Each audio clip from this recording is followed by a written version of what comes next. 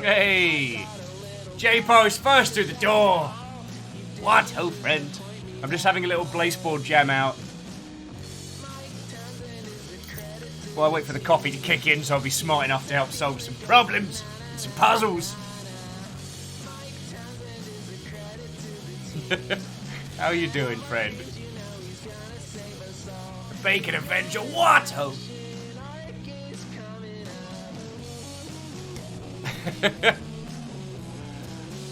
Oh, how are you doing? What, ho, and welcome! Come on in, come on in. Hello, hello. Sorry, I'm just in a super blazeball mood this morning. Don't ask me why. I watched the People Make Games about blazeball, and it covered the whole Jaden Hotdog Fingers saga. Half a jar. This is a blazeball conversational moment, so I'm just letting you know. Oh, Bacon Avengers on Coffee Time as well. And yeah, J-Post, the Blazeball Commission shared a picture of River, and I'm just like, feckin' wee! Because I got permission to play the Garage's tunes on stream, so I'm like, ha! Smacking things with my hand, apparently. I am! Step Gen Wraith, Sheep Sternia Catros, what ho, friends! I hope you have all got your thinking caps and your caffeinated beverages, because I'm gonna need your help, friends. I'm gonna need your help. Kimball Watto, Exo Watto, rhymes with Moose Wat, ho, friends.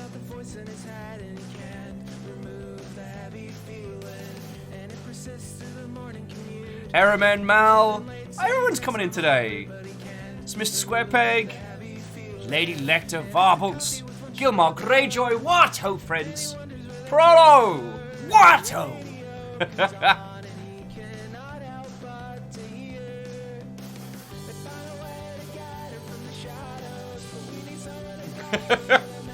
Sorry, like I said, I'm on a blazeball kicker this morning in a good way, so you're gonna have to put up with some Seattle Garage's bangers. So that's just where I'm at. That's where I'm at. Mal saying by the game title, this sounds like my jam. Oh, heckin' yes. So this is a Kit Fox published game called Lucifer Within Us, where we have to rearrange timeline and decipher clues to work out digital possessions and murders. Like, this is some high concept art nonsense, glorious visuals. Like, this just sings Longship Day, you know what I'm saying? Wraith, I did see the People Make Games bit on Blazeball, which charts the whole Jaden Hotdog Fingers and references the fact that Mike Townsend is a credit to his team. And also, Blazeball retweeted a picture of River, so I'm just like, yay!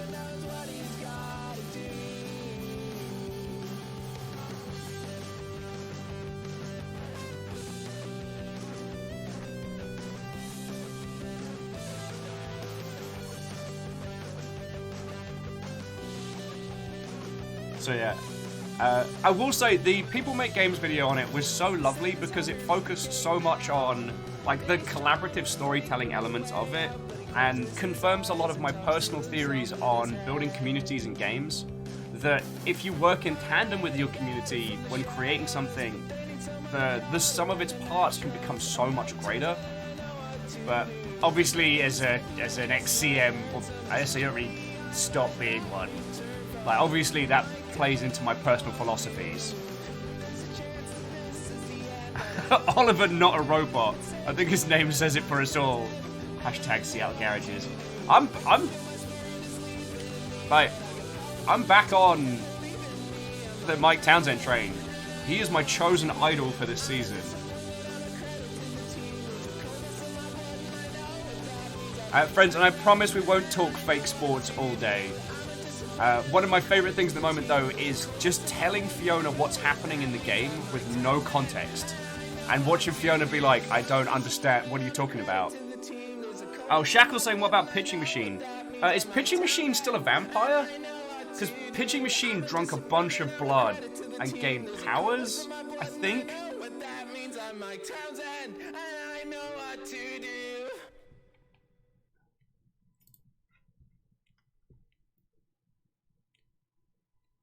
I know that Oliver Not a Robot is an alternative, so that is a thing. God, I love it. So, hello, good morning, you lovely Mother Hubbards. Obviously, we got some time to chinwag and hang out, but we are playing Lucifer with us today. Kitfox reached out to us specially for this. Like, this game came out today. They hooked us up with code well in advance. Like, Victoria looks after us. I remember, like, 2 years ago when Victoria was on the show and Kitfox was in that tiny little room and stuff. It's like, fucking yo. Oh yeah, and Errorman, we got loads of good bands to chat about today.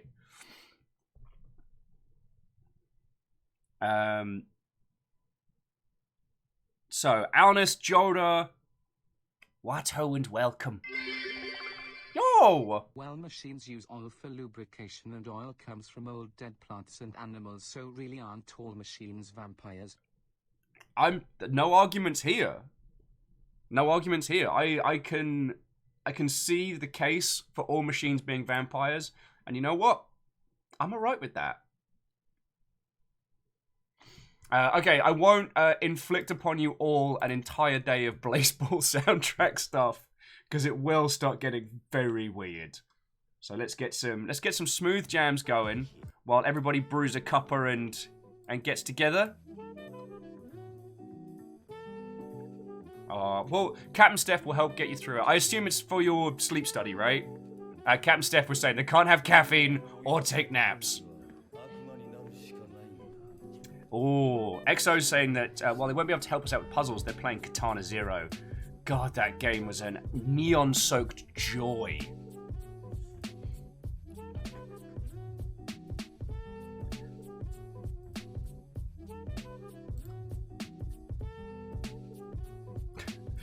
Lecter, I don't know how you do it. Lecter's saying they've been up since 6 a.m. and have been very productive.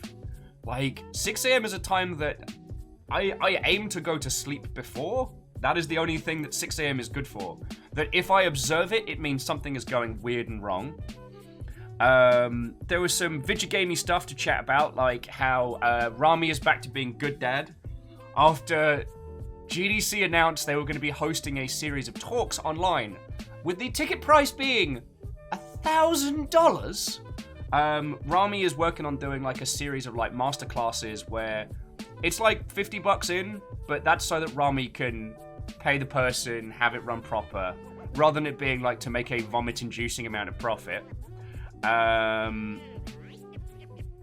Katros is talking about the show that Ubisoft Marketing put out about Vikings for Assassin's Creed Valhalla, which has basically ticked off a bunch of people as it's very much leaning into a lot of the old Viking stereotypes that a lot of historians have been working very hard to undo. And a lot of those stereotypes rightly piss off a lot of people. What else? Oh, Sega, one of these Sega concept games is actually an old prototype of Golden Axe, which was created by Sega of Australia before they were yoked into the sun. Long before my time, but the Creative Assembly used to have a Creative Assembly Australia studio, which made Medieval 2. They made their own original IP game, which did not sell well, I can say that. The team then became Sega Australia and did like small projects left, right, and center. And it seems that one of the things they worked on was a prototype of a new Golden Axe game, which didn't go anywhere. That got released as part of the Sega Celebration, and it dredged up some old memories.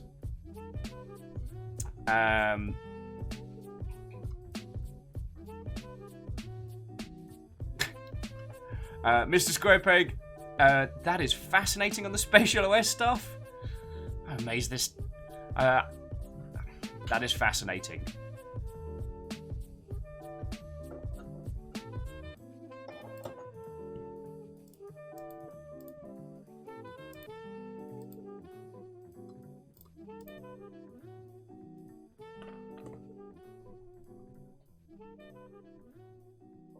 Papa Chop. What smells weird?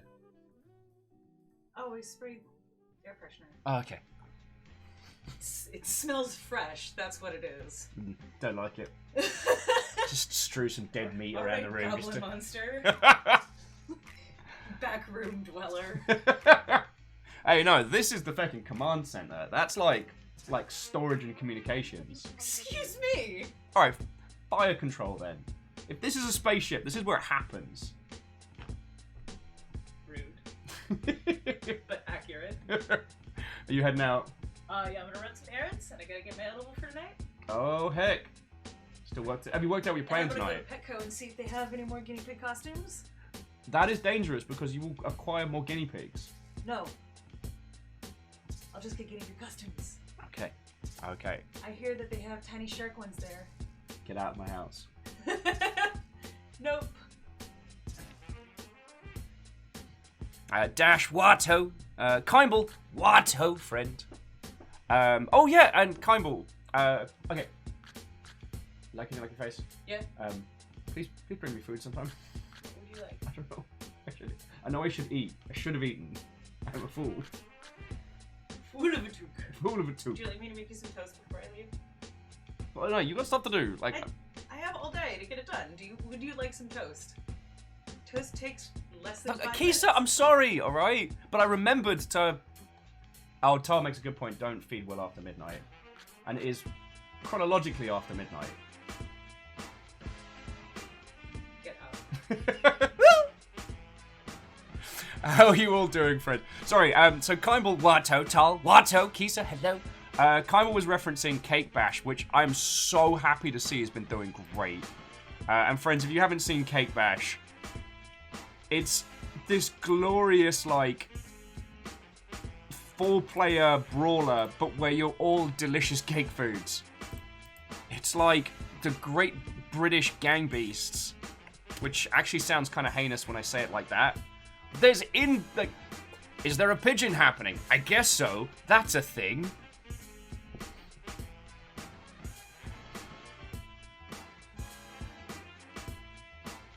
Castro says, in other news, I've started to slide down the HoloLive hole.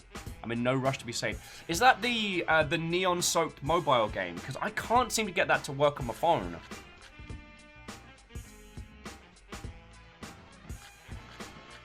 Oh, and I didn't realize it was the same team that did Grow Home. Oh, that's fucking cool. And it's published by CoatSync, who I think just got purchased by another company. It's very confusing. But Kimball, I also want to say thank you for sending me a copy of that. That was a lovely little thing to wake up this morning. I was doing some emergency maintenance on the main rig here, and I got Student Strays coming around later to help make sure everything's working as it should be. His name's Asimov Solensen. Are you listening to me? There's no beef in here, so you wouldn't really call it bell peppers. So yeah, I feel like Yes, I've kind of screamed through most of the games news stuff. It's interesting to see like the Xbox and PS5 info coming in. I am still without a horse in this race and kind of like quietly watching from the sidelines, but it's interesting to see. I do find it funny how many titles I'm seeing that are adding ray tracing just because. As if it's like the 3DFX chip of old. Oh, yes! Noi to hit version 1. Fucking yes.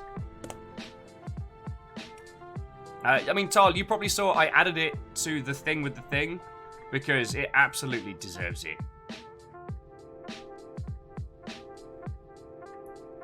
Moose has stepped away for a second. Have we talked about the new thing Rami's doing? We talked about it very briefly. Jet, Um, you know that there are 3 things which was that particularly if you didn't see, GDC were trying to put forward masterclass talks, women with like online workshops that were $1,000 a ticket, and chronic good dad and industry legend Rami Ismail is going to be doing a version that is. Of course everyone is adding ray tracing. Otherwise there'd be a risk of their games forgetting about ray.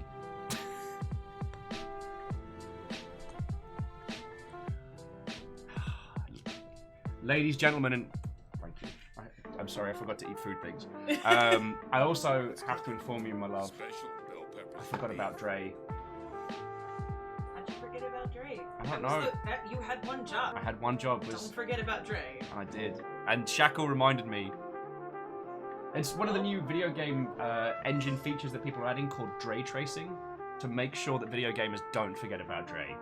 I think it's important. I think it's going to take off. That's the same look you give me when I tell you about Blazeball. Oh. Friends, I hope you are having a glorious morning. So I'm going to be plugging this game a whole bunch today. I don't know if it's on Humble or if it's just on Steam. I didn't check yet. But for transparency, friends, Kit Fox did give us a copy of Lucifer Inside Us. Lucifer Within Us. Lucifer's somewhere within your general torso region.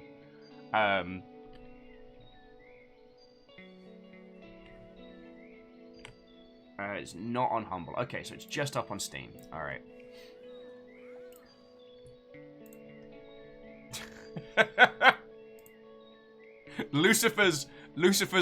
There are active Lucifers within your area.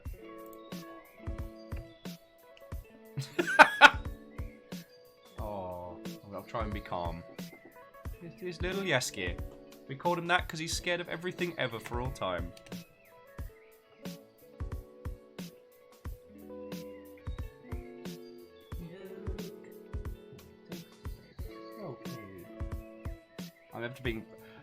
I have to calm the excitement so as not to freak out this little one. He's getting better. He's getting better. But he was sitting on Fiona's shoulder on the bed, and I just went over to be like, "Oh, hey, buddy," and he was like, "Hell no!" Leapt off Fiona like feckin' wee. Ran to River. You know when someone runs for the dog, they're You will save me. Sheep Study was asking how many piggies we got. 6. We had 4, and then 2 needed to be rehomed. And then I have very little willpower when it comes to getting more nuggies.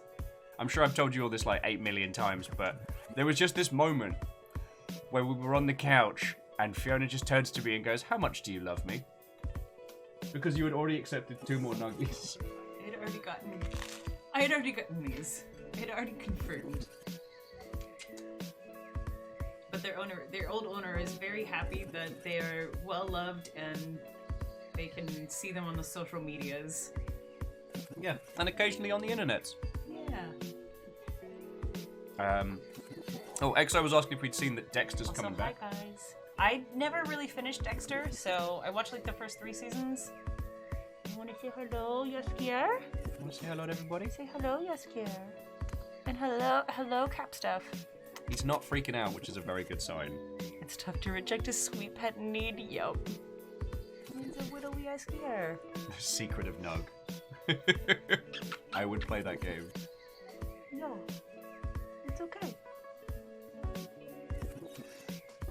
There you go. Yeah, that's all right. So Erin was saying, have I considered like mead points for bringing nuggets? And it's like with River, like I can't. When River decides to come hang out here and be cute, I can't control that. But you better believe, if River is within range, she's getting pets, and the nuggets come by when they can. River. I mean, I'm surprised she's not here, but I guess because Yaski doesn't squeak. Yeah. River. River. Oh, What do I have? What do I have? Oh yeah, speaking of River, Hey. friends, if you didn't see, River's famous. Hey. Not only is she Posh Dog in an airport for aliens currently run by dogs, she is the dog that consoles you if you miss your flight. But she got retweeted by Blazeball, so it's like all the weird parts of my life are all coming together. Wraith does make a good point. The irony that Yaskier is the quietest nugget is quite funny. Yeah. Well, we don't have any idea what he'll be like once his little personality comes out. Because he's still new here. River, why do you look like you've done something wrong? She has guilty face, which is worrying. You have guilty face. Why do you have guilty face? What did you do? Geese's like, just missing the club. I mean, I've been sleeping in the club. Does that count? I've been living in the club. For the past month. He likes being held like this. Like he's got the one little feety down here. Yep. Sadlin, you lost your idol designation. Is that because you didn't choose Mike Townsend? You know he's a credit to the team. Can't stand Watto. I mean, okay, I don't... Okay, no, you're right. At least, the undershave is at least new of the last few years, but I do always look like this. I always have an air of guilty about me. Shocking. Shocking to no one. All right. Yeah. All right. Say goodbye. Okay, poop. Say goodbye. All right. You got this. Little Yaskier. I do want to get like a little like... Little baby carrier, just to have him around the house. Because he's very calm this way. Yeah. His little heart doesn't go as fast. He just likes being held. All right, Yaskier.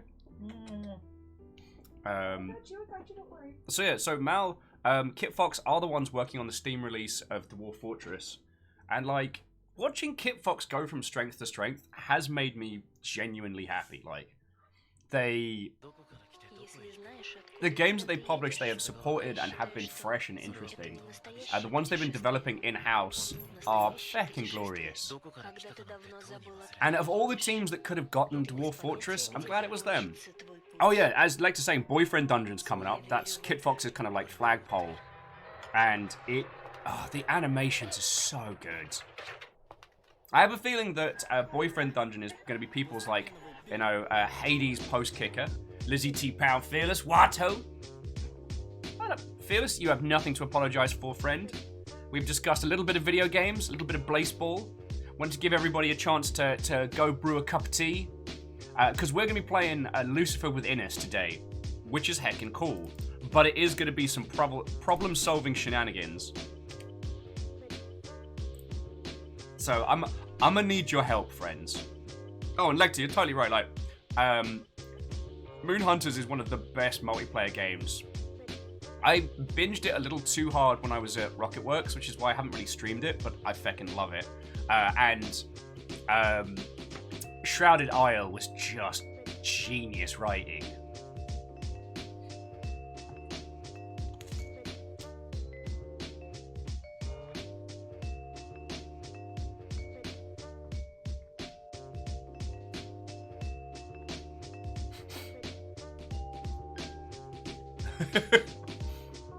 Captain Steph, everything will be explained. Captain Steph's like, I can't have caffeine, I can't have naps, and why is Tom Ellis in us? It will all be explained. And yet, Nom Nom, how has the Cake by Mail saga been going? Because I noticed it's Thursday now. Is your cake still somewhere in the system?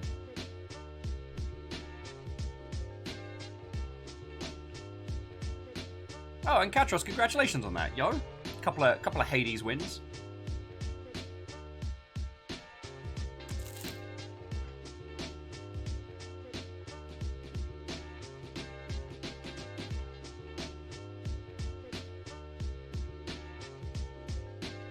Lecter, your sticker's in Portland. I am confused and slightly intrigued.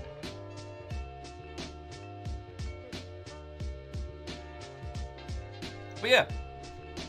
those have been kind of like the big little news victories. Blazeball mentioned River. The DreadX collection stuff's out. And you know what? I was looking at some of my colleagues and some peeps I know, and they're celebrating the fact that they're going to be in Cyberpunk. And I was like, you know what? I'm happy where I'm at. I wouldn't trade.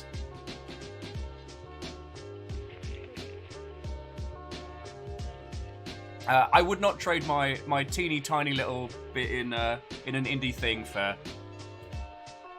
the equivalent. I don't know what that sound like. Jerk like. I don't know. This isn't a fully formed thought.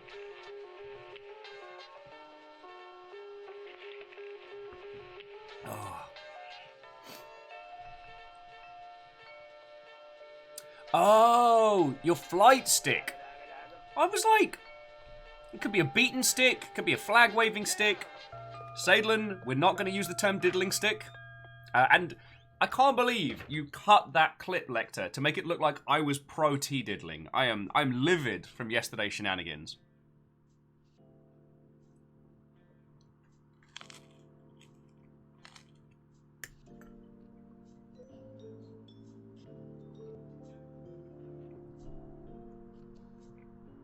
Propaganda.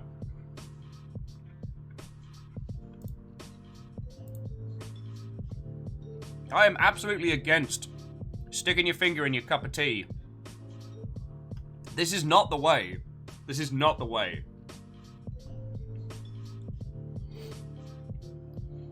It is definitely not a cult.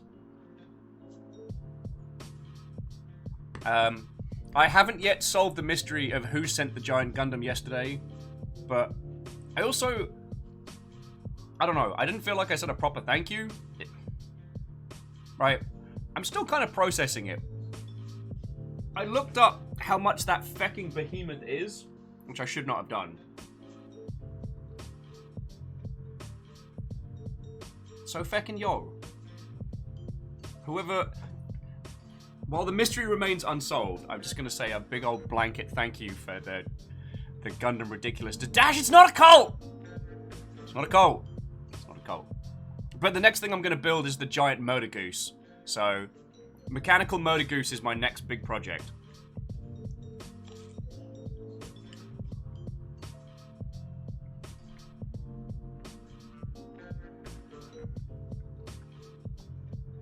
Hashtag free bandito. Oh, I mean, Lizzie, maybe I can solve the Gumpler mystery. Look, what we're going to do is we're going to play Lucifer Within Us today. And I'm going to learn from you lot how to do good murder solving. And then I'm going to apply that skill to robot solving. And by the end of today's stream, I'm going to be an actual detective. It's simple. It's just science.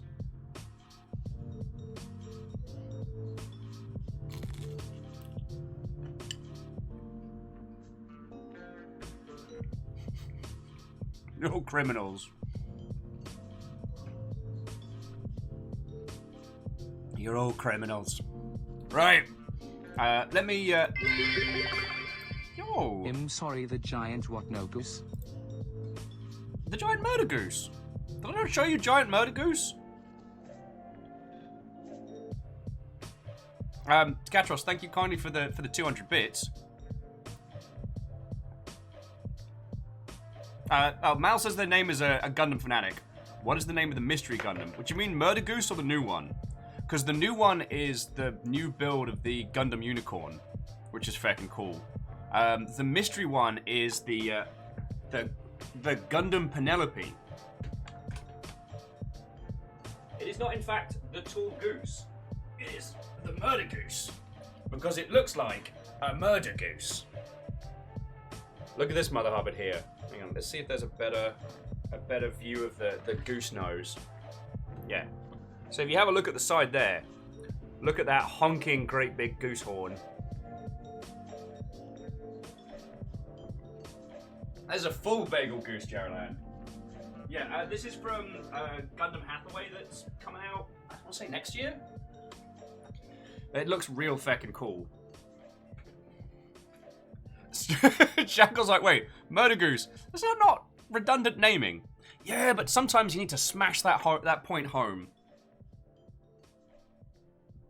Like, sometimes you gotta make sure people know, you know, you mess with a honk, you get the bonk. It's a lovely day in space, and you're a horrible murder goose. J-Post, thank you kindly. God, I've had this shirt for donkey's years now. This is from Bright Primate, who are one half of the team that made Rain World, which is a fascinating thing to say out loud.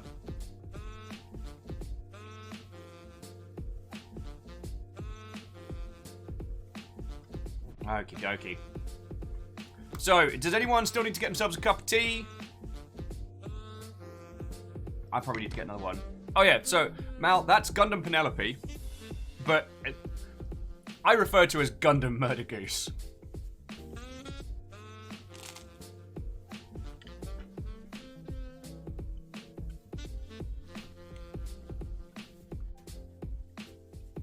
Way cool. J-Pose was saying last time they saw Bright Primate was in a Boston bar. I don't think it exists. Do you mean that it doesn't exist anymore or didn't exist at the time? I mean, both are truisms.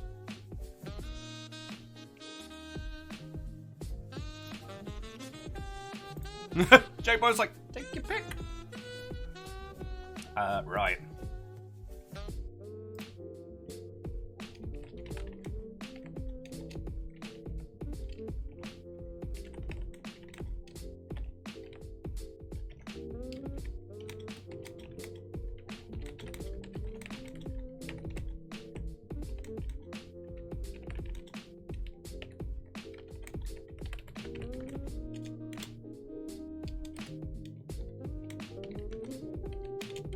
Patrol.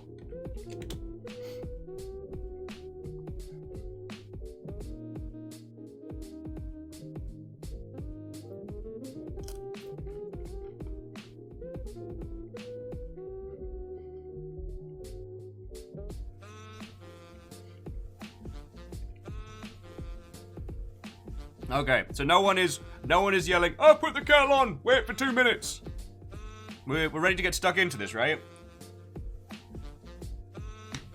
I'm just bashing out my my tweet and my thank you.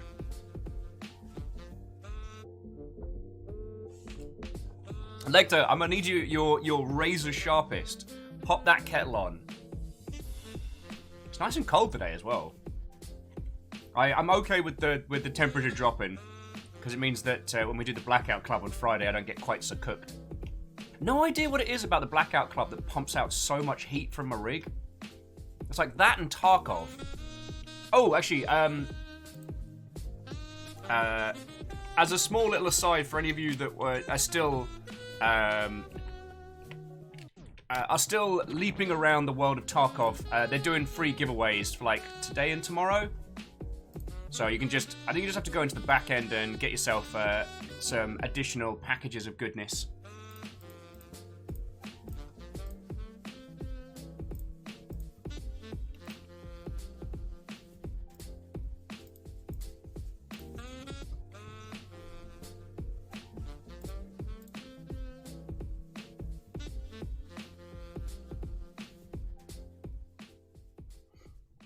Catros was asking, how do gift subs to the community work? Because I haven't been visiting Dex Bonus to Dodgers for almost a month, but a few months ago someone apparently gifted me a sub. I believe it's a tiering. So like if someone goes, hey, you're all lovely, here's 5 subs to the crowd. I believe the priority tiering is people in chat, then followers, then just people randomly from the ethos. The day that we hit like 800 subs, which was fucking phenomenal. I think it started just picking people from the grand world of Twitch.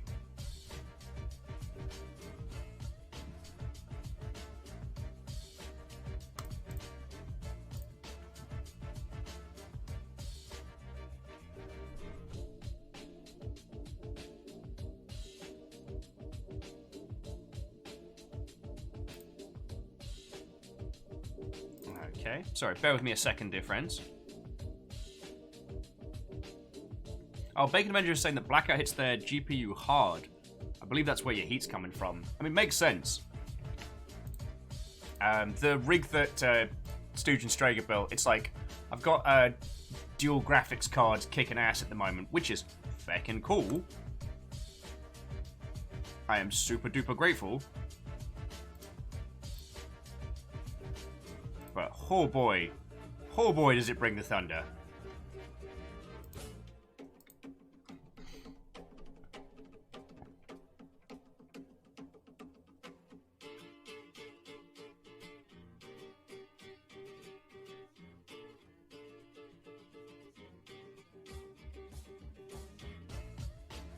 And Dash, I'm not entirely sure what you mean, friend.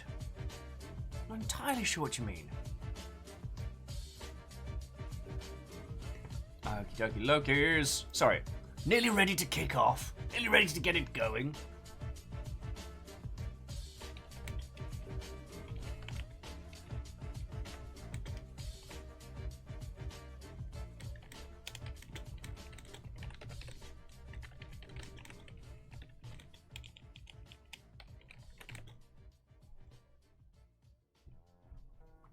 Oh, skip the next. Oh, Dash was saying they were in the stream where their sub had expired. Someone dropped 100 sub bomb. And they were not selected. Okay.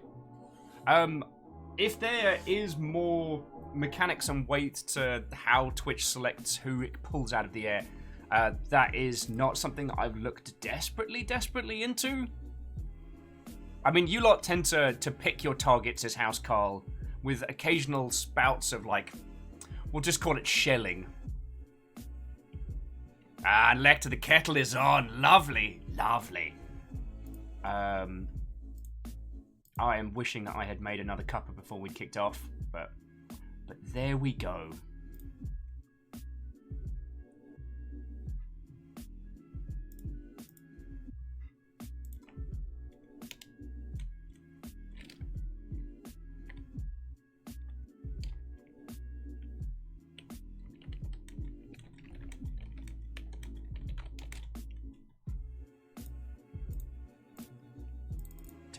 Terribly sorry. I know. Hoppa-cha.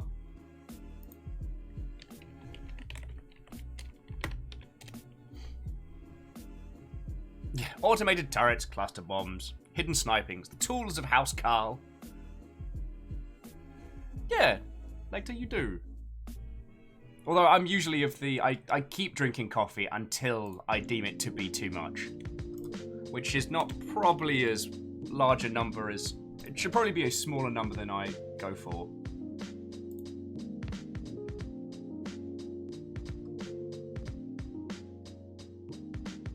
Oh, do they have any of the new UI? Oh, all the GIFs are of the old UI. No.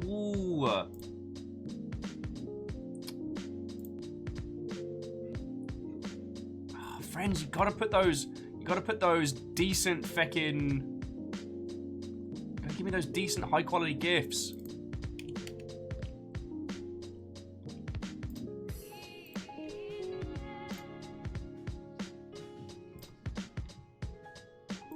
Alright, well we'll just go for it. We'll just go for a straight up screeny.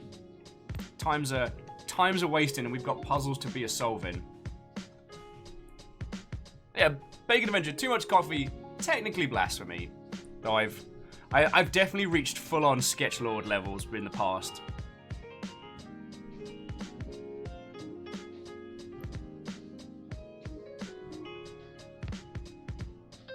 Aw, Kindball, that's real kind of you, yo. Kindball says they're making a advent calendar for a friend. I managed to find Fiona a Lego advent calendar, which I'm very proud of. So I've got that hidden in the wings for her.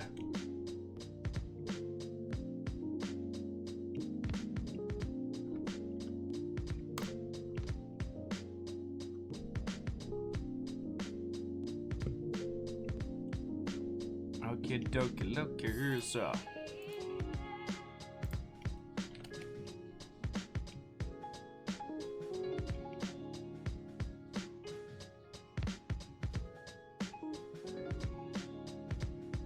If there was something else that I wanted to chat your lovely ears off about, friends,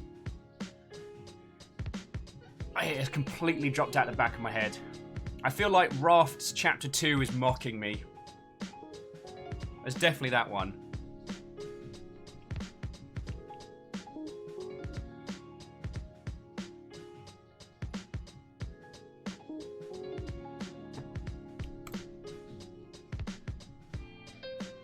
Ooh, I mean, Bacon Adventure, if you have a house blend all your own, that sounds feckin' tasty. Okay, I think we have hit peak Faffermancy.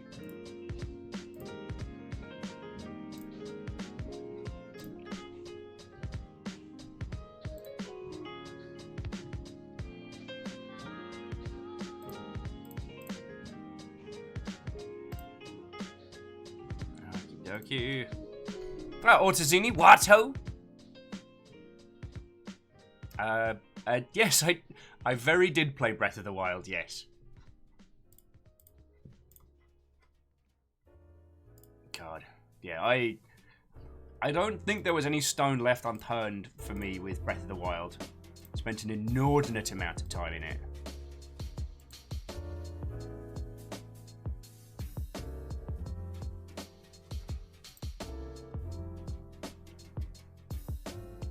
Okay, we good? We good. Alright. Sorry about that, friends.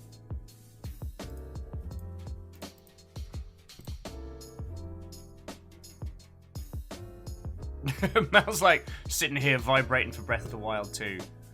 I try and remain a zen amount of calm, because I know Nintendo will take longer than I expect, even if I factor in for them taking too long.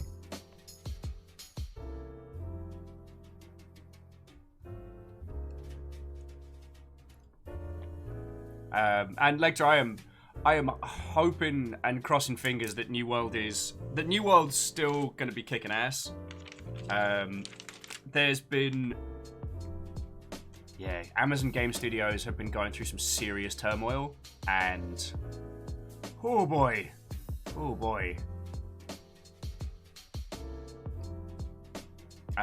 Like Crucible getting cancelled outright after being unreleased was a little bit scary.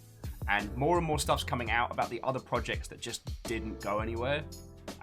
New World's looking like the only one that might, of that bunch, make it out.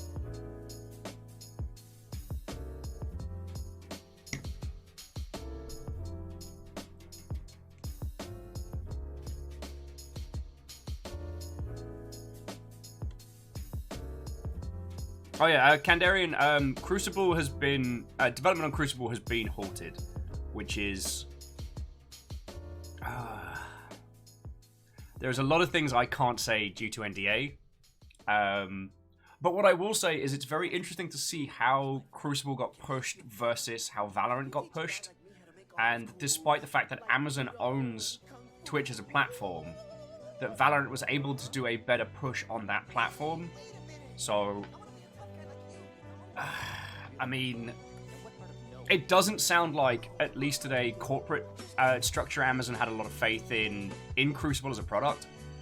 That's all I can say from a deconstruction of like external communications. Internal stuff, I can't talk about.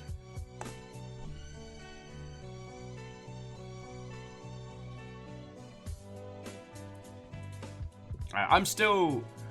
Again, if you didn't see the saga behind the Golden Axe prototype, that was the one that I read last night and was like, feckin' yo.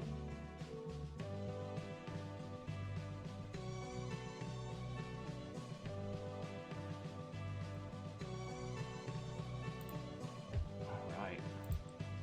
Dear friends, at a shocking only 44 minutes of talking your ear off, I think we're ready to get stuck in. Yeah, dear friends, so without further faffermancy, let's get this heckin' party started. Okay, smooth jams. Take a moment, take a beat. And for the rest of us, let us leap once more into those Vidra games.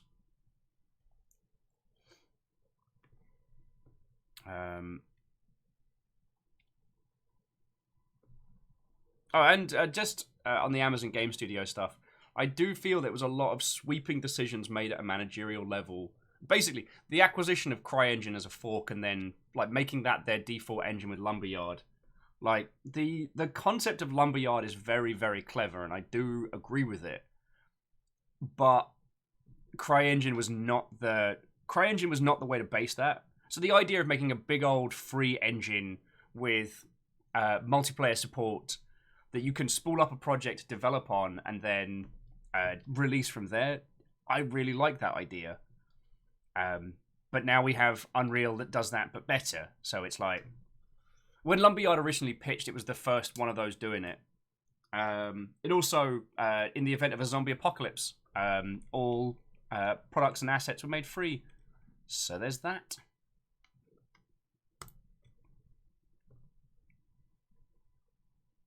Like, I mean, when we interviewed the team who worked on the Miscreated, like, a lot of the challenges that they had to encounter by working with CryEngine, the only way to solve it is by having very, very experienced teams. Wait.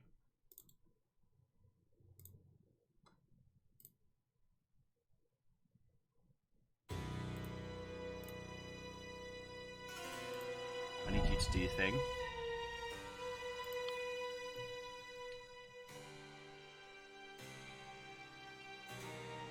Alright.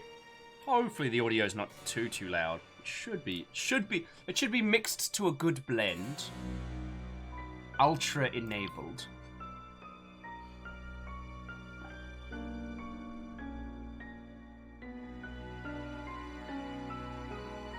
Varvel saying, having briefly worked there, the way Amazon treats people and approaches to problems is not conducive for creative endeavors. Making a game is very different from running a logistics empire. That's true. I mean, the general consensus is, if you work at like Amazon corporate or any of the larger operations, it is brutal. You will be put through the grinder, and you're paid accordingly. And Sheepstone, no, I can do some mixes. That's what I'm here to do. And yeah, that approach doesn't really work to games because it's a long development cycle.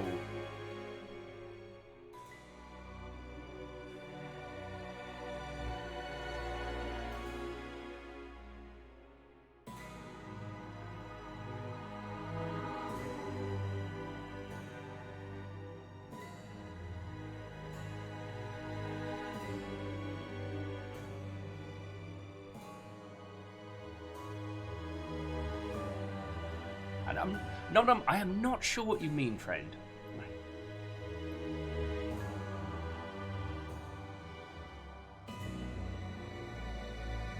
Kindball was saying that they've been listening to the Yogscast podcast. They do a charity Humble Bundle every year, which they do. Lewis was saying it's the big heads of companies that are stopping bigger titles from joining to raise money.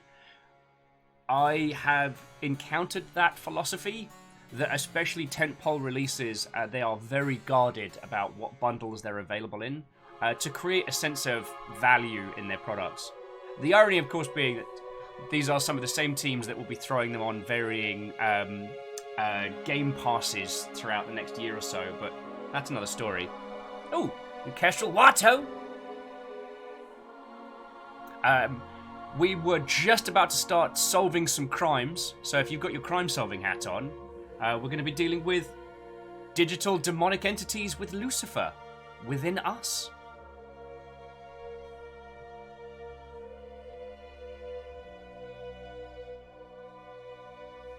And CMC, I do agree that CryEngine's not great for a majority of games.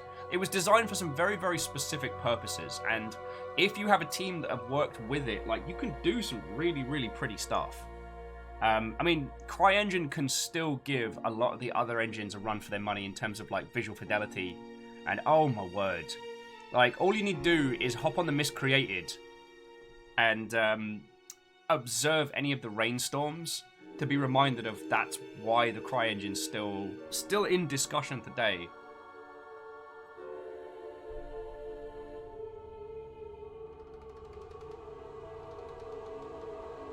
Oh, God.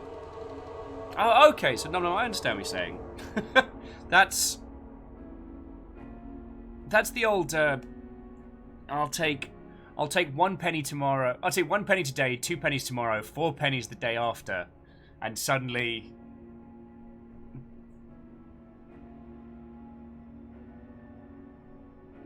Well, that's a lovely thought, but if you had that kind of disposable cash, dear friend, there are far better ways that we could implement it. And CMC was just adding that they're not crapping on CryEngine for big open world games and some great shaders. Yeah, it's just because of the visual fidelity and its complexity, like making multiplayer titles on it is not easy.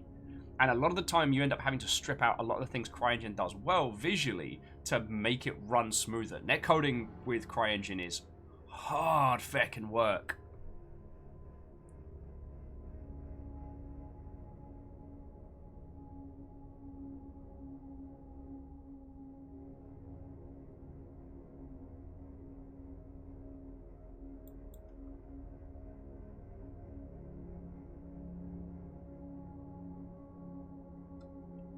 I was saying that's why Desert Bus does, and he does the 7% increase per hour, and it still gets ridiculous. Oh yeah. I mean, perhaps this is just the masochist in me, but the idea of it continuing for as long as that 7% increase keeps going, like, I believe that was the original pitch, though, wasn't it? Like, they'd keep playing Desert Bus for as long as people kept donating, right?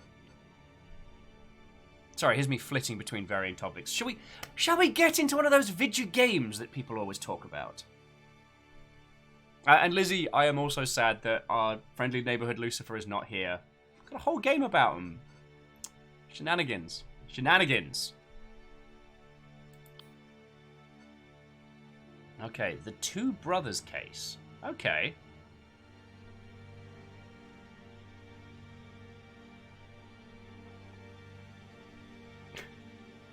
Guess we're saying Lucifer's here in spirit. It was the Lucifer inside us all along. Are we the baddies? Alright. Well, let us begin with the case of two brothers. 100 years without murder. 100 years without demonic possession. And then, this. We will be playing as Sister Ada, Exorcist and Investigator. Oh, this is gonna be so good. This is my testament to the massacre at St. Zabi. St. Walpurgis. St. Waldo's Abbey. It is truth. Do not believe the lies of my accusers. Oh, the Exorcistigator. That's fucking cool.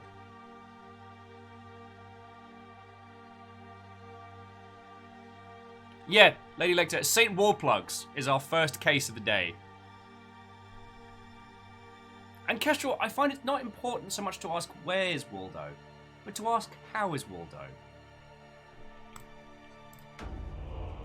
I assume social distancing has basically got him out of a job. Sister Ada, welcome. Dun dun dun dun dun dun dun. Alright. I am Virgil, Chief Inquisitor at St. Walpurgis Abbey. I'm going to be a boss. We may be in need of your talents as an exorcist. Hey! Yo! Did I hear you telling chat not to spend their money on you? I hear a challenge. No, that is Lizzie. I mean, sorry, firstly, thank you, Lizzie, for $5, you fucking legend, keeping us going. We get to see a dramatic duck. Kit Fox, is that Victoria behind the reins? If so, like, thank you so much for hooking us up with this. And House Carl doesn't even hesitate. It's gifting a sub. Yeah, Victoria, thank you. This is entirely our fucking wheelhouse, so thank you for thinking of us. And everybody's stupid excited for Boyfriend Dungeon still, for Dwarf Fortress, so I wanted to know, everybody had a bunch of really lovely things to say about yourself and Kit Fox in the preamble, so yeah, I wanted to pass that on. Like, I hope you're doing good. Like, When this 2020 nonsense is over, we will have a time of day appropriate beverage at some convention somewhere. Right, so cheers to you, friend. Well, I'm gonna need more coffee, because I gotta get my smarts on. Or I can just outsource all the thinking to you lovely people. You can survey the evidence yourself, but I think you will agree. Has there truly been a murder? Murder. A murder.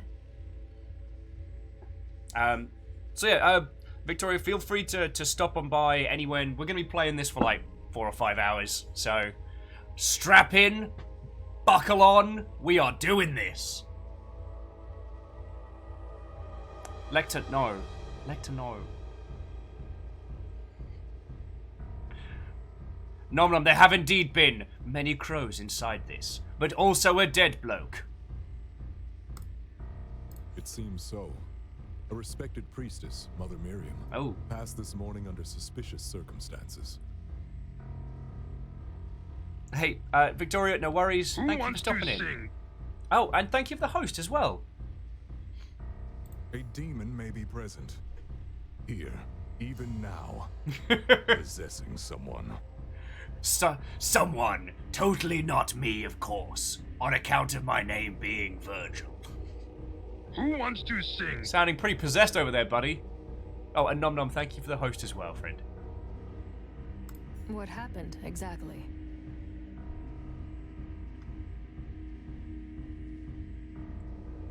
And Kisa says, so we have a demon among us. No, Demon Among Us is next week. Mother Miriam was only recently appointed as successor to Abbot Gregory. Oh, but Abbot Gregory was a jerk. This morning, she came to the workshop to receive her coronet of office. Sorry, I don't know why I've got such a cheeky mischief face on today. Definitely gonna need more coffee. Something went wrong with the installation. Yes, to put it mildly, the coronet oversurged, killing Mother Miriam. Brace yourself for the sight. Okay.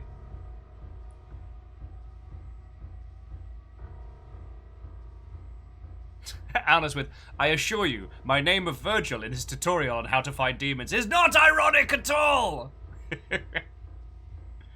No, It's less common these days, I guess because of the amount of, like, varied games we play here on the Longship, but it is lovely to see some fresh designs. I gotta admit, especially when it comes to like a lot of the AAA stuff, I'm finding it harder and harder to tell them apart. Like, I pride myself on being able to like remember and chat games and recommend or recall things I've seen, but honestly, so much of the AAA stuff is just starting to blur into one kind of like covered Destiny shoot fly laser bloke.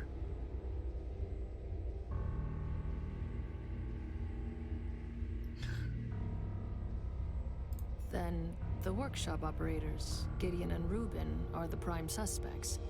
They are brothers, right? Okay. Yes, but it's highly out of character for Gideon or Reuben to kill someone. But there's been no murders for a long time, so it's out of everybody's character. Oh yeah, and Kisa, I'm loving the sharp angles on the design. Even with like the structure of Virgil's face and Ada's kind of jawline. Like, it's got this real, like, I want to say, like, Art Deco sharpness to it that I'm just all about this. Even so, they were the only ones present when Mother Miriam died. No. Daemons nurture our sinful desires into unthinkable actions, Virgil. Like sticking your finger in your tea. One of the brothers has surely been seduced by a daemon. Whichever it is, I will unmask his lies and cast out the daemon within him. May Einsoft's will be done. Amen. To exorcise a daemon, we must uncover 4 things. Let's like, don't let me drop that clip again. That is shenanigans, making it seem as if I am pro diddling. First, the suspect. We must identify which sinner is possessed by a daemon. Okay. Second, the opportunity. When exactly was the murder committed? Yeah, Kestrel, looks like we got ourselves a good old-fashioned exorcism. We can pinpoint the opportunity by analyzing each suspect's testimonies. Third, the means by which the murder has been committed. So, I mean, this is giving us the core. One of the hooks of this game is that this isn't so much a point and click where we just rub objects on each other until it equals a solution. We're going to have to do a bunch of things, one of which is construct the timeline of events. So we're going to interview a couple of suspects. They're going to give us pieces of info. We'll then construct a timeline not too dissimilar from like a video editing program, and then rearrange the pieces to make it fit. The means can be found among the physical evidence at the scene of the incident. So this is going to be some proper puzzle solving together. Yeah, Poirot's got it spot on. It's like Cluedo with a special guest star, Satan! Hail Satan? Hail Satan. Lizzie, why you like this? Fourth, the motive of the murderer, which can be found in their inner world, their sanctum. Oh, and that's when we use our cyber detective powers to hack into their brain. You know, standard Columbo style. The motive will tell us which Daemon possesses the sinner. Very well. Let us begin our holy work.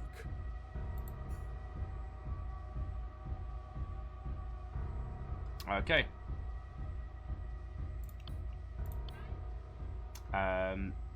So as you can see, our kind of like our setup here. Down here in bottom left, we have the characters we're going to be discussing with.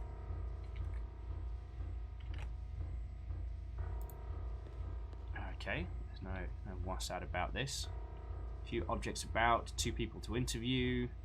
I'm guessing Virgil's not really part of our investigation for the moment.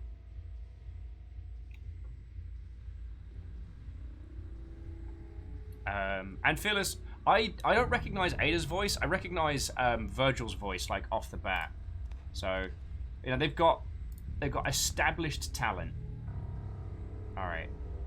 Now, I find it better to have a look at the murder first to establish what in the ruddy heck's just been going on. So, oh wow, she got head exploded. Oh, and to sensual. What ho, friend, coming in.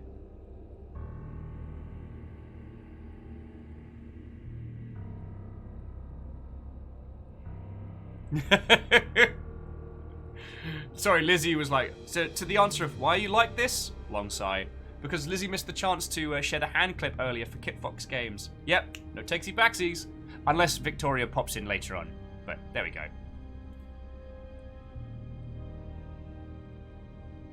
And Deus says, can't be sure, but the woman sounds a lot like General Oliver Armstrong. Well, there are only like a handful of VO actors like working on the regular. It's a very specific talent. All right, so let's examine the body first. All right, valuable physical evidence.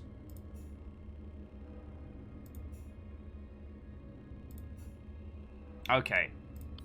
Oh, so this is cool. So we collect pieces of evidence and we present those objects to our would-be suspects. Okay. The body is completely unharmed, but her head has exploded into a mess of blood and bone fragments. One might say that the body has been harmed, but we'll come back to this. Oh, do not neglect to stop diddling your tea. Bacon Avenger says they're getting a mix of Ghost in the Shell and Observer vibe from this game. Not that it's bad, I found it interesting. I was getting more kind of like, well, definitely the Ghost in the Shell, but kind of like an I Divine Cybermancy flavor as well. Less of the 40k, more kind of like the Art Deco, but yeah. So her head's just gone explodey potato. Oh, so we can look in. Already examined the body. Those are fragments of... There's fragments of her. Okay. Examine the door button. Okay. Used to open and close the consecration chamber, only operable from the outside. Pay no attention to the man behind the curtain. Shade Linear Terror. Thank you for the 200 bits. I mean, he's probably behind the pipe organ. Oh, actually, though, Lizzie, I did want to say, because Kit Fox and came in at the same time, like, seriously, though, thank you for the donation. Like, it is a big old help. Alright, let's examine the organ. Used to activate and control concentric chamber. Usage records show that Aether output during the ceremony was well beyond self ranges. And the door button was opened twice this morning. The remains of her amplifier. Oh, wow.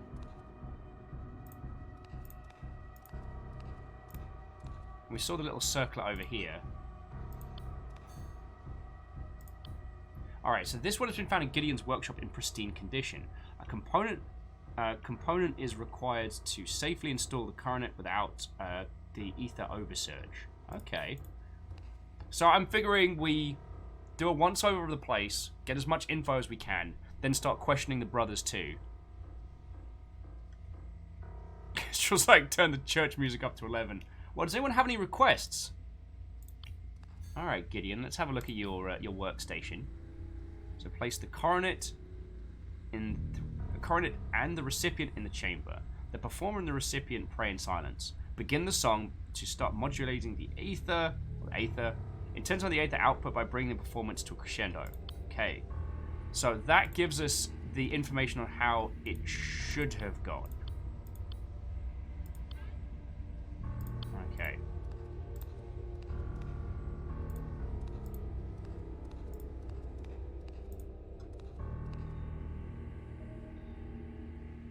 Okay.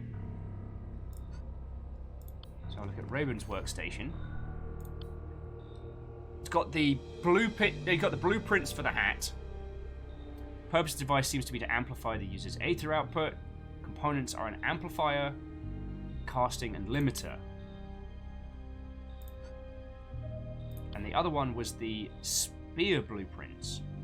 Plans for restoring a relic that was recently bought by Saint Wallplug's Father Augustine. Okay. Alright.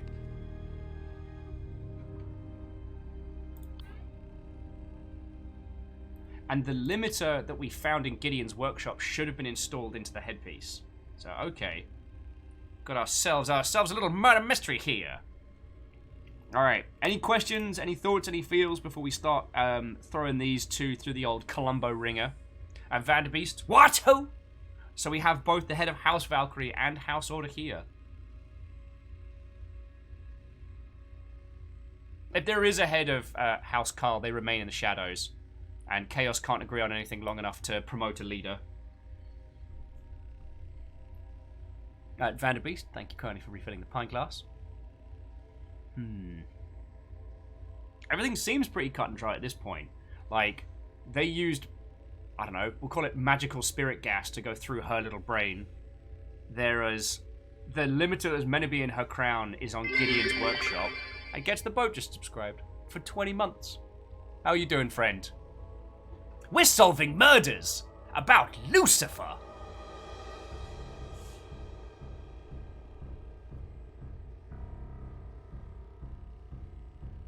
And Vanderbeest, thank you for refilling the pint glass. Gets the Boat. So we just got hold of hail Satan. We just got hold of Lucifer within us. This is a proper good detective game with this whole kind of like, I don't know, cyber Catholicism thing going on. In the chamber is Mother Miriam.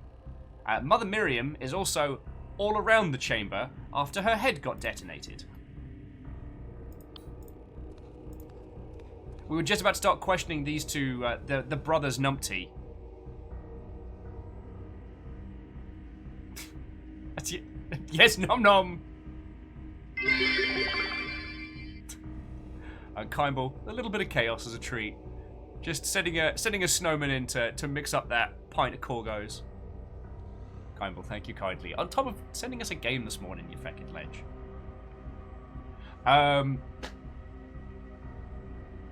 Let's see which one of these two did a murder.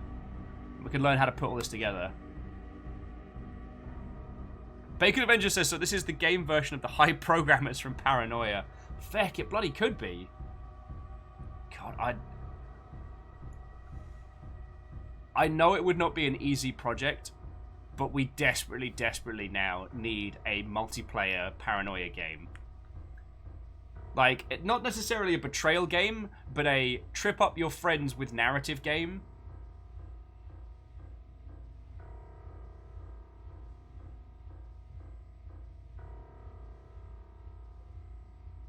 Moose, it's a good point. It was very polite of her to go into a lovely sealed chamber Reactor before. online. Sensors online. Weapons online. All systems nominal. TSCTH, you fucking What ho terror. ho ho and a Merry Christmas to one and all. It's still just October.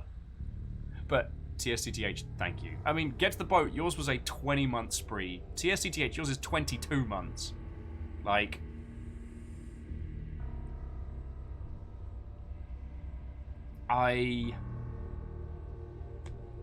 I need more big, clever words for thank you. And while weakened, Macromech has been unseated. Your new Jarl is Gilmar Greyjoy. All hail, new Jarl. All hail! Hail Satan. Oh, and Nectar was saying that Gloom is their favourite trip your friends with narrative game. Oh, yeah.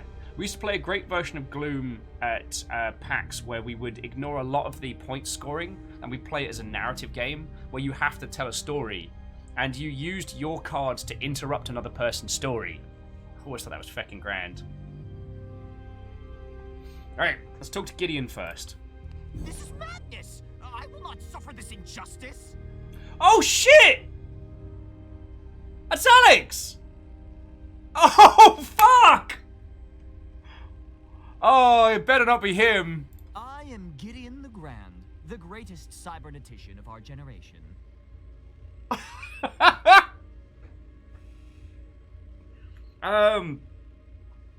Sorry, friends, you may know him as Octopimp.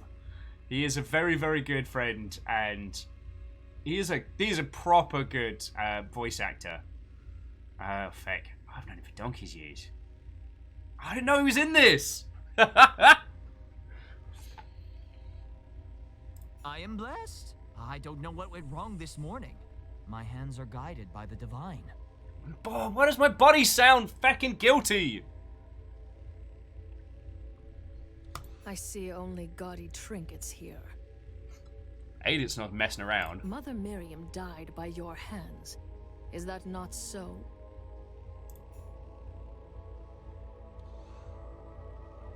No, wait.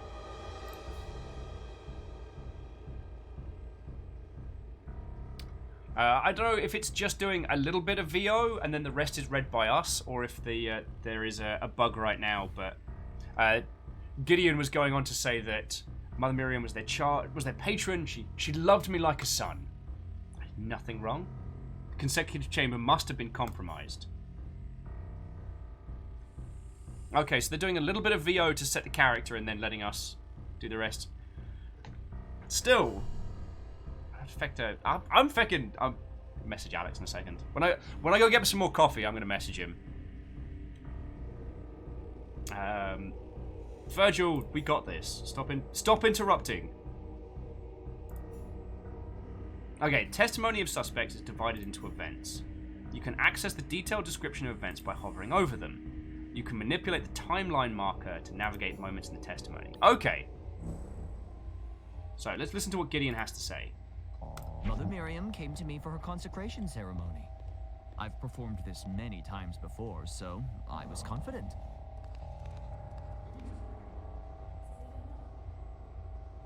Okay.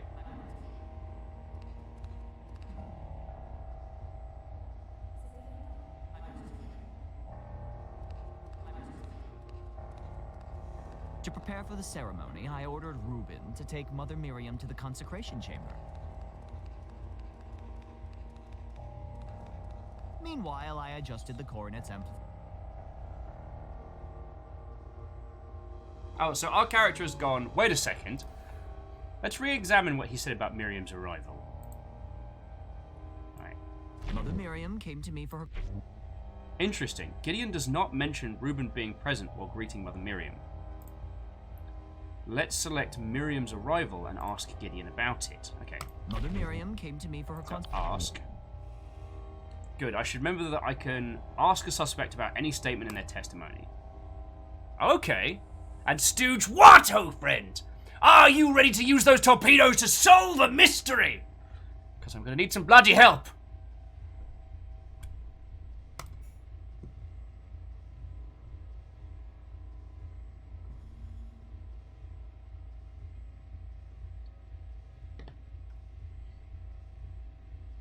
Okay. He insists he was alone. I wonder if Reuben will collaborate this. For now, let's finish hearing the rest of his testimony and go from there. Alright.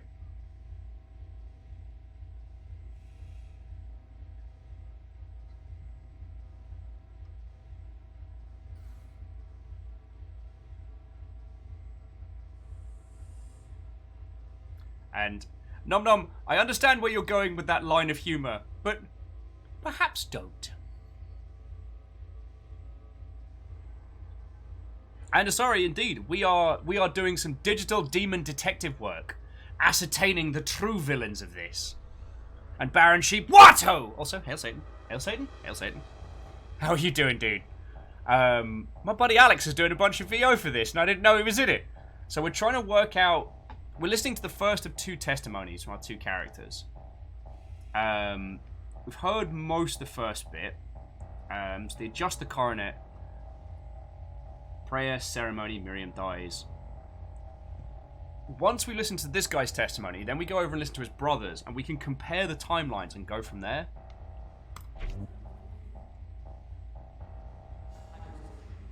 Alright, so we know this bit, we know To this prepare bit. for the ceremony, I ordered Reuben to take Mother Miriam to the consecration chamber. Meanwhile, I adjusted the coronet's amplification at my work table, and then placed it on Mother Miriam's head.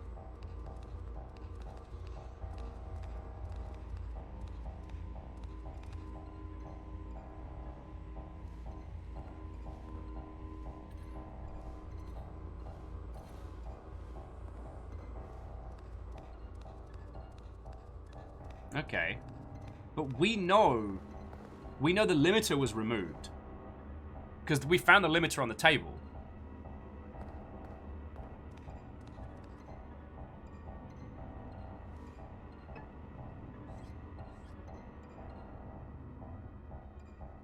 We also know she can't open the chamber from the inside. By closing our eyes and praying together to Ein Sof. I thought I heard the chamber open, but didn't think much of it.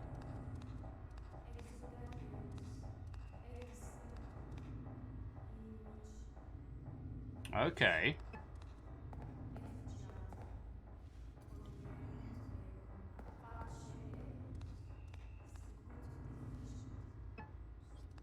Then I activated the consecration chamber and began the ceremony itself.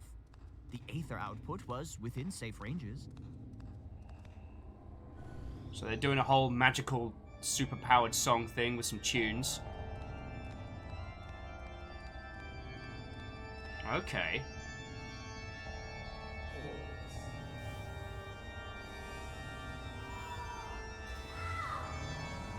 Okay.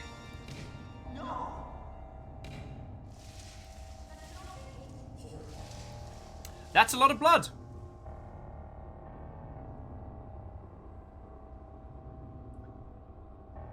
Okay, so we've heard the story.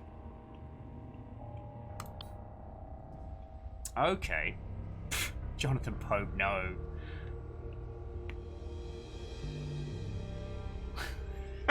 Sorry, Jonathan Pope said that song was mind-blowing. Get out. Fearless, that head contained a lot of blood. It did. And Deus adding, to quote Strong Badge, "Your head explode! Come over here and see an incredible explosion."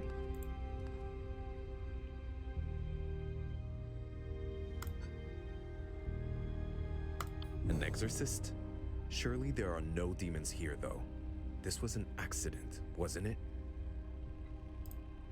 Let's find out. If Gideon is possessed, that would mean he did it on purpose. Horrible. Oh, Reuben. Reuben falling for one of the oldest detective tricks in the book. The "he who smelt it dealt it." First person to say exorcism, probably the person that needs to get exorcised. You must be the elder brother. Yes, my name is Ruben Garamond. I am responsible for the engineering and design of our implants. Okay. How did Mother Miriam die, exactly?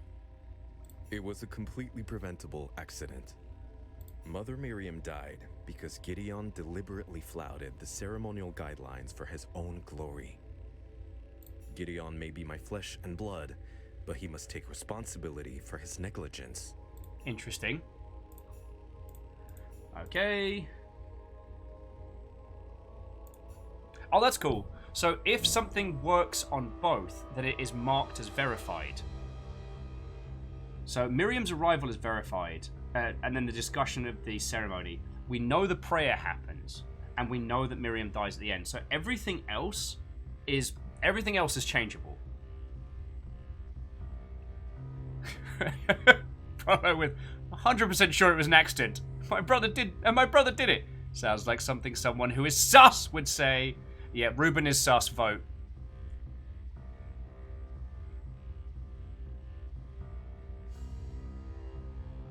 How could the conclave say this has the feel of a postgrad student explaining to the department head why the lab needs to be drained of 3 feet of water? I don't understand there. I think I'm going to need a lot more coffee today. Mother Miriam came to us to receive a consecration ceremony.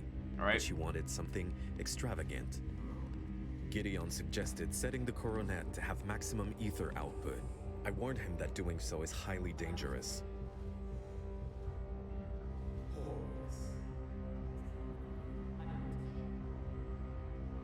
Okay. Gideon convinced her to move forward with the ceremony anyway. Since he was going to handle everything, I went back to my tasks.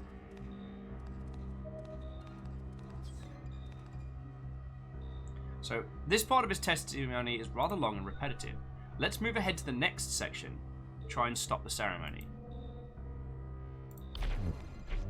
Oh, that's cool. I mean, we can sit and watch him, like, play with his computer for a bit, but... When Gideon activated the consecration chamber, I immediately felt something was wrong. I begged Gideon to stop, but he didn't listen.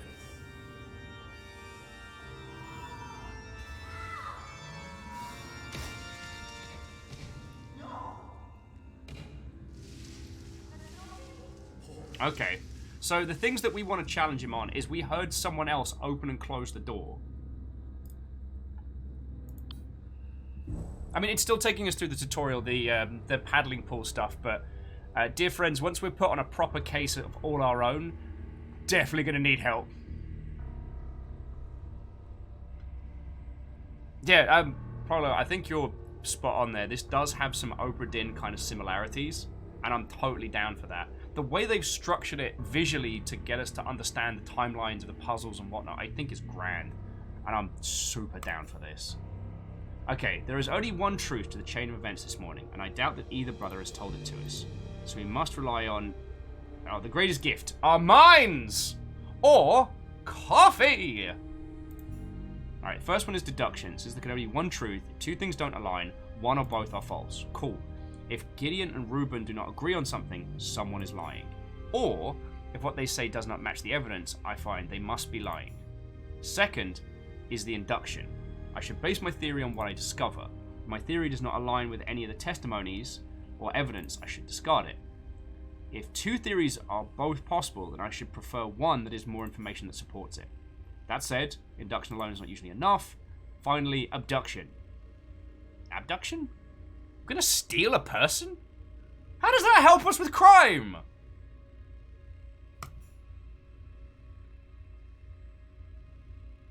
Jonathan's like, here's a theory. Ada did it. The devil did it! It says so on the bloody box of the video game! Piece of cake. Solved it. 10 out of 10. See you next Tuesday. Alright,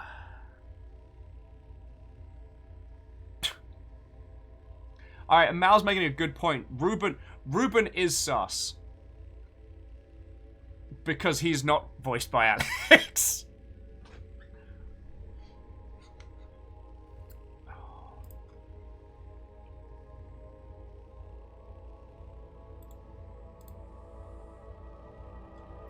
think you might be right, Bacon Avenger. This may be a butler type scenario.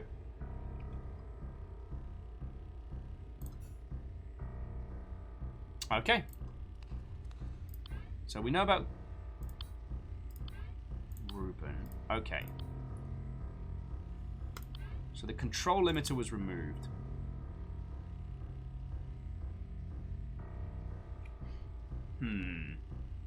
Well, Sheepstonia, we'll have this thing solved in no time.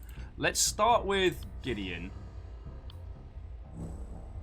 Alright, let's go pieces of information of evidence. Let's ask the suspect about them. Select any evidence piece to ask him. So, start with Miriam's body. The body is completely unharmed, but head is exploded into a mess of fragments. I should remember that I can ask suspect about any evidence that I can find. At least be confirmed her death was painless. Well, the coronet limiter is the one I want to ask him about. Oh no, Deus, what did you find?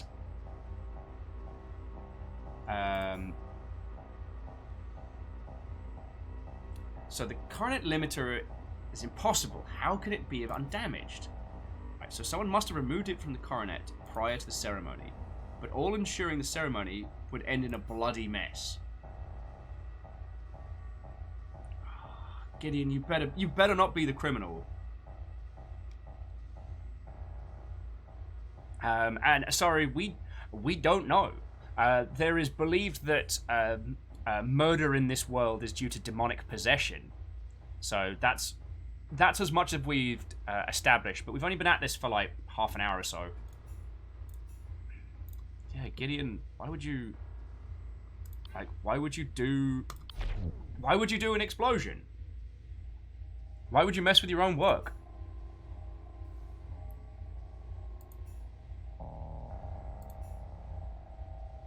Okay.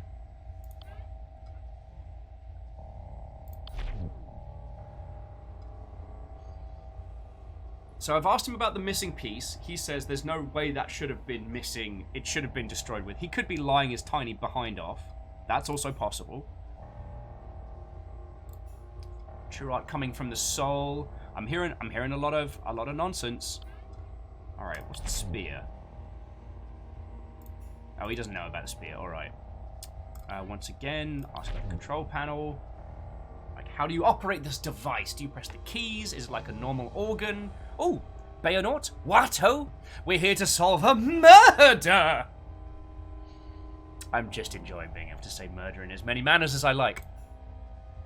It's a crude way to phrase it. There is much artistry to the performance. Alright, don't break your arm.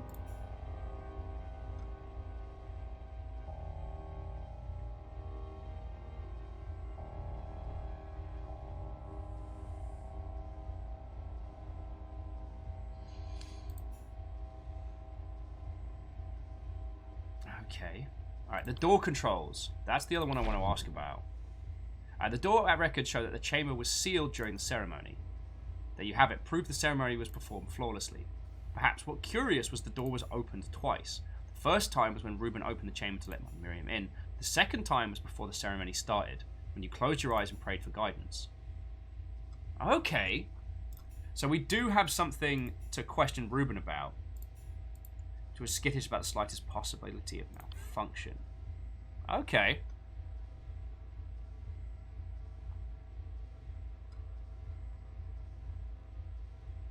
Baron's like, solved it! Speakers 1 did it! Heck. I have a whole day before I have to worry about that heckin' bad word. Again, like, congratulations, you found it all exploded.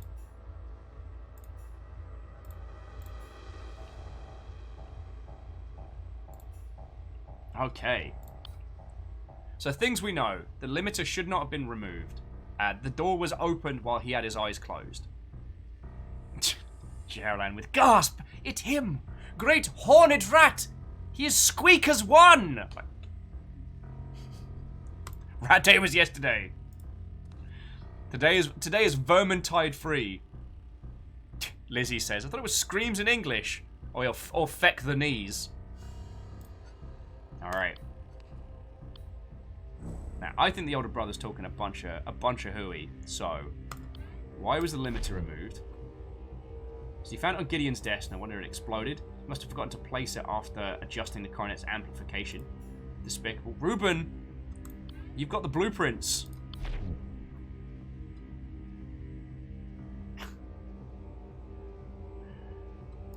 Okay. Alright, and the door controls. The other thing I want to ask him about. So for safety reasons, this button is the only way to open the consecration chamber. Alright. So.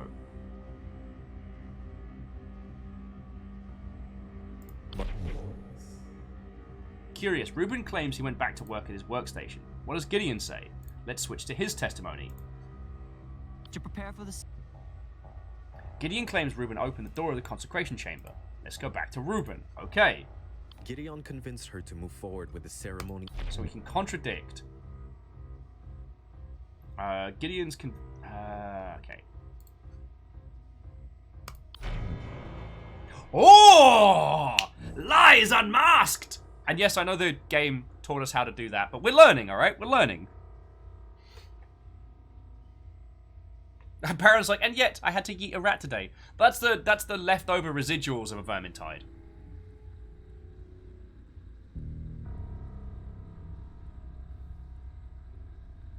Ruben is getting flushed out into space.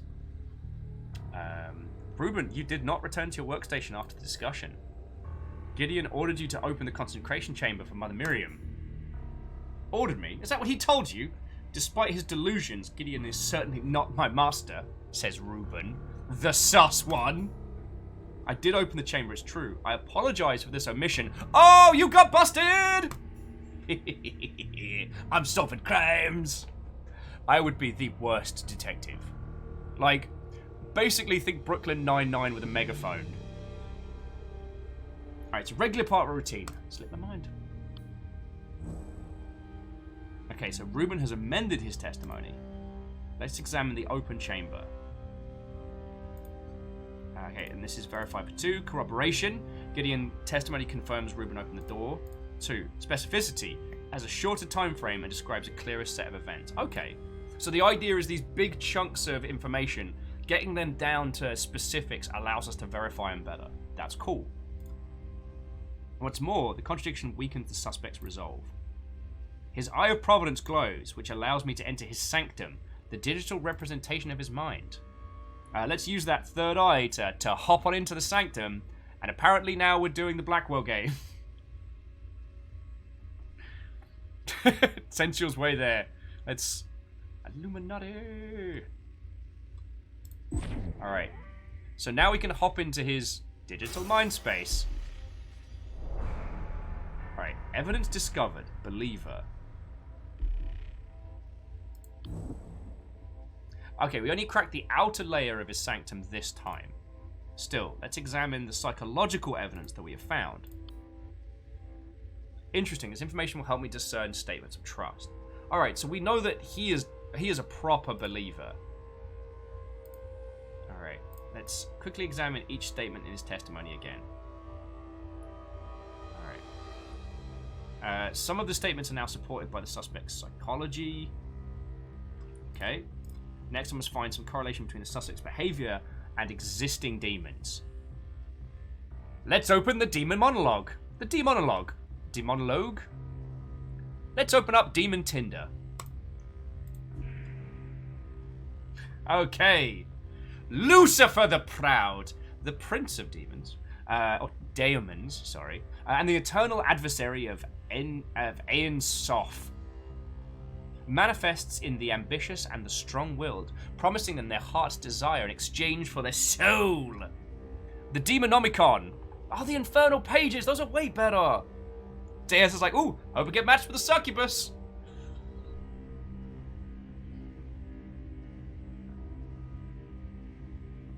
Nom-Nom's like, wait, this can't be the Blackwell game. Where's the arrogant detective that's only projecting his own insecurities?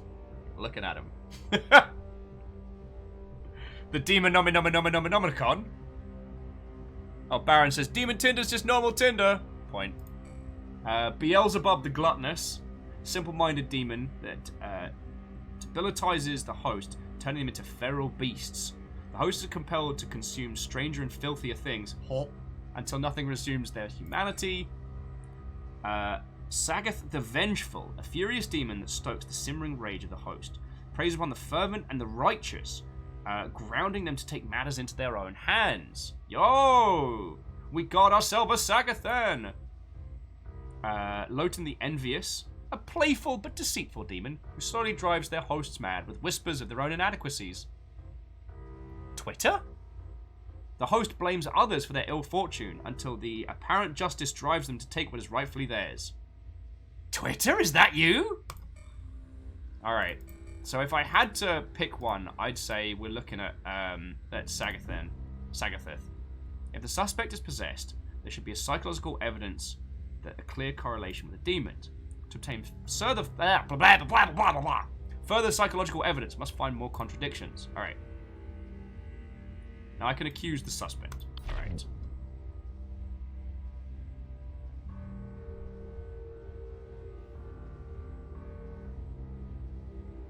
Bayonot's like, psh, I need help going mad with my inadequacies. Thanks. Lotan has the confidence that I want, says Nom Nom. And Alnus almost missed Demon Nominomicon to the tune of Karma Chameleon. Alright. To accuse a suspect, I must establish opportunity, means, and motive. Can try as many times as I wish. There's only one true answer for each section. Okay, let's try and establish the opportunity.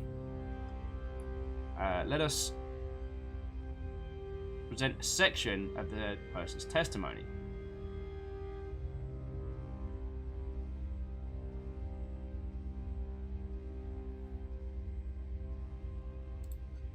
Okay, present the return to work.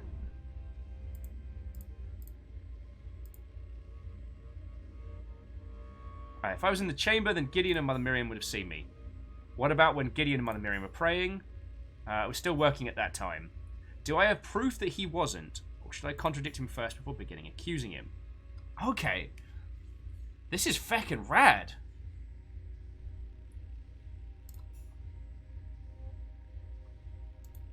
Alright. So establish the means. Well, the means is the control limiter, which we know he had the blueprints to deconstruct.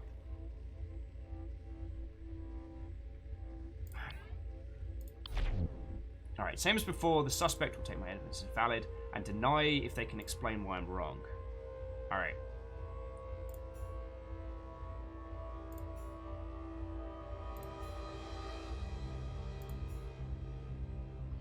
Okay, so we're putting forward to him that it is his fault. He was the one that removed the limiter from the crown that did the headsplosion, which is on point. Alright, now motive. Present psychological evidence from their own sanctum. Alright. Ah. So the Triforce of justice, essentially. From the evidence, we take the means. From the timeline, we take the motive. We take the motive, and from... Okay.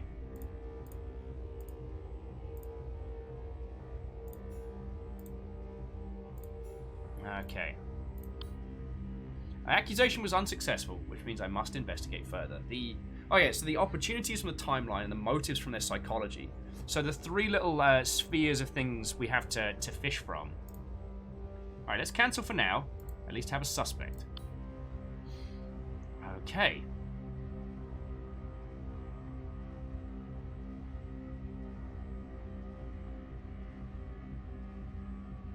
Yeah, Lecter, this is super neat.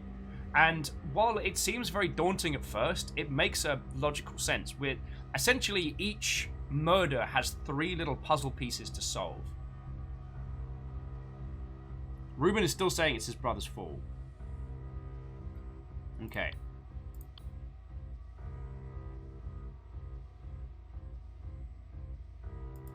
They decided to perform the ceremony anyway.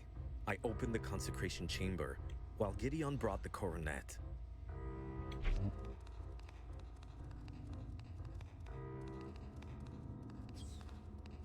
Since Gideon was going to handle everything, I went back to my tasks. Okay, so contradict with the door controls because we know. Aha! Because we know there was the button opening.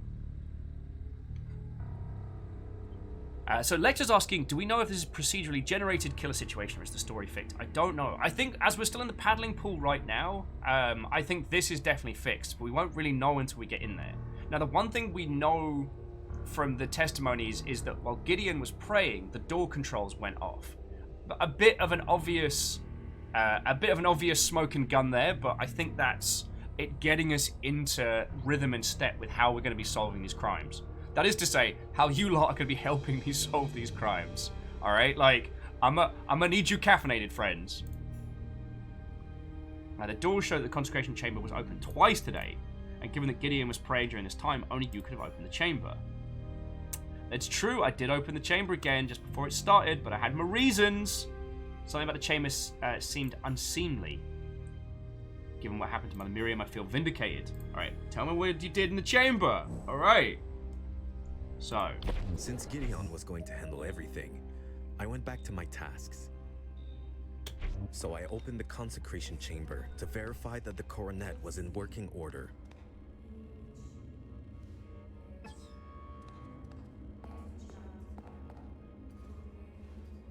Everything seemed fine, so I returned to my desk again.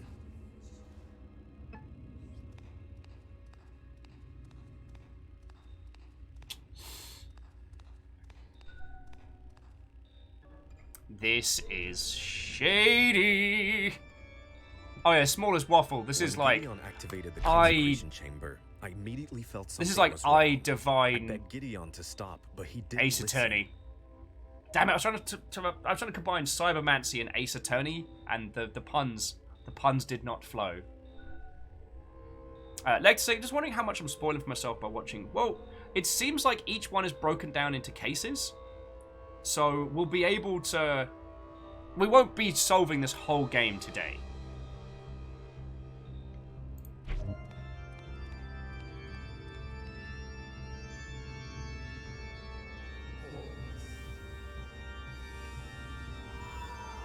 Everything seemed fine, so I returned to my...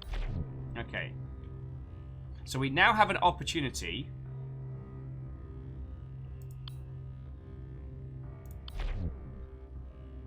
I mean, it would have given him ample time. I was going to say, it would have given him ample time to put the monitor back on the other table. Okay. Alright. Now, see, checking the chamber is definitely the opportunity. Ooh! I didn't see him doing a little eyeball flashing. Let's use some of our hacksawying powers. Envy! Alright. Alright, let's go back to Demon Tinder.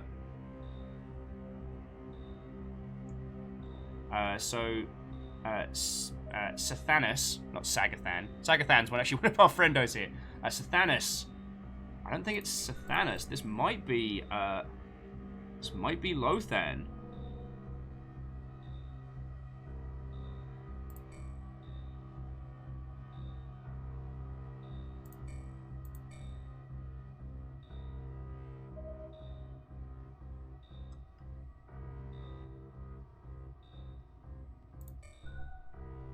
Yeah, I think we might be dealing with Lothan here.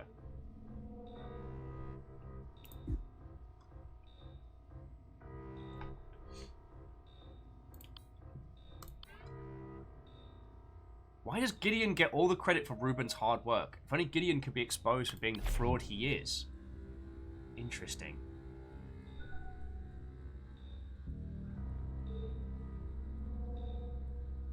Smallest Waffle says it's a new genre, attorney punk.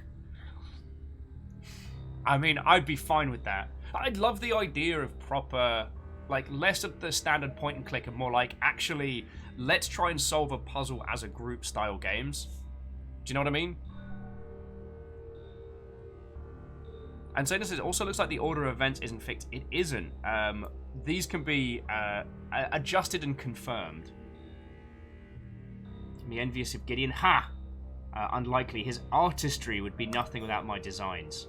Let's know the first thing about how our implants actually work.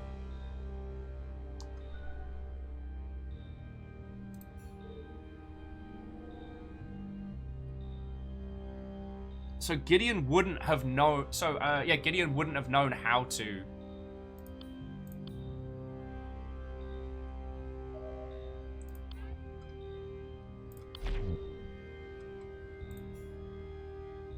Okay.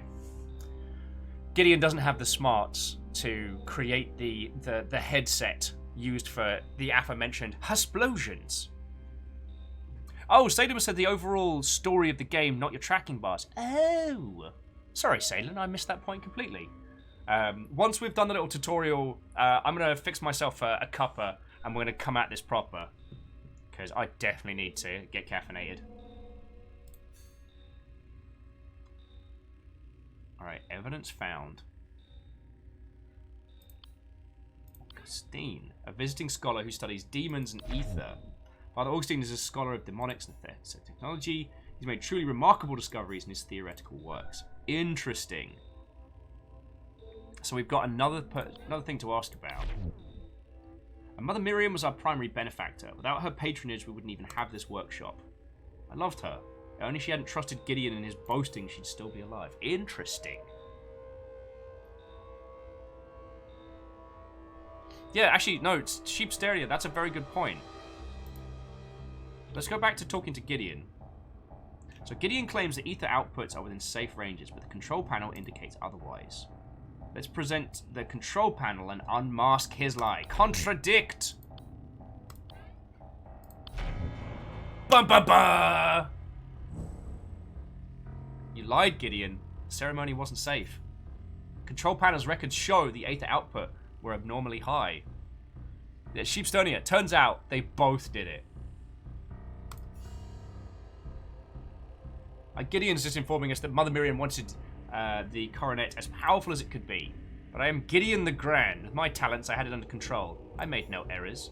Something went wrong. Just don't know what. Alright, Gideon amended his testimony. Let's examine the maintained control. Then I rose up, opened my eyes, and approached the control panel. I was ready to begin. Alright, so good. This statement from Gideon's testimony is now verified for 2 reasons. 1, specificity. 2, physicality. Gideon's temporary shows consistent. Okay.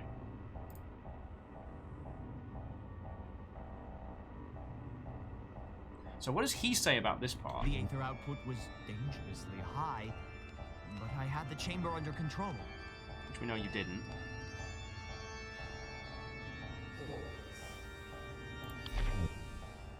Okay, but we know that Reuben came over to try and stop him.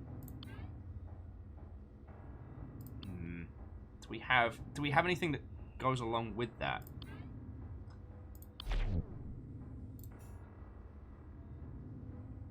Choices. I do want to ask him about the Augustine, the visiting scholar. But do we get the opportunity? Okay, okay. It's this big old chunk in the middle here. You see, with Gideon's working on the coronet and Reuben's supposedly returns to work, they're obviously up to something. Meanwhile, to prepare for the ceremony, I ordered Reuben to take Mother Miriam to the consecration chamber.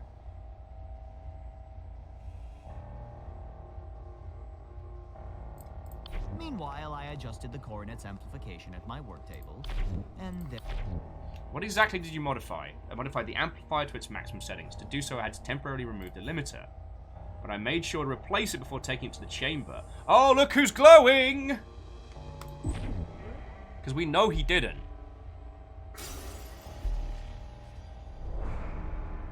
Okay, I mean, Gideon's a narcissist. That did not take superb religious hacking skills to work that one out. Let's be feckin' honest.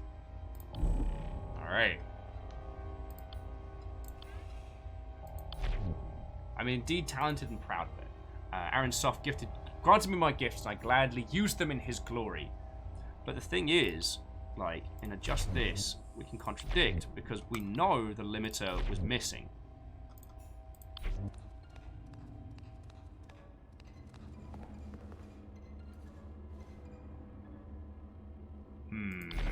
Meanwhile, I adjusted the coronet's amplification at my work table, and then placed it on Mother Miriam's head. Superb religious hacking skills is quite a phrase, Lecter. You are correct.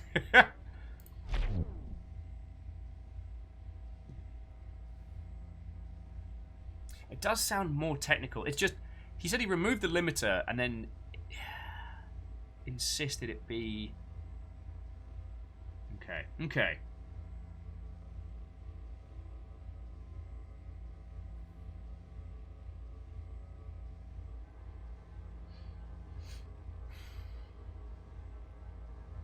Yeah, Steepstonia, I think that's a good theory. It's possible that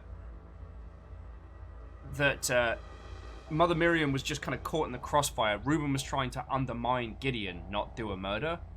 And that works real well with the demon that we've been experiencing.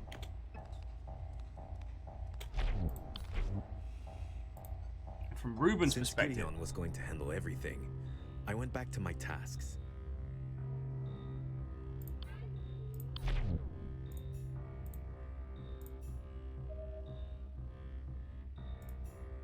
Quite proud of his work. Should be ready for tonight's match. That's the spear.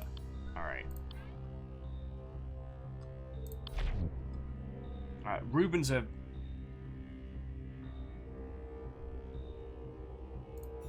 Okay. Okay. So let's try putting together another accusation.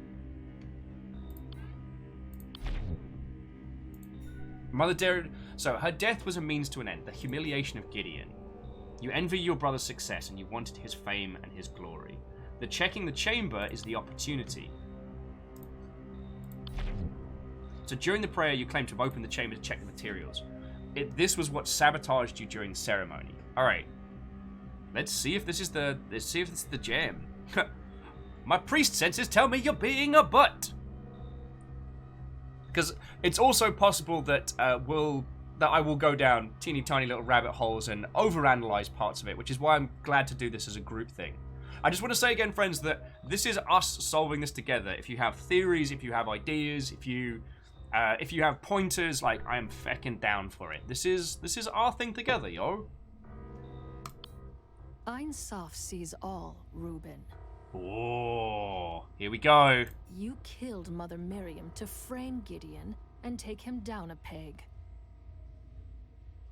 With Gideon gone, a daemon whispered that people would finally recognize you for your genius. I am older than Gideon. My work is better than Gideon, and more important. Oh, Moose is saying we're hit where the demo ended, so now they can join in. Nice! Bobo Gobbo is like, what if this is like an M. Night Shyamalan movie style, and Miriam was dead the whole time? She's just been a corpse, and people keep picking her up and being like, oh, Miriam, you trickster, you, just... Oh, let me throw you into the chamber. Ba-bump. But no one sees my work. No one understands my work. Weekend at Miriam's. Feckin' right! Confess, Reuben. Tell us what the daemon made you do. Oh, here we go.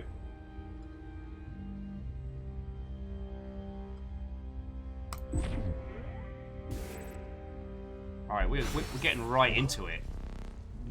Demonic corruption runs deep within Reuben's soul. Yet Reuben may still be saved. Usually when people start talking about saving souls and whatnot, it usually involves a lot of fire or drowning. So, yup. I must speak the daemon's true name. Then the daemon will be cast out. Ein Sof, guide me. What daemon has possessed Reuben? Yeah, it's gotta be Lotan. Out, Lotan! Leave this soul and return whence you came! Get the hot heckity out of here! Magnificently done, Madam Exorcist. The power of Ein Sof compels you, Lotan. Leave this soul and return to the ether. Lord Bonio compels thee! Fucketh off! Sorry. Years, and you humans never change. How did Ada know my name? Wait! Who put me on Demon Tinder? I mean, Sheepsternia, it wasn't super subtle with the demonic clues, but we were working through it. Never satisfied, always comparing, wanting more. Someone else is always richer, prettier, wiser, better. Nothing can ever fill that void within you. Not even me. Are you saying you're not good enough? Silence, Lotan. Reuben may yet be redeemed. You are a scourge. Without your influence, a good woman would still be alive. Leave humans be, Lotan. I banish you to the ether. Astral's like, I don't know what's happening, but if there was a murder, it's probably the butler.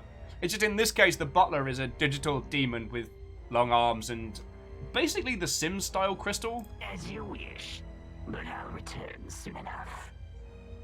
My prince and master Lucifer walks among you. Yeah, Lucifer's hanging out. Lucifer will open the gates of hell, and at last, humanity will remember its full potential. Until then, Madam Exorcist, adieu. It doesn't really feel like we're doing an exorcism. It feels more like we've just politely asked him to pop off. Come forth, Reuben. What remains of you? Thank.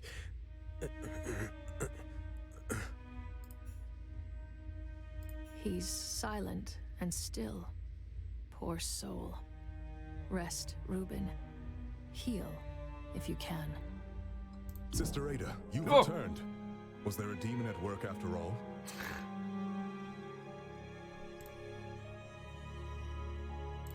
I'm afraid so.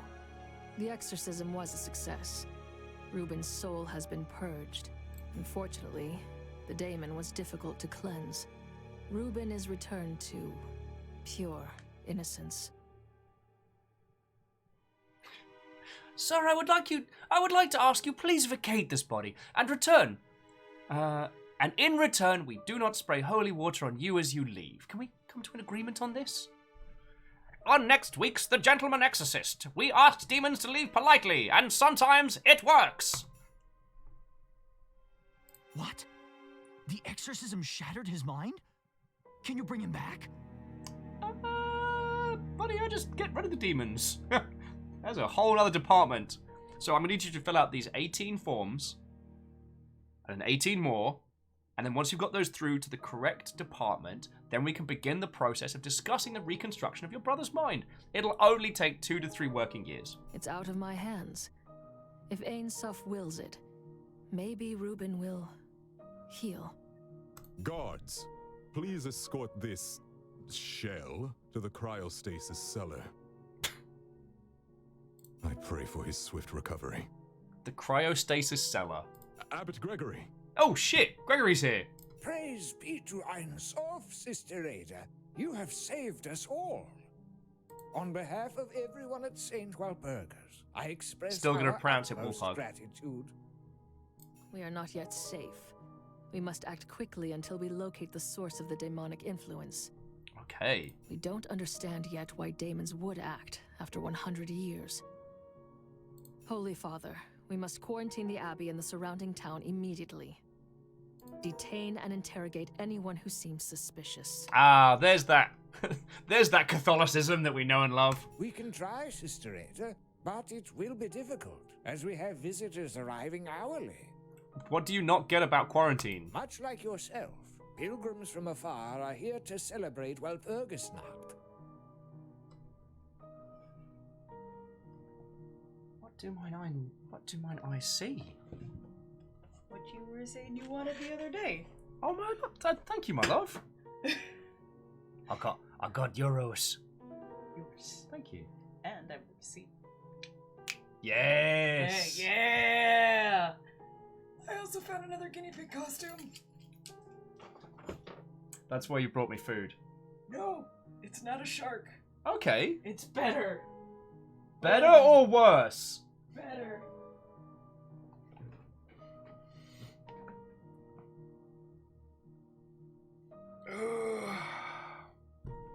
Abbot Gregory, I don't think you understand that when we say demonic influence let's put up a quarantine. This doesn't mean let's let visitors in and out every hour for hex and giggles. It's such a shame Mother Miriam couldn't bear witness to it. Ah, yes. The priestess. We must destroy her body immediately.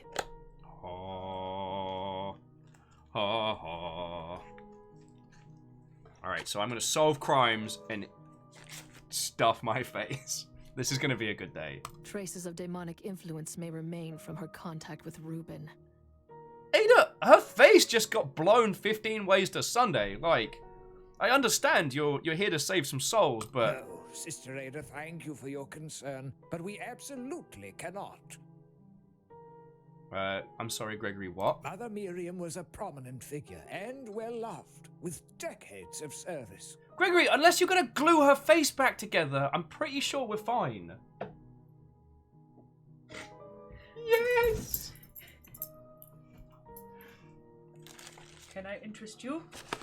Well, I was gonna have some euros, but I think I'd prefer one whole taco. Atticus, you little taco. You little taco.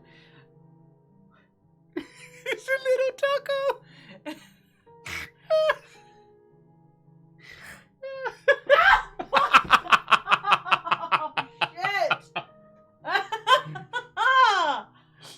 Oh, that was instant payback.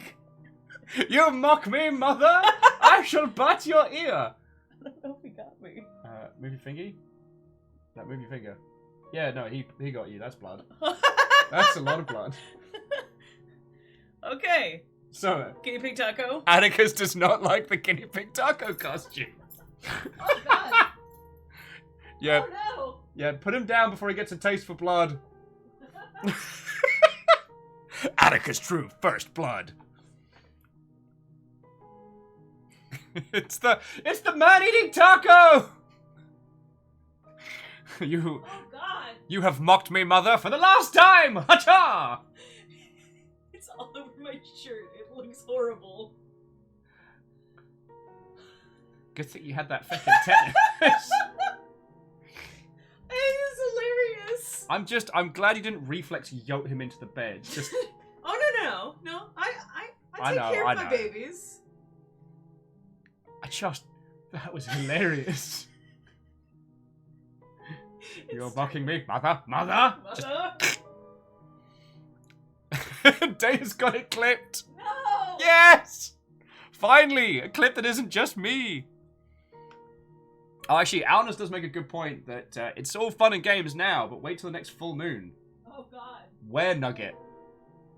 We must treat her body with dignity and give her a proper burial.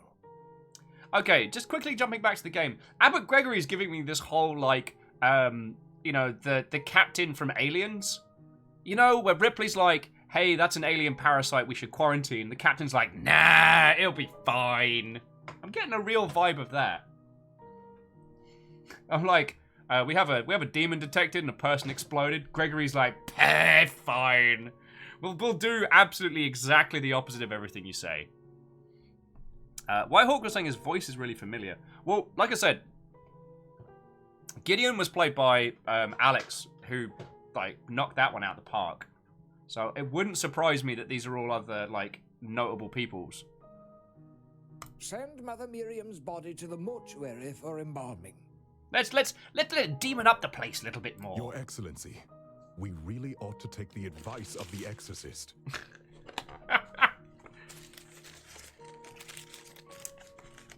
Okay, Abbot Gregory is either Lucifer themselves or just that stupid. Mother Miriam's body has been desecrated enough, Virgil. Send her to the mortuary, now. Guess who's gonna get us all killed? Sorry, this smells amazing. As you command, Your Excellency. Holy Father, you are making a grave mistake. Am I? Or am I making a devilishly good one? Giant wink to camera. Can't believe you actually had to change your shirt due to the blood from a guinea pig attack. No! Like the tail end. Do you want to just show people? No, I don't want to show everybody. Deus, I think I can't see what the. Deus, don't clip that.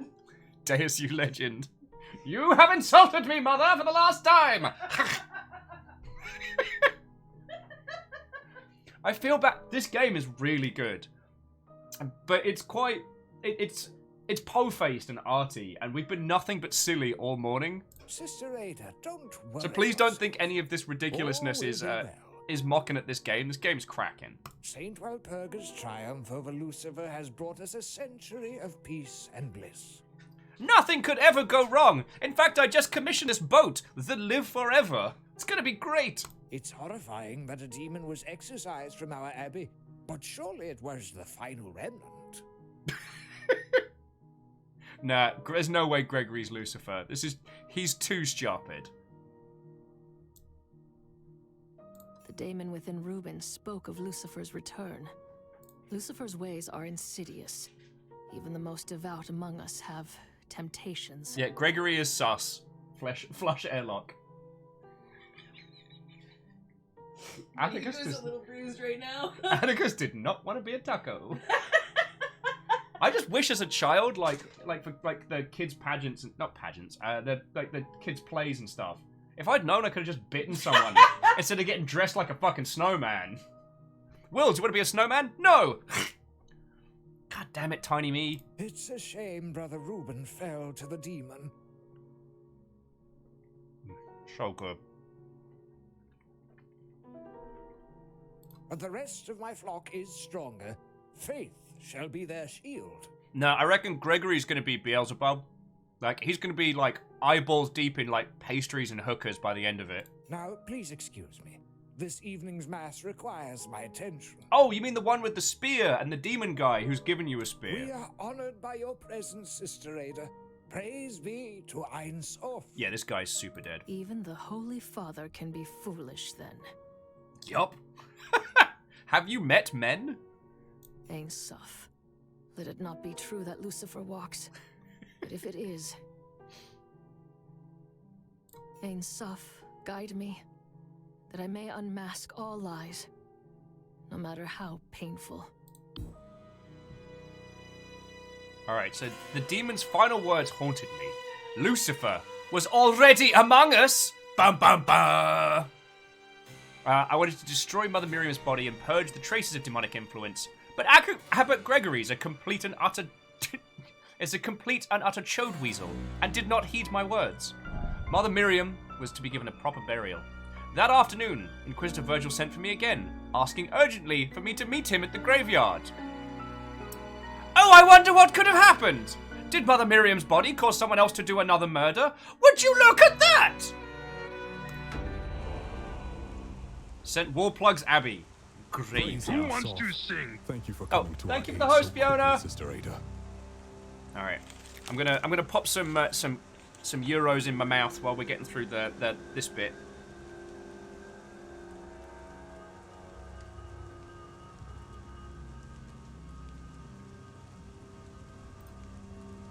You said it was urgent.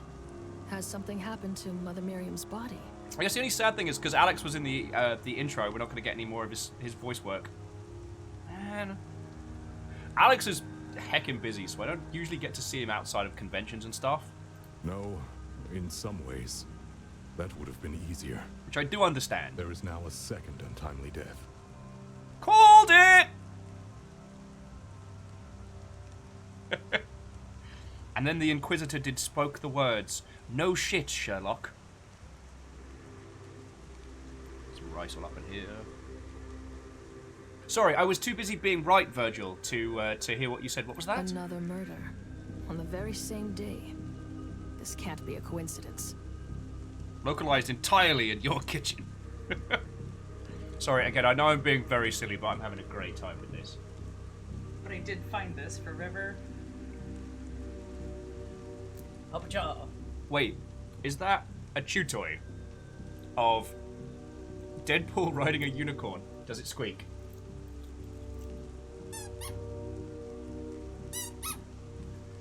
Halloween's gonna be fun. That isn't for me to say, but this time, the victim is a younger acolyte named Isaac. Okay. His remains were found in the grave that was dug for Mother Miriam.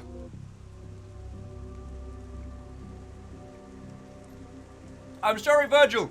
The alarm you hear in the background is the I'm right alarm. It's gonna go off every time that I'm right. Poor kid's throat was slit. Gruesome. Who was at the graveyard when the body was found? Only 3 people were present this afternoon. A scholar, an embalmer, and a grave tender. Okay. And Mal's like, Isaac, was he perhaps bound? Father Augustine is a scholar, visiting for Mother Miriam's funeral. The victim was his apprentice. Not the younglings! Sister Nerissa, an embalmer with a sterling reputation, preparing Mother Miriam's body for burial. Finally, Abraham, the grave tender, a layman who has kept the grounds of the abbey for many years. Atticus a little cuddle and some fruit and veggies. He's okay now. He's okay now. I was Come looking. around your food. Yeah, see, Atticus is fine. He is fine. I feel bad because now it's a clip. Please don't bite my other ear. That would be too funny. I know I shouldn't laugh. He's okay. I'm not. I'll give you some parsley. Yes, the bloodlust. He has a taste for man flesh. He's looking at me with hungry eyes. Don't look at me like that, Atticus. Don't look at me like that, buddy. I'm gonna have to lock the top of his cage tonight. Yeah, I didn't put the taco costume on you.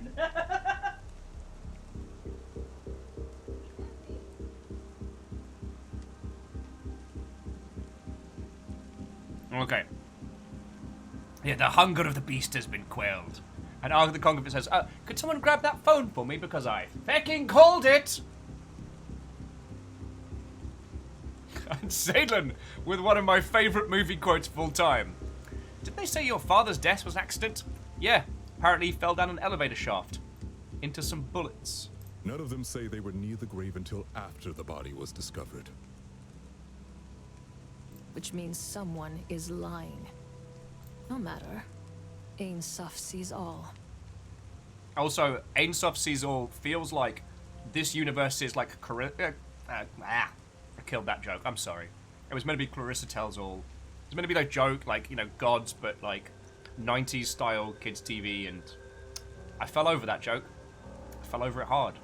Let's continue. We will unmask their lies and bring the truth forward. I swear it.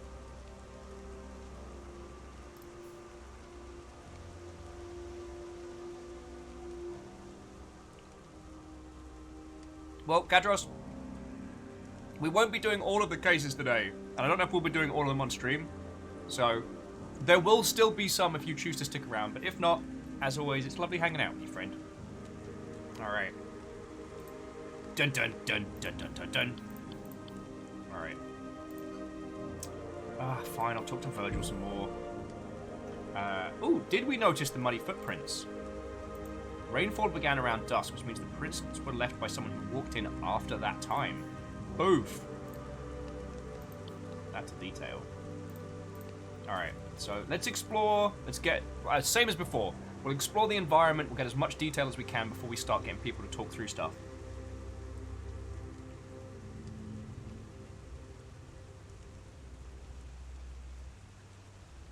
Yeah, Lecter, I fell over. I stood up, dusted myself down on that joke, and then fell over again.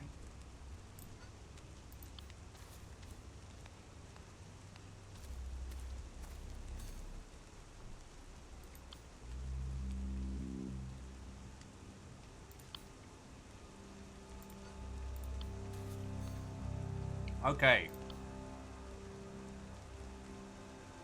We found a sickle. Tell you what, let's get their testimonies while I'm stuffing my face. That way they can chat through and you don't have to listen to me going chomp, chomp, chomp, chomp, chomp.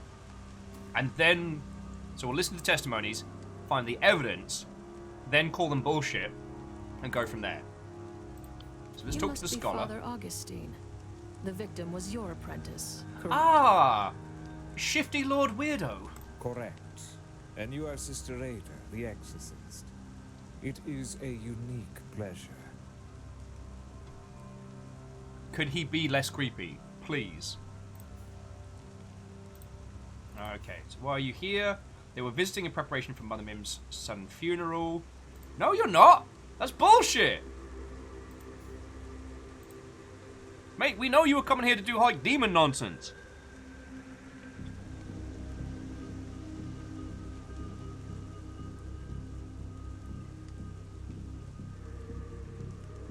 And Nom Nom, thank you for the lurk, friend. Okay. He was a fine apprentice, a ready mind and a willing soul. I will mourn him in my own way. Kind of like that Palpatine bloke, but with hair. Alright, I must admit, the prospect of witnessing exorcism is an unexpected silver lining. If I find you guilty, Father Epstein, you'll find the experience to be unpleasant. Alright, now tell me, what happened? Leave nothing out. Alright, so let's have a read through. I arrived at the graveyard with Isaac for Mother Miriam's funeral. Isaac headed to the mortuary on a minor errand.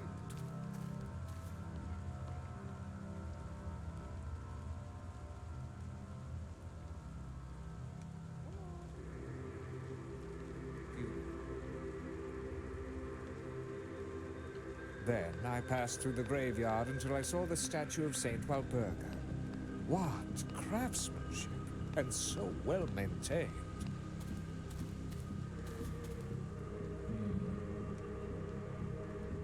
I like that a larger portion of his testimony is that he strolled about for a bit.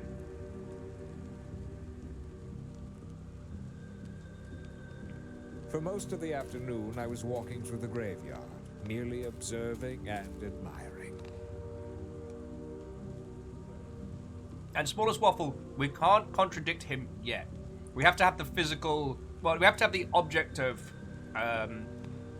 we have to have the item in our UI to be able to do the contradiction. And I might have just misunderstood what his purpose was around this area. He says something his face full of euros.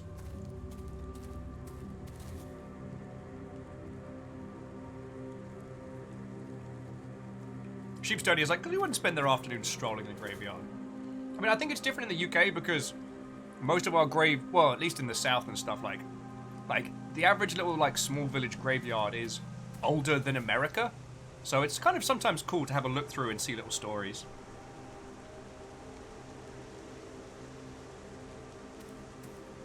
Smallest is asking if I can see Miriam's corpse as evidence. No. The only evidence I have so far is the noble's grave and the sickle.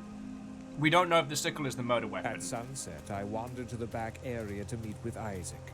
I was surprised to find an open grave with something inside. Not Isaac.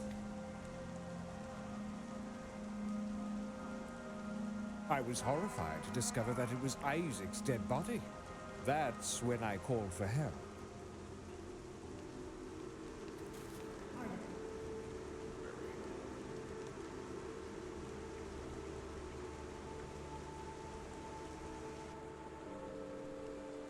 And Moose makes a good point. In fairness, he might just be rather goth.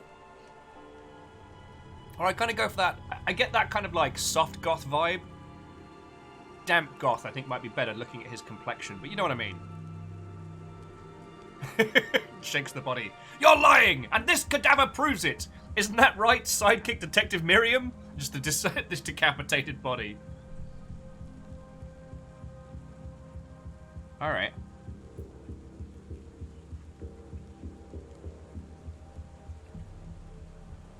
Okay, Augustine. Thank you for your testimony. So let's go inside. We'll talk to the doctor. Because I actually think it's worth getting the timelines first before the evidence. Oh, do you remember the time Thick fast tries a coolant on Heelys and fell onto the floor on one space for a mass meeting of the War Council?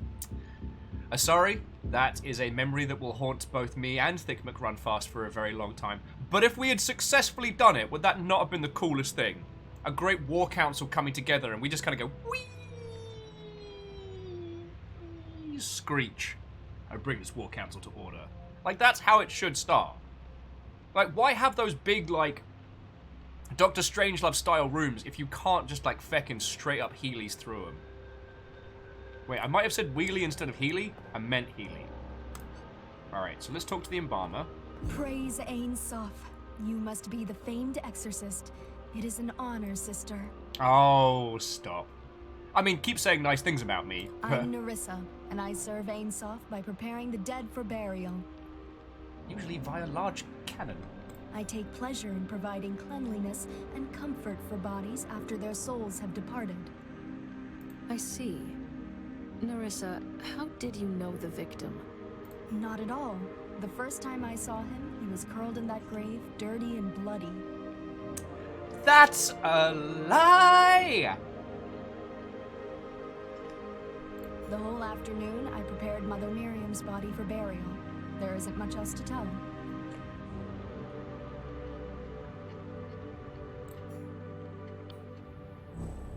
Dear Miriam, why must you turn this into a house of lies? Early this afternoon, I informed Abraham of the funeral scheduled for this evening. I'm grave to tell. Once Abraham left, I started preparing the body for burial. I was alone the entire time. No one came by. Hang on. Early this afternoon, I informed Abraham of the funeral scheduled for this evening. Hang on, sorry. Early this afternoon, I informed Abraham of the funeral scheduled for this evening. So I can't contradict that they were talking together yet. I guess I need to have the body Once Abraham first left, to... I started preparing Alright, the body sorry. for burial. I was alone the entire time. No one came by. That's not true.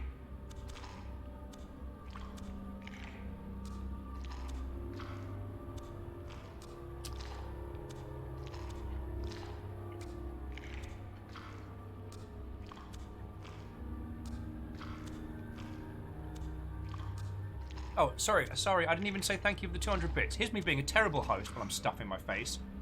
And we're all listening to this. Oh. Is it weird though that noise is making me more hungry? I'm gonna keep eating. Like, is that weird? Mid-afternoon, Abraham barged into the mortuary, bellowing that the grave is now ready. I sent him away to focus. After Abraham's disturbance, I completed the embalming to the best of my humble abilities. Abraham had a sickle in hand there. Can we zoom in for this part? We can. Okay, sorry. Ah, check out the skelly bits. There's a little skeleton in the corner being, yo, what's up? I'm a human skull. Yo, what up, YouTube? It's your boy. Regular human skull.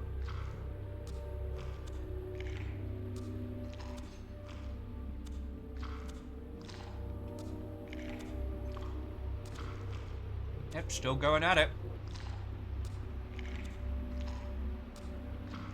And Giza, yeah, I think you're right. I think we need to go examine the corpse to be able to to contradict that she was seen meeting, unless Damp Goth is lying. But there we go.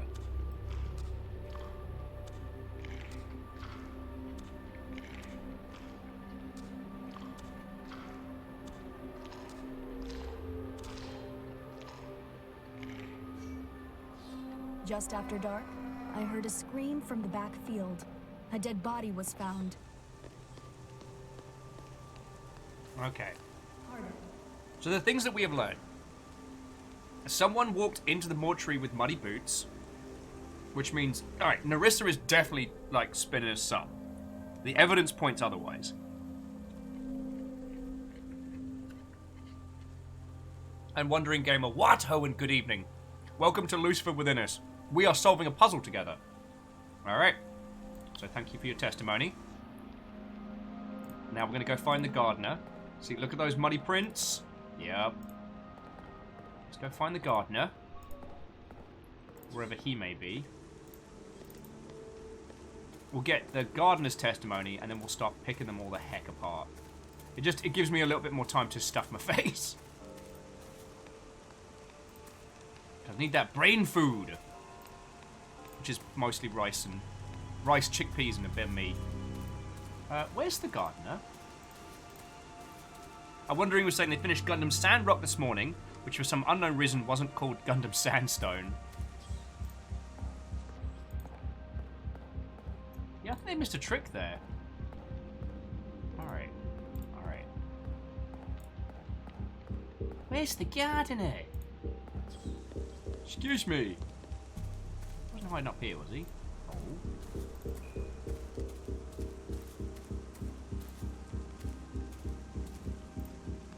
Oh. Gardener is both sus and difficult to spot. Release me! I had nothing to do with that boy. Easy there. Alright. You must be Abraham, the grave tender.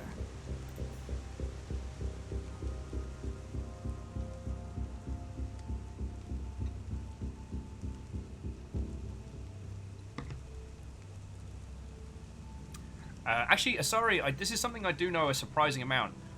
Without a certificate, without a certificate, you still need to get your loved one's cadaver released by the state before you're allowed to bring it back. And you need to have special penance. Sorry, special penance. You need to have special written permission to have it cremated.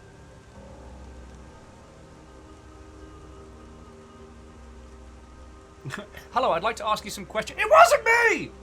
Jesus! Actually feeling like this guy might be on the level. He's like, I've worked here 30 years. Look around you. Every bush trimmed, every headstone polished. 'Cause of me.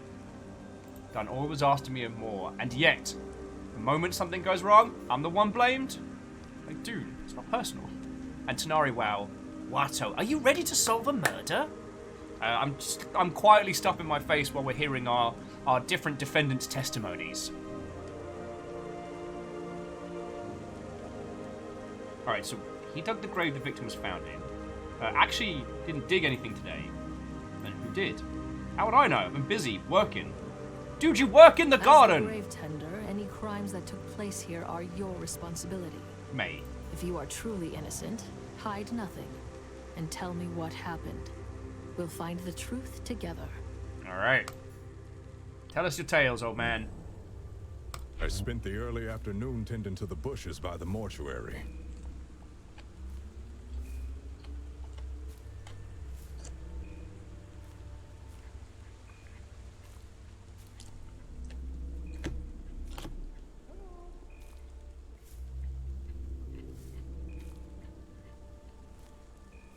The whole time. I mean, okay, sure. Like, you do you.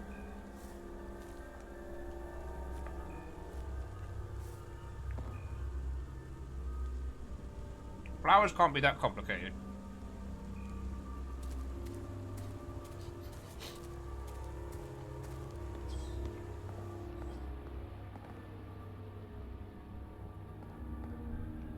When I headed back to the mortuary, Nerissa told me there was nothing else special to do for the day. So I left her to her work. I walked through the mortuary, then headed downhill towards the benches. Okay. So we've already got some big old holes in the mortician story.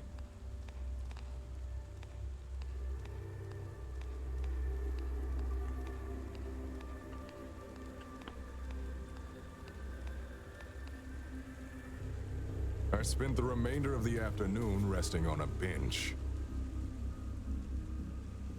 And he didn't see Matey Boy taking a stroll. Okay.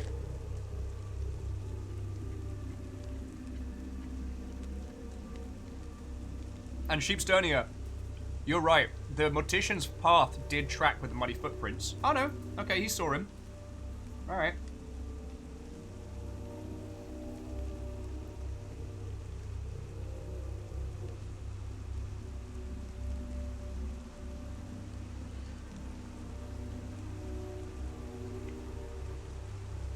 I think Matey Boy here had a little whiskey nap, you know what I mean? Help from the back field. I ran over, surprised to see a dead body in the grave. Okay.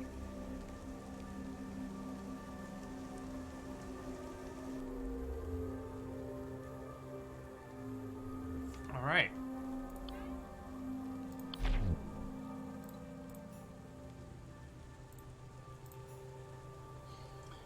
Okay, okay. Thank you for your time. Let's go examine the body, examine the statue, see what we can find around here. Alright, the statue of wall plug found in the abbey in the patron saint of exorcists. Alright. Found the sickle. Now, during the mortician's testimony, the gardener was carrying the sickle. During his, he never popped it down. Okay. A portable powered ether device recording images and text. Interesting.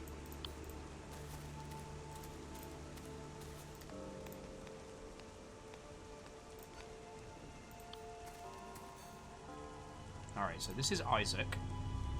The victim, teenage youth aspiring to be a scholar. Raised in the church, he joined Augustine as his apprentice 8 months ago. Alright. And the victim's body is... Okay, the apprentice's youthful face is serene above his cleanly slit throat with no bruising. However, an angry scar runs across his stomach. Okay. A surgical multi-tool here, found in the stairs in the mortuary of the grave. An ether-powered tool for making precise incisions, applying preservations, and closing wounds. What the hell is this in the bushes? What's this? A devil's herb? I knew something nefarious was afoot. The abbey must be purified of its scent. We should dispose of that find. Okay. Alright, so we do need to do a little bit of point-and-click detective work. But yes, we have found the devil's lettuce. I can only assume that either demons are afoot, or that Fiona's been popping by. It's called the devil's lettuce for a reason. So let's have a look. Okay. The embalmed body. The body is Miriam. Scheduled to receive ether... Okay, murdered this morning. And the evidence is the embalmed body identified. There's a large incision down her stomach, judging from the uneven colouring and chemical scent. She appears partially embalmed. Alright, we've got these here muddy footprints. Give them an examine. Alright. Still wet leads to the back of the mortuary from the embalming table. Okay. Got here. Ah, it's a bloody liver, isn't it? Yeah, Ark the Conclave, THC Thursday. THC Thursday starting early today. Found on a table with an entrail still partially warm and moist. It appears mangled in some way, perhaps smashed. Okay. A bouquet of flowers. Bundle of fresh blossoms, like that found in the grave. Why are they on the floor? Alright. Check Narissa's workstation. So, 2 notable entries today, both explicitly authorized by Abbot Gregory: the funeral at sundown and the visit by Father Augustine. Okay. I want to check the tools out here. Examine the shovel. Found hanging on the back of the mortuary. Heavy, bulky, and cracked with dirt. Alright. So let's start fecking up her testimony right about now, shall we? Okay, I'm going to put auto pause on. Auto pause means it won't jump from one segment of her testimony to the other. Okay, so firstly, ask about Isaac. He was found in the grave. How dreadful! I've never seen him prior to today. So Narissa.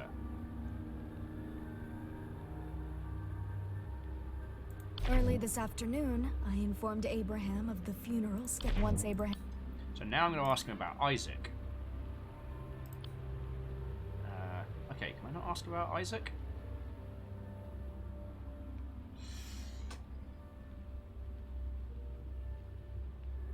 Okay.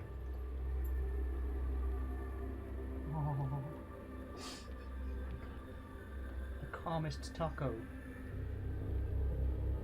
Okay, I think we found our taco now. Little Anya. Little Anya. You doing good? You doing good as a little taco? You're doing good. You're not going to taste for your mother's blood. We found the devil's lettuce in game. Everyone's like, so THC Thursday starting early. Look at this tiny taco nug. Calmest little taco. Little taco nug. Okay. She's just hanging out. She's just happy with it. Give her a little coat. Give her a little jacket. Okay. So no one came by at all. Nobody, which was perfect. I arrived at the graveyard with Isaac for Mother Miriam's funeral. Isaac headed to the mortuary on a minor errand.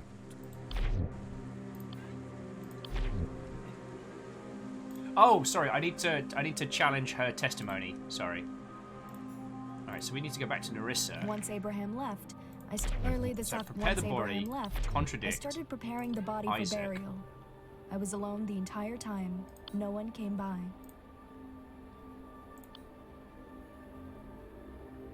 Feck, we've seen it. How am I fecking up the controls here? Because we know that she saw Isaac at the beginning. Oh, we have to present that. Okay, so here we go. Lie unmasked. So, lies, Nerissa. I forgot that if it's something that we've observed from a testimony, we present the testimony, not the evidence. It's like you basically have 3 inventories on this. You have clues, testimonies, and what's the other one? Is psychologies. So is it brainy things? So Isaac entered the mortuary. Admit it. And she's like, very well, there's no use hiding it. Please know that nothing untoward happened. Oh yeah, because you're a bastion of truth throwing right about now. The victim only stopped in for a moment. Alright. So why don't you take us through what happened? Early this afternoon, I informed Alright. Abraham of the Oh yeah, they funeral totally scheduled stopped. for this evening. I'm grave to tell. The truth is that the apprentice did come by. He asked for a bouquet for the funeral later that day.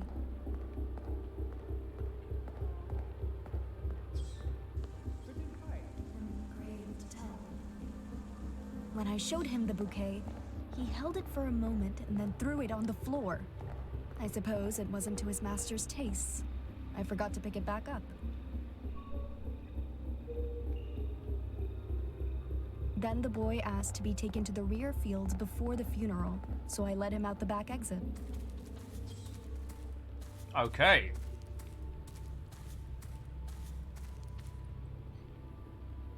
Oh yeah, and she's definitely doing a blink. So let's get into the mind hackery. Her first layer of defense is down. Oh, okay. She's a famine survivor, which feels a little bad. Memory found in Assyria's Sanctum. She grew up during the Great Famine, feeding on anything she could. She eventually found sustenance, but at what cost? And without faith, I never could have preserved through those days. Oh, I think we're going to find some nasty stuff. Okay, so we're going to go to here. Mid-afternoon, Abraham barged after Abraham's disturbance. I completed... So we're going to ask about the money footprints.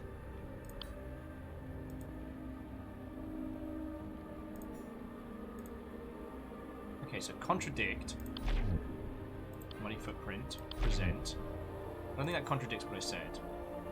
Well, you said there was nothing that went on. There's a whole bunch. Alright, alright.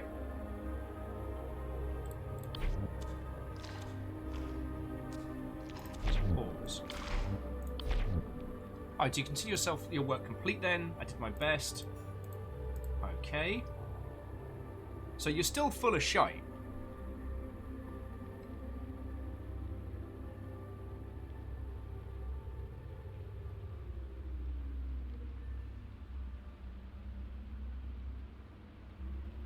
So I can ask about, contradict, head towards benches, present.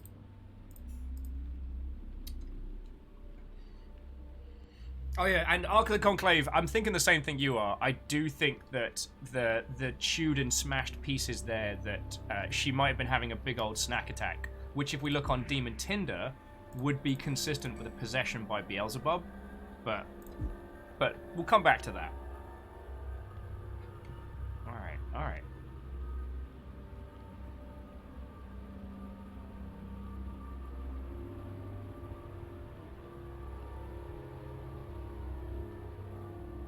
Geeser's like, Demon Tinder.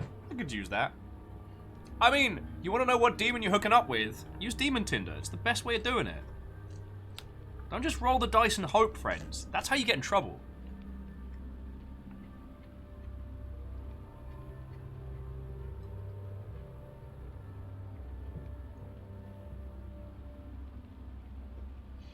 Okay.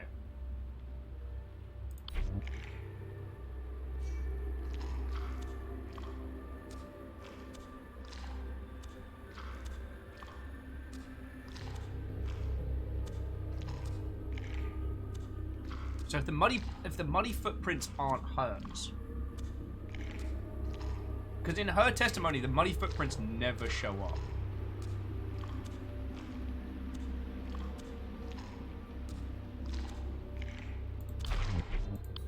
We can ask about the preparations, Kisa. She merely says that she did her best given the circumstances.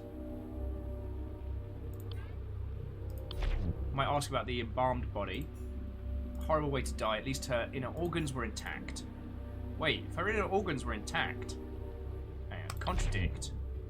Bloody liver, present. Ha-ha! Kisa, you genius. She was like, oh, well, her organs were intact. And we're like, yo, the liver's over there and it looks like it's been punted. Alright, the liver is still bloody. How could you possibly claim it's ready for burial? Alright, I couldn't finish the proper burial in time because I misplaced my surgical tool. I searched up the mortuary for it, but I couldn't find it anywhere. Alright, there's another lie coming up.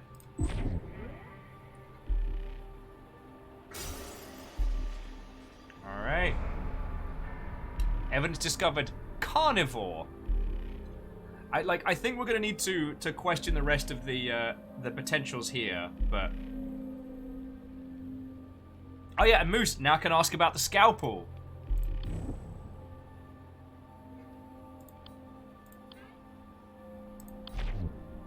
Alright, perhaps I enjoy meat too much. But everyone has a soft spot for something, don't they? Okay. You're gross. After Abraham left, I noticed that my multi-tool wasn't in my pocket. I searched all over the mortuary for it, but it was missing. Oh yeah, so like, Bacon Avenger, you're right, because Abraham did claim he was just hanging out by the bushes. And we, from her testimony, believe that they were hanging out and doing a talk. Alright, she had a look for the multi-tool. Did she go outside?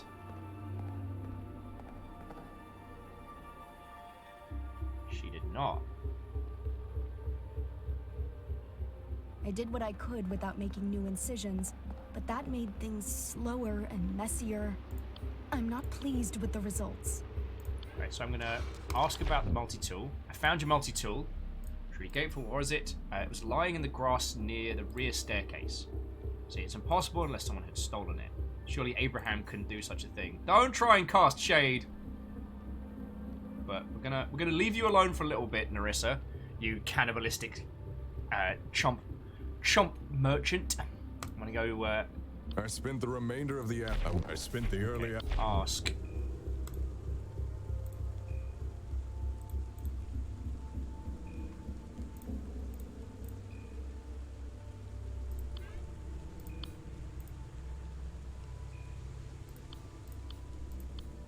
Oh, so are you claiming you didn't dig a grave? That's what I said. I was busy with the bushes. Alright, so we are going to contradict with talk to Abraham.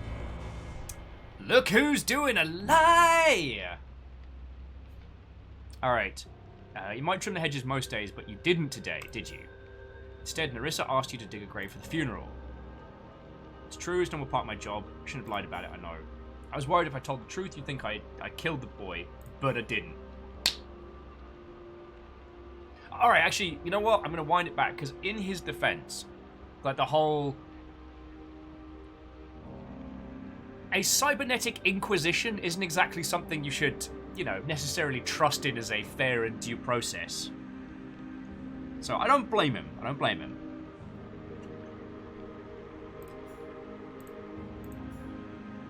Okay, so he dug the grave for the funeral, just doing a job. It was empty when he left. Alright. Okay, so now we've got ourselves a good timeline. So let's... Nerissa told me there'd be an urgent funeral in the evening. Okay. I'm not usually told who it's for. So I picked up the shovel and went down to the rear plot to dig a new grave. Also, is this the bloke from Bastion? Sorry the to... ground was hard. Took me some time to dig that hole. I think it is. Sorry to sum one voice actor down to like a single role, but...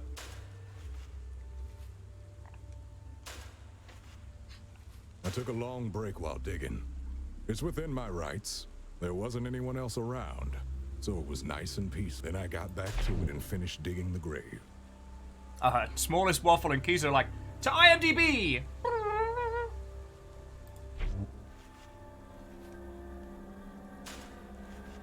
Okay.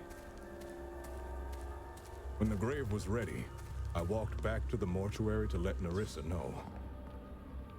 When I headed back to the mortuary, Nerissa told me there was nothing else special to do for the day.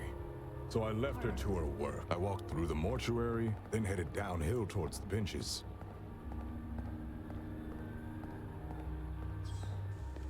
He's still got the scythe in hand.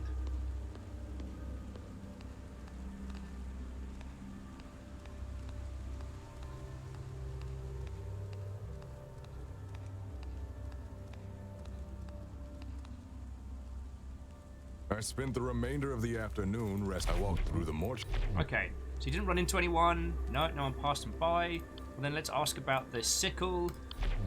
Grass grows like weeds. It used to keep everything neat and tidy. Okay, so why was it there?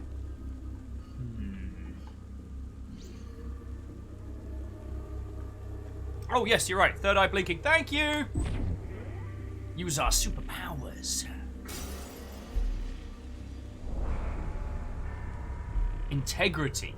So he's worried about people... He's worried about people... Okay. He's worried about the opinion of others. He values honesty and sincerity, but generally loathes lying to escape an accusation. So you regret lying. I'm an honest person, but I feel like I have to defend myself somehow from being accused. It's okay. It's okay.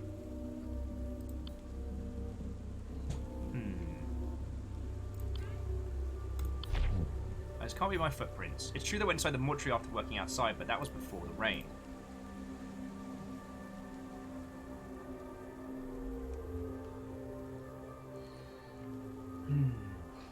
Wandering Gamer says it basically clears him. It clears him a little bit. It clears him a little bit.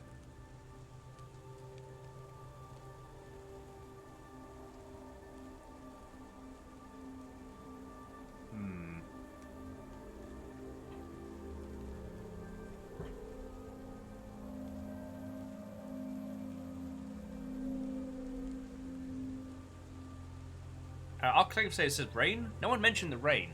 Well, everyone seems to be mentioning it at different times. I spent the remainder of the afternoon resting on a bench.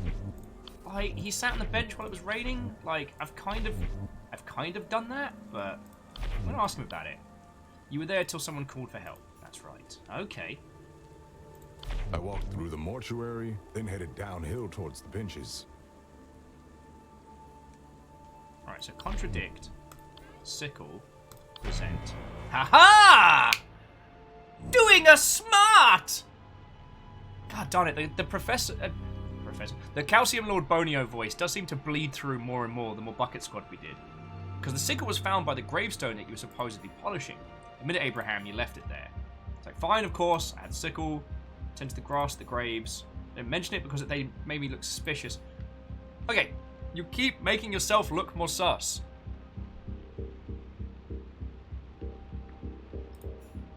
Amend your testimony. Alright. I walked through the mortuary. I had a sickle with me because I wanted to trim the grass around a grave in the front field. Okay, that confirms. Now, let's look into his mind! Alright. Oh, no!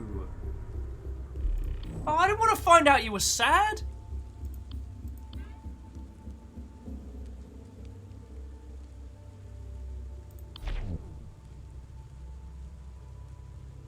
Okay. So what he's saying, someone tried to burn them all alive, and because of that they lost their fortune. The guards never caught the arsonist. How could they? It's almost certainly one of their own. Oh, I'm sorry, dude.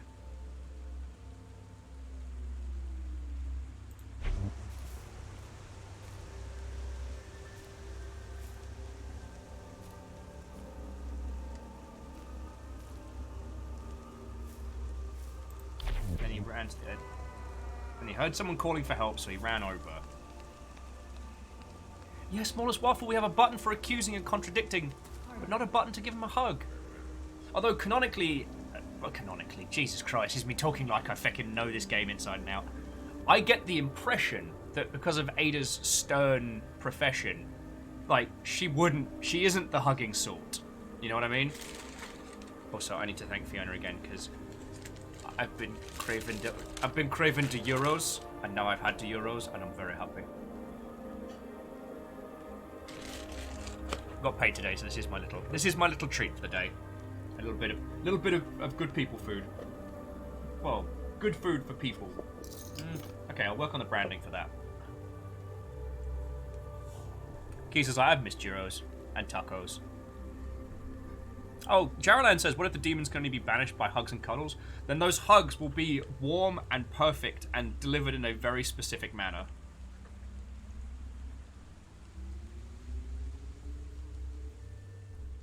And Kisa, I know what you mean. I've been lucky though, because like Fiona can cook up a storm, and I still haven't gotten over my fear of cooking, but I'm slowly working on it. But also, friends, see, there's a thing that you don't see, because Fiona does THC Thursdays on a Thursday. She has an edible, gets hella baked, plays a video game. If you haven't seen it, like, stick around. We'll probably end up raiding into that after this. But what you don't see, friends, is High Fiona's cooking creations afterwards. And aside from the day where she took 2 edibles and forgot how blankets work, like, those creations are always sublime. And my noodly self is there to be like, oh yes, I will eat all of the foods. This is probably a big proponent as to why I'm actually at a healthy weight now, and no longer looking like, yeah, Skeletor's crappy cling film stunt double. Alright, now I want to go back to Augustine, because, like, that stroll kinda sus. I was horrified to discover that it was Isaac's. For most of the afternoon, I was walking through the grave. Okay, so that's a lengthy stroll. Tell me about what you were doing. You doubt me. Show me some proof of something else. I will contradict. Trim the grass. I don't quite know what you're asking. Okay, okay. I see you're being shifty. Oh wait, no. So return. Okay, so for the stroll, we can contradict with. Well, we couldn't contradict with head to the bench. Head towards benches was it? Perhaps. Asking. Scheiße. Oh, and Smallest Waffle, I can cook. I just. It's a weird thing that's only popped up over the last few years. I used to cook for myself all the time, and for partners and roommates and whatnot, but it was like after I moved out of New Zealand, I was staying with like friends and family, and then I moved to Seattle and I was staying with friends and family. Then my life imploded, and I was staying on Ket's sofa. And like, it's only really since I moved in here I've had access to a kitchen, and I found myself genuinely reserved on trying to cook something. That's entirely weird, I know, but that's where I'm at right now.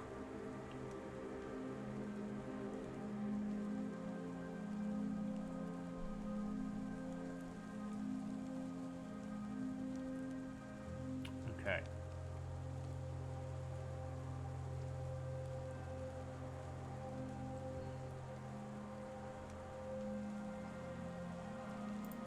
to ask him... Oh, actually, no. Return. So I want to ask about the bouquet of flowers. Okay.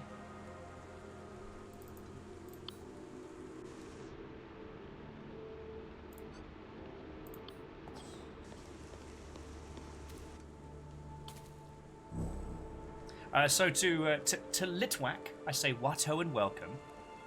This game is fascinating. I can understand why you'd see the Baldur's Gate visual comparisons, but it's drastically different. It is a detect and decipher type game.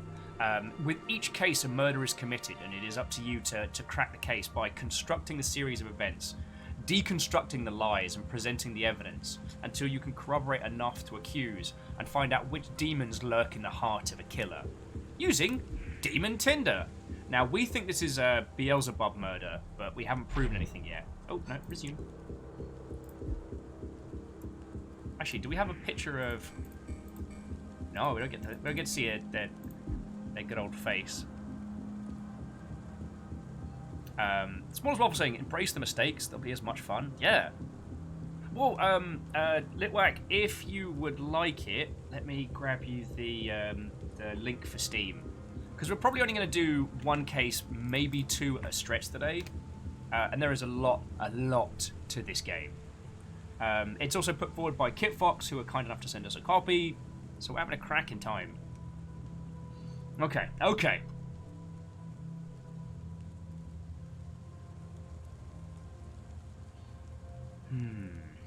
Right, so I wanted to ask about the bouquet. It's beautiful. It was with Isaac. I asked him to fetch me a bouquet. Strange. Okay. The ether scanner. Oh, that's my ether scanner. I used it to record images, pass them into glyphs. Well, so wait, so for this most bit, of the afternoon, I was contradict walking with the through ether the scanner. graveyard. Yeah, so why did you tell me you were taking pictures, you Shundalord? Alright, so during your so-called droll, did you drop this? I found it placed in front of a gravestone. What are you doing? It has nothing to do with Isaac's death. I shall be the judge of that! Alright, taking some scanner for Lost Hymn, for Abbot Gregory. Hey, well, how will Lord Bonio react to being investigated for murder, and what Cluedo tool would be used for use if he had the murder card? Oh, okay, for use of the murder card, Fireball. Always Fireball. As a detective, I can't imagine there'd be much of Cluedo Manor left, but there would be a lot of Lord Calcium Bonio rides! As he, wheels his chair from room to room.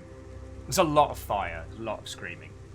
No one's actually quite sure whether or not Calcium Bonio solved the murder, but only one murderer walked out of Cluedo Manor that night. And it was him, the skeleton, Lord Bonio. Alright, the last record is etched upon these gravestones. Okay, that's cool, but, alright, gives us a proper feckin' run-through. So, ask about that.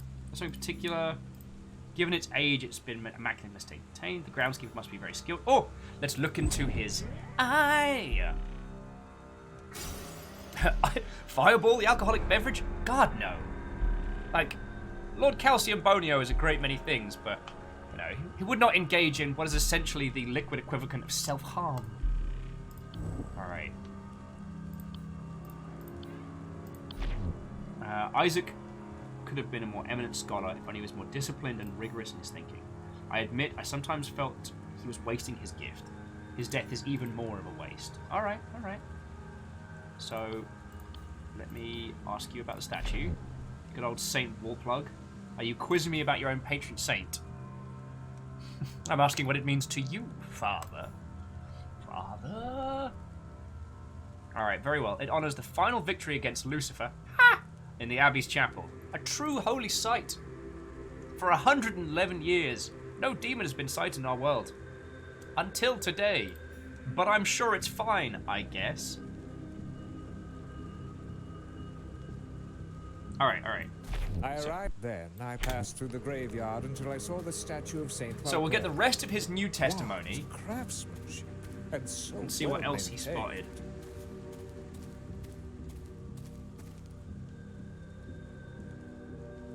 Really, did you just stand there and have a look at that statue? Alright, smallest waffle. No worries, friend. Have a wonderful rest of your day. We'll see you later. It took me a little while, but I found it. The grave of Sergius.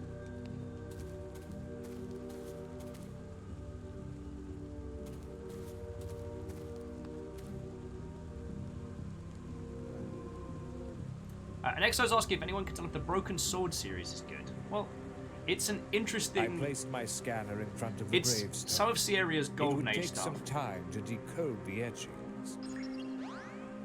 It is some of Sierra's Golden Age Then stuff. I saw a stranger pass by. He was tall, barrel-chested. I think he was the groundskeeper. Afterwards, I waited by the grave for my scanner to complete its task.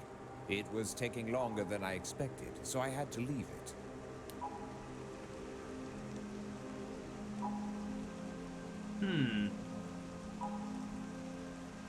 When the sun was setting, I wandered to the back area to meet with Isaac and begin the funeral.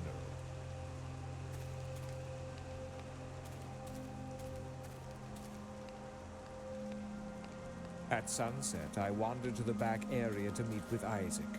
I was surprised to find an open grave with something inside. Okay, I think we know who our victim, our criminal is. We just gotta crack it. But also, the gardener took the other way to discover round. that it was Isaac's dead body. That's when I called for help. I placed my scanner in front of the... I walked through the mortuary, then headed downhill towards the benches.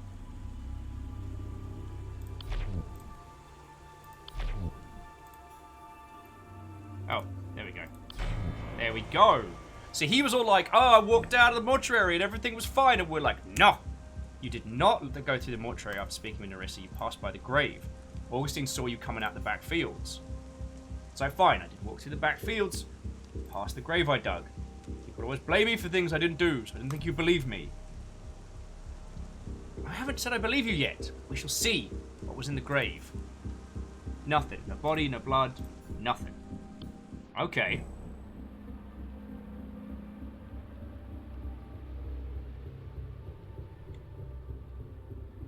So let's give this... When the grave was ready, I walked back to the mortuary to let Nerissa know. Dig in the grave. Pardon. When I passed by the grave, it was still empty, ready for the funeral. Okay.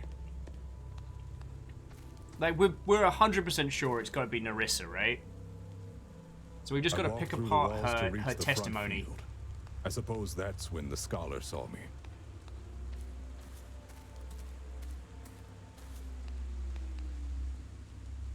I had a sickle with me because I wanted to trim the grass around a grave in the front field. And we can confirm this one.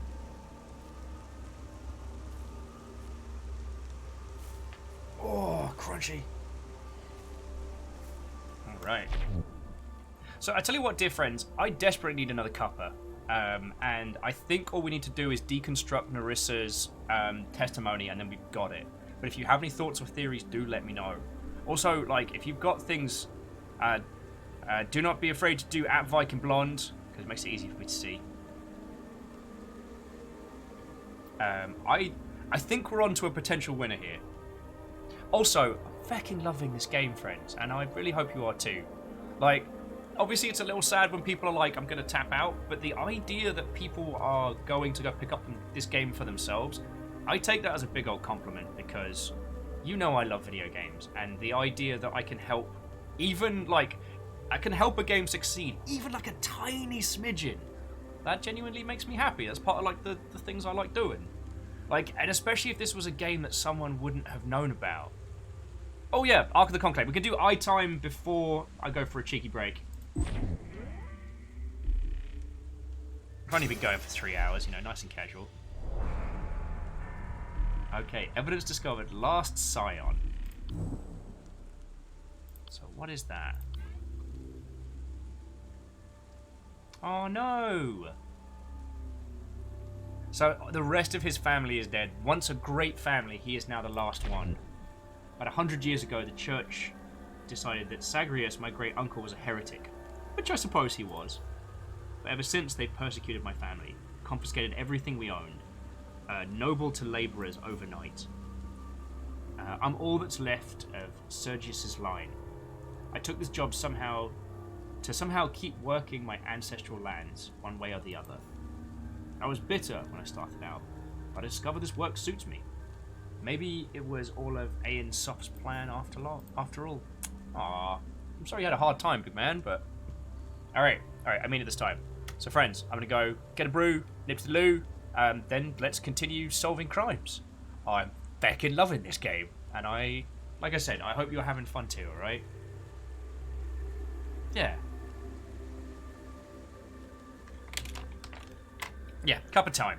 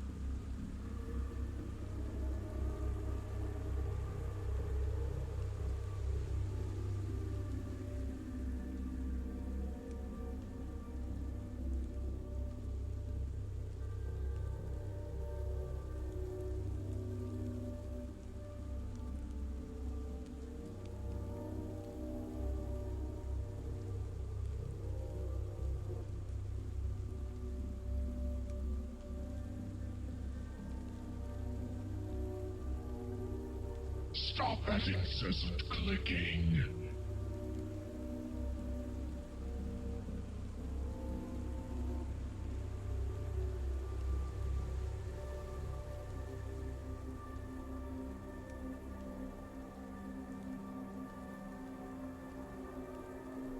Stop that incessant clicking.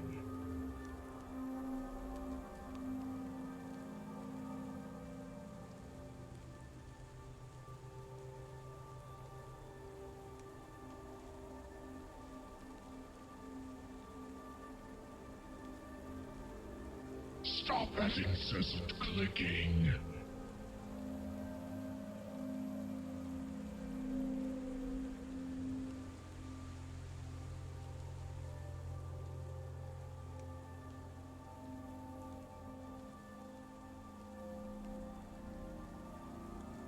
Stop that incessant clicking.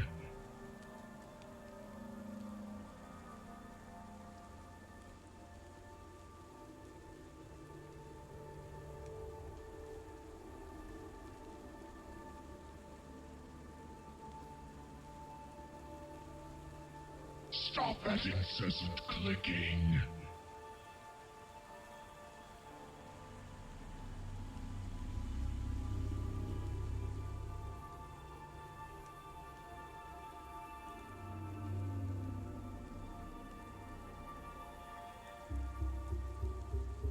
Stop that incessant clicking.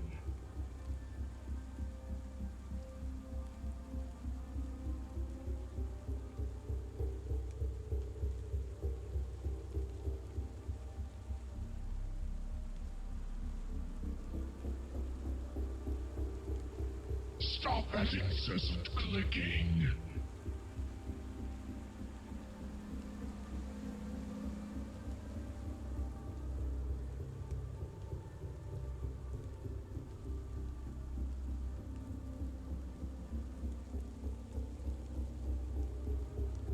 Stop that incessant clicking.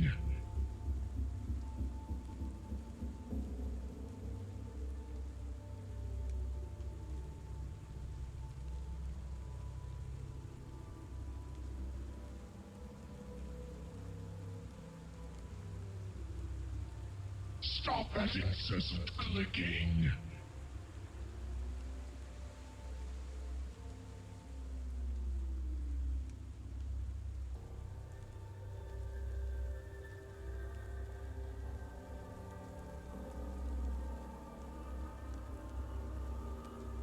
Stop that incessant clicking.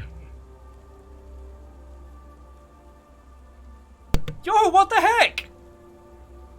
I was just about to be like, yo, sorry for taking so long. I do apologize.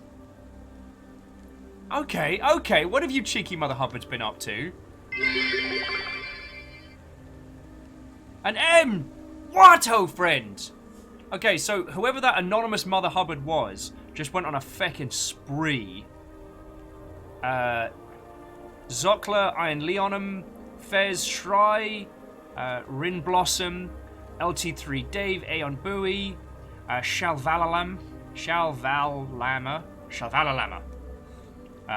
Wool Mitch Thulu, and Weldy.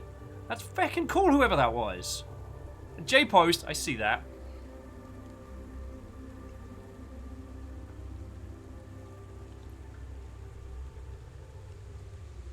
And Aeon Bowie managed to grab and hold on to the Yalden there. Feckin' yo. Captain Subside, I didn't do it! Nobody saw me! You can't prove anything! The Inquisition has their ways. I actually have no way of finding out. Hempmaz, Watto! So, Ems, I nearly messaged you direct on this one, but I didn't want to be too forward about like, hey, can you come watch the stream? But this is a cracking puzzle-solving game. And we are pretty sure we know who did it. We know the whodunit. We're just trying to crack the how and get them to essentially admit it. We think it's the Mortician, and we think she's actually eaten pieces of dead people. This game's feckin' grand. So you see the timeline. Like, oh yeah, and to dream of the character design. Just drown me in this world. Okay. So, Ems, let me bring you up to speed on the gameplay, and we'll probably do one more case after this one. So, there are... In a world where murder has been completely gone for 100 years. House Order claims this jarldom. The Yaldom is yours, Caffeine. Congratulations. You have claimed it in the name of House Order. Assuming that you filled out the correct paperwork first, of course. Okay, so Ems. The scene, a visiting demonologist and his scholar apprentice arrive at the graveyard to see to the body of a victim from earlier in the day, the first murder in like 100 years. The boy is found, throat slit, in the freshly dug grave. The other three are all being very cagey about their maneuvers. Now, gameplay-wise, here's how it works. See, over here in the bottom left, these are our different, essentially, clues. Here are all the people that we've encountered or are part of the situation, including Miriam, who is the body of the first person. Here are the clues we've observed from this crime scene, and these are information about a person's psyche. So, like with our doctor, they're a famine survivor and a carnivore.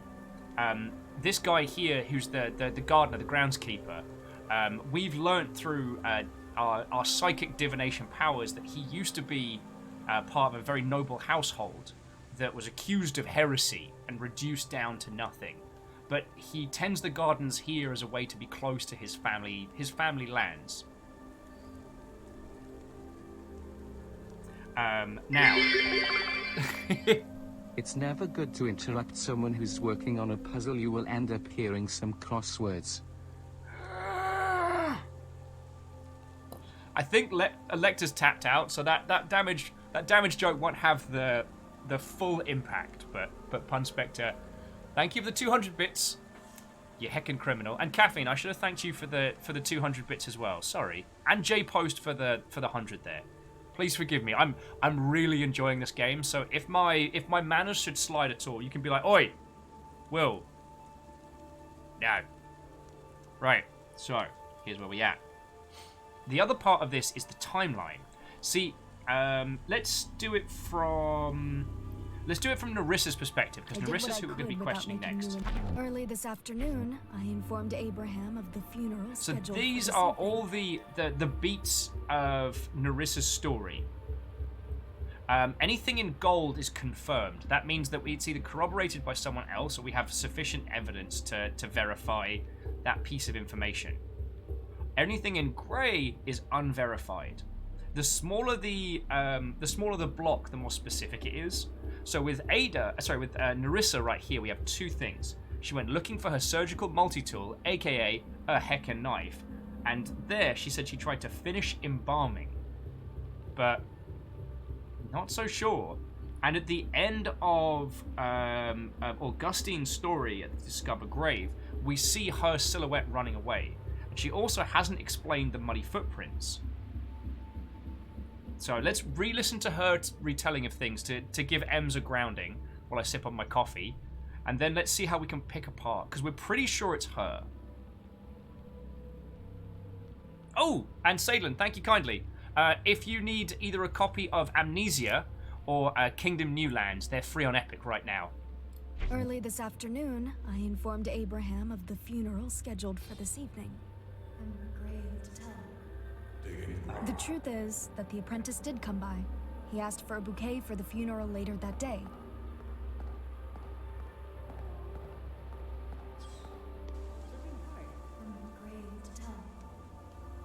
When I showed him the bouquet, he held it for a moment and then threw it on the floor. I suppose it wasn't to his master's tastes. I forgot to pick it back up. Then the boy asked to be taken to the rear fields before the funeral, so I led him out the back exit.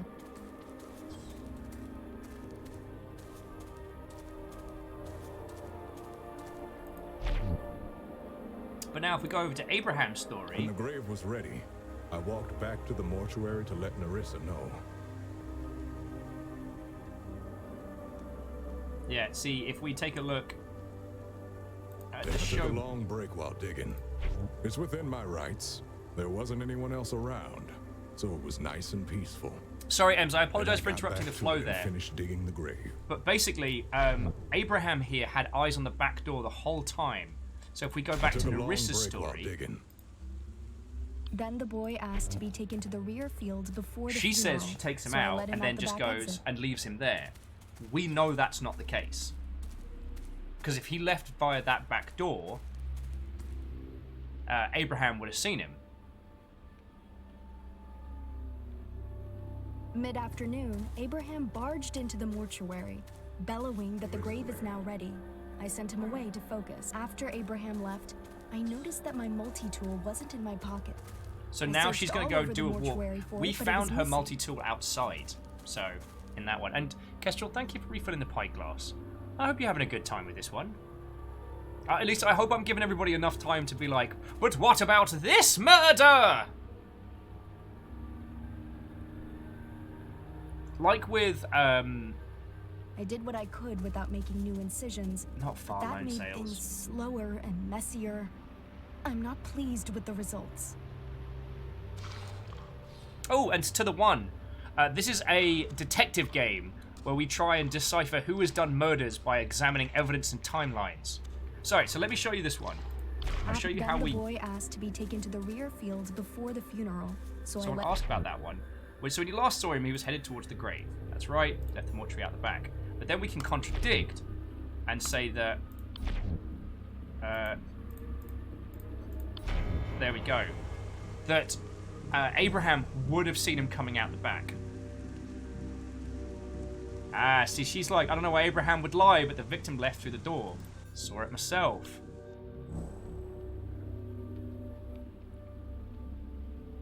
So this is in conflict now. This is very much... So this is our little sticking point right here. Oh, and again, to the one, so the idea is that we're playing a detective inquisitor, specifically dealing with demons that lurk in the digital minds of others. And our job is to decipher the first murders that have occurred in 100 years. Yeah, so we need to talk to Abraham about this one. So we're going to go here. I took a long break while digging. I didn't see anyone coming from the back exit of the mortuary. So if we go contradict Isaac, conflict revealed. Right. On my family's honor, I swear I saw no one while digging the grave. I certainly did not see Nerissa or the boy come through. Alright. So these are all in conflict.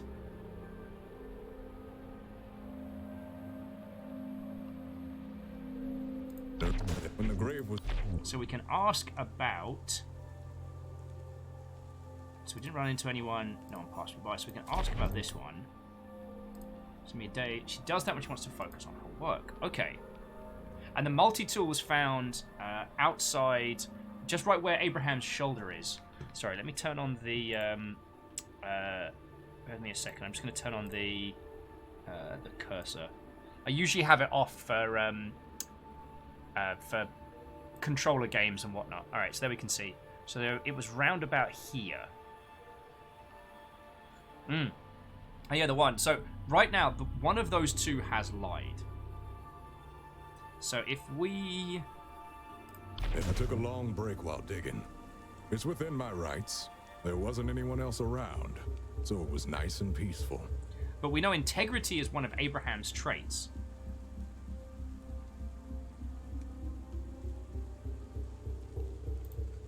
So if we go Then back the to boy Nerissa asked to be taken to the and ask about this one. So your last storm is headed towards the grave.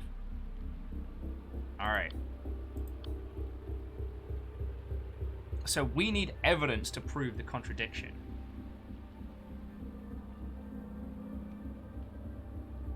Varble says his answers are also very specific in terms of times. Hers aren't.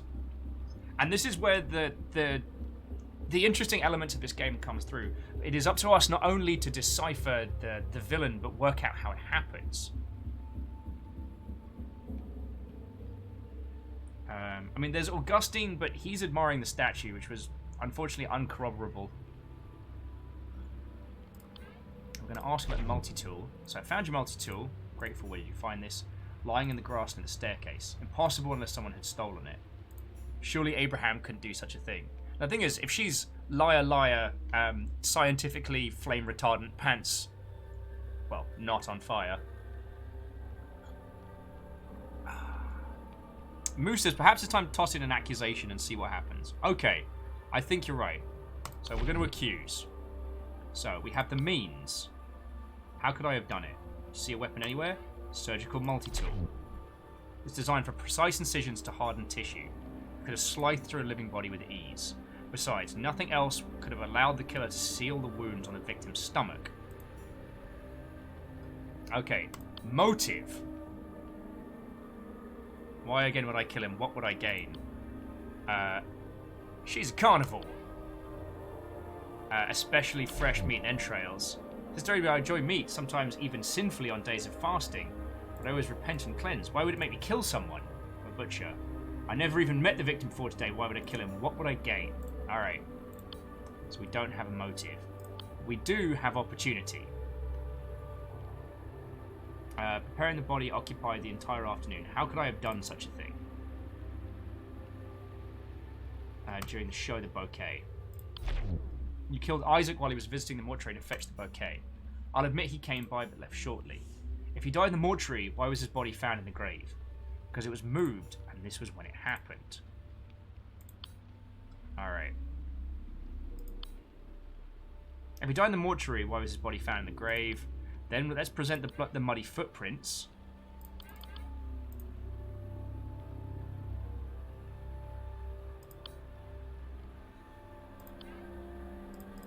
Alright.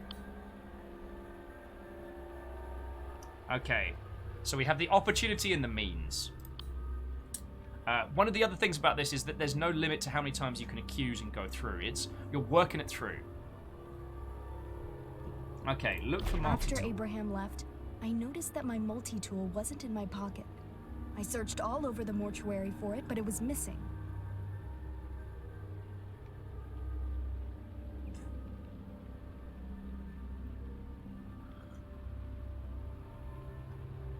I did what I could without making new incisions, but that made things slower and messier. I mean, Moose, she definitely moved the body. I wandered to the back area to meet with Isaac. I want to ask about that. Did you see anyone? No, I was the only one near the grave. But what about When heading the towards sun the was rear? setting, Instructed Isaac to meet you at the rear at dusk. That was the plan. I expected to have found the grave finished by the decoding at this point. Isaac would be in the refield.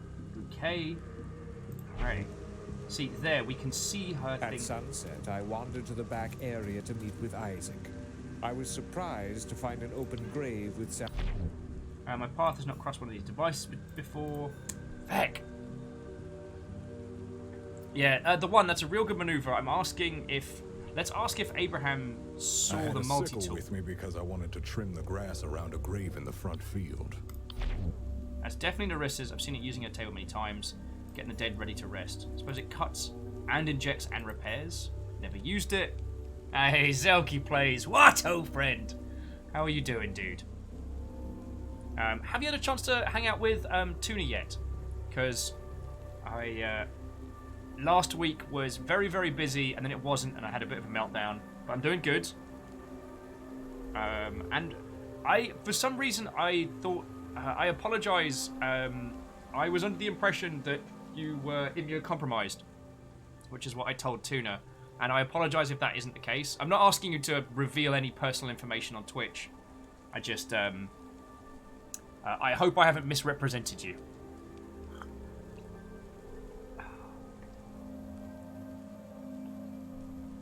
Okay. Okay, so it's this little cluster here, the finishing digging and talking to Isaac.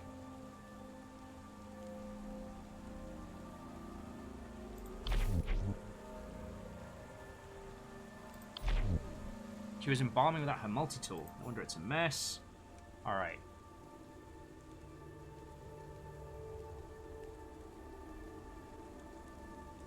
Alright, let's ask Narissa about the body. I did what I could without making new incisions, but that made things... Can you perform an autopsy on the victim's body, Narissa? We have your multi-tool here. This is truly necessary. I have the victim's cause of death is quite clearly from having his throat slit. And there's something curious about his abdominal scar. Let's reopen it and see what lies within. Okay, here we go. As you wish, give me a moment. ... Oh, there's that tension music. There it's ready. Let's have a closer look. Would you look at that? His liver. It's loose. It's not attached to the rest of his organs at all.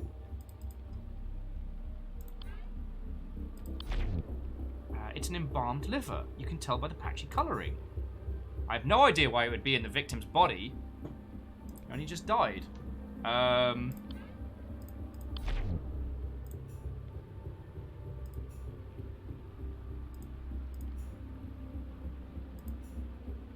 See, here's the thing. I think you're full of shite.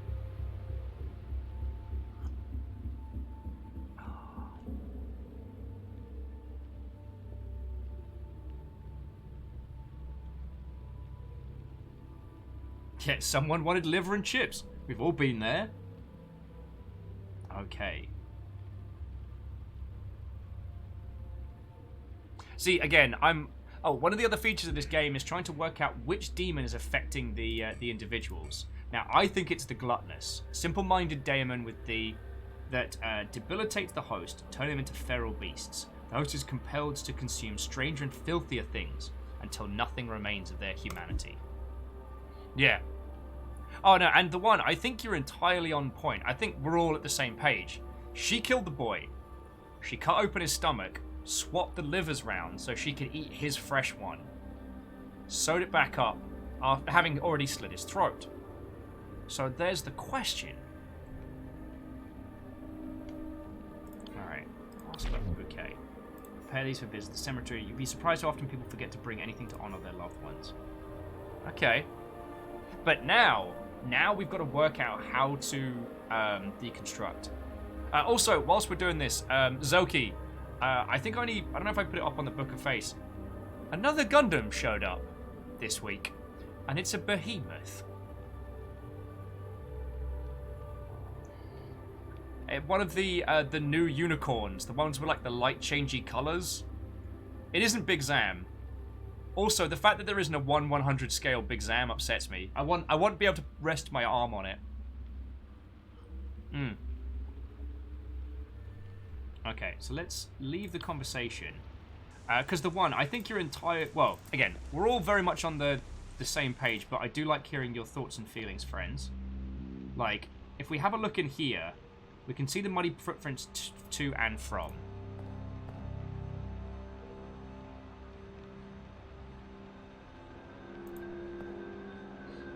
Moo says, so here's the question. It seems an obvious reason, given why we know, why the victim's liver would be removed, but why was the other one put in there?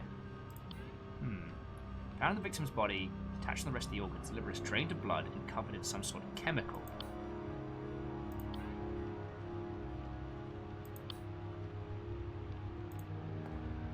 Okay. We've already deduced the muddy footprints, so we know those started happening after it was raining. That lead to the multi-tool.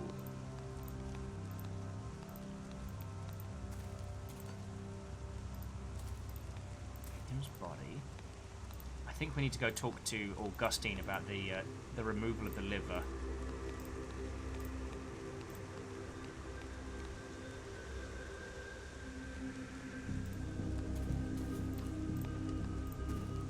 Oh, is Virgil here to give us hints, or is he just here for conversation? No, he's just there for set dressing. Alright, so we'll talk to Augustine again. But I do want to ask him about the strange liver. Was that from Isaac's body? Must be mistaken. It's entirely dried out and discoloured. Alright.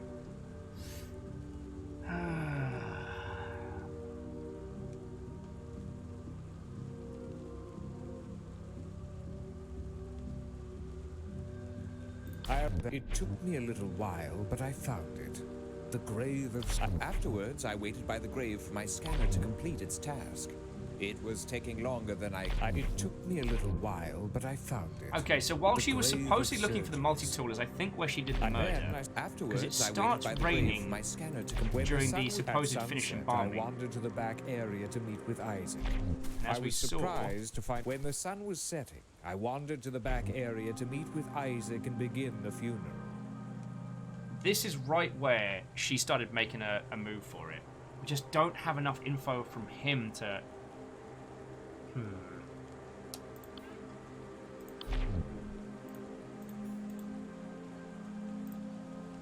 I did what I Okay. could without making new incisions, but that made things slower and messier. How did you hope to finish without your embalming tool? I started pulling organs out with my hands and sealing the incisions with bandages. Seemed better than sit in my hands. I have a reputation to protect.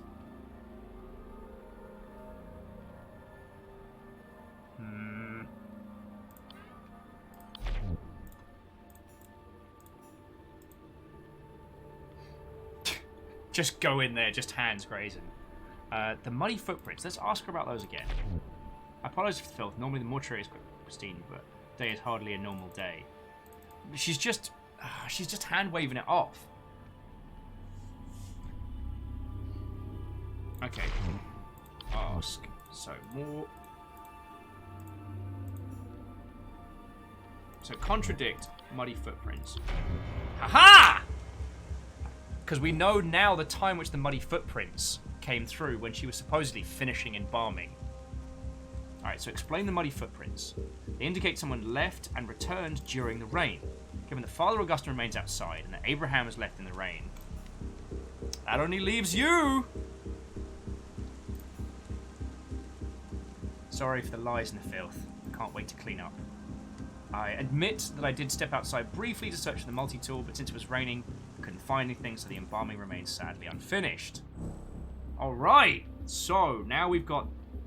So she supposedly looked for a multi-tool. This is definitely where she did a murder, death, kill. I searched all over the mortuary for it, but it was missing. Oh no, you were chowing down on a guy's liver like a ham sandwich. I want to listen to her statements before I was we desperate to find the tool to finish my glimpse work. into the I eyes. tried searching outside, but I couldn't find anything in the rain.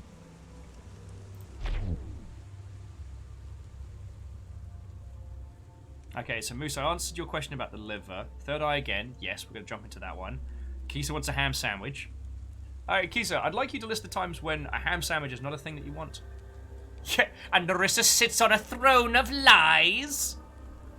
But I guess that's what I really enjoy about this one, Ems, is that it's not just that we work out who did it, is that we have to piece together the story to be able to accuse them directly, to reveal their crime, and definitely to reveal the demons within.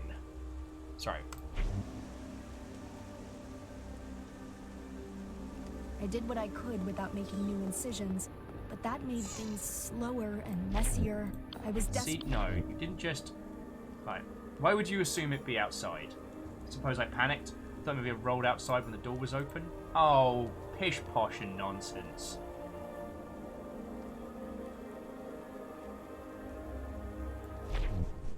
I did what I could without making new incisions, but All right. that made... Third eye time! Alright, now we can see to the heart of her being. Boof!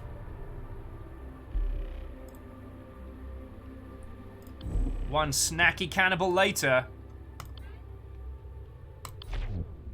It's a terrible tendency of mine, but it's harmless, I assure you. Only nibbles on the entrails that no one would want. No, there's never a good time!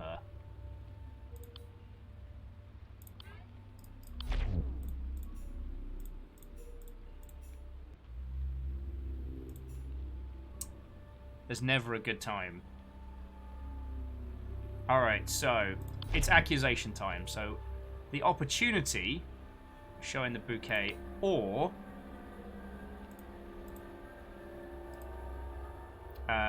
looking for the multi-tool. After you dismissed Abraham, you weren't searching for the multi-tool. You dragged the victim's body to the grave, hoping to bury it. Oh yeah, and Kisa, like, it's the Wendy's philosophy of cannibalism. Fresh, never frozen. And then the motive is absolutely the fact that she's a fecking cannibal. Your austere childhood's led you to develop a deep craving for exotic meats. I'm going to call it that. Especially certain rare flesh that sustained you in a time of need. Or reminds me of a very haunting story in the World War Z books, but I don't want to spoil that one. Thanks. Everybody hated that. Yeah, bodily autonomy extends past death, you weirdo. You don't just get to like pop an entrail out and just have a little chew on it. That's not how that works, Nerissa. Working as an embalmer must have tempted you day in, day out. You were virtuous for so long. You would handle the organs as part of preparing the bodies. You could just as easily imagine the taste, the texture. Just bite that liver like an apple. Just pop. Then Isaac arrived and your inner demon spoke. You could no longer ignore your hunger. The juicy flesh and liver at your fingertips. All right, Ada, maybe don't be the voice of Snack Attack here. Yeah. Basically, the mortician was turning this hole into an all-you-can-eat snack bar back here. Guess was like, I know, take spleens constantly. Yeah, but that's different. There's actually a little clause in the Longshipian contract. Like, it's just below the undeath clause that Kestrel may steal your spleen at some point. I don't make the rules. It actually says, Kestrel may steal your spleen, shrug emoji. Alright. All you had to do was slit his stomach.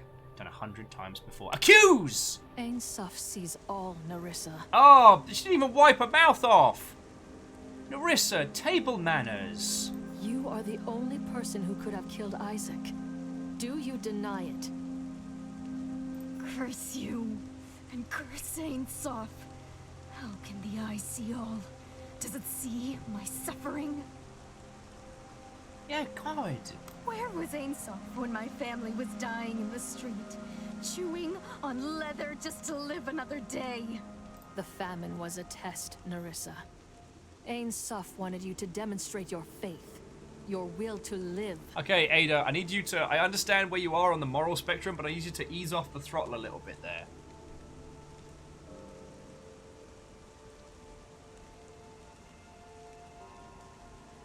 Have you ever felt true hunger?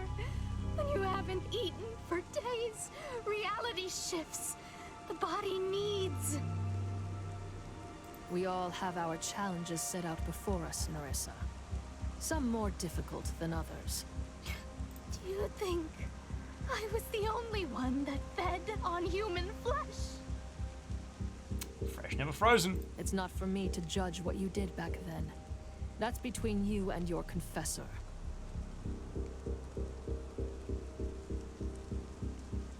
But today, you murdered an innocent youth so that you could feed on his liver. A daemon has possessed you. Confess, Nerissa. Speak the truth. It is time. All right, let's leap on in. All right. Oh, okay. So, here's another thing. We can hear what happened before we do the accusation. Accusation? So let's let her tell the true story and then go through there. Early this afternoon, I informed Abraham of the funeral scheduled for this evening. All right. I'm grave to tell. The truth is, that boy did come by. He asked for a bouquet for the funeral later that day. That was when the snack attack struck.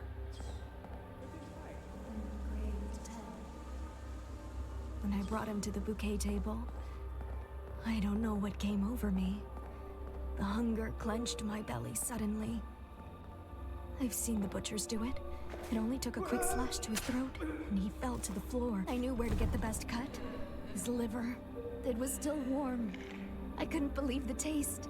Like nothing I've eaten before. Heavenly. I'm glad I ate before this.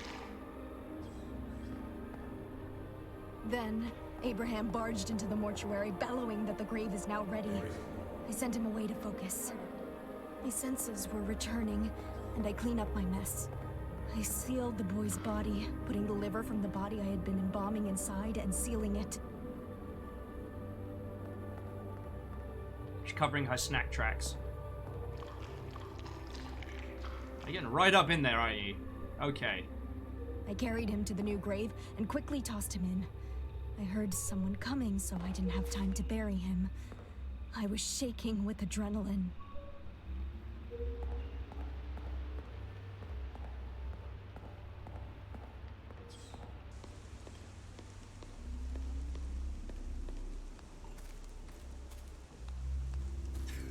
Ems, no! The snack that can't smile back.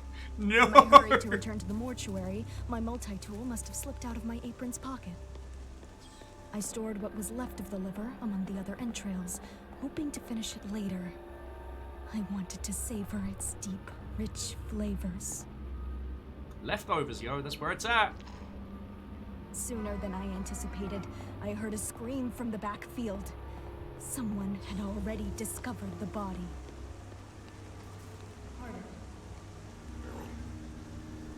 Alright, I think we can guess who the demon's gonna be, but let's go through the process.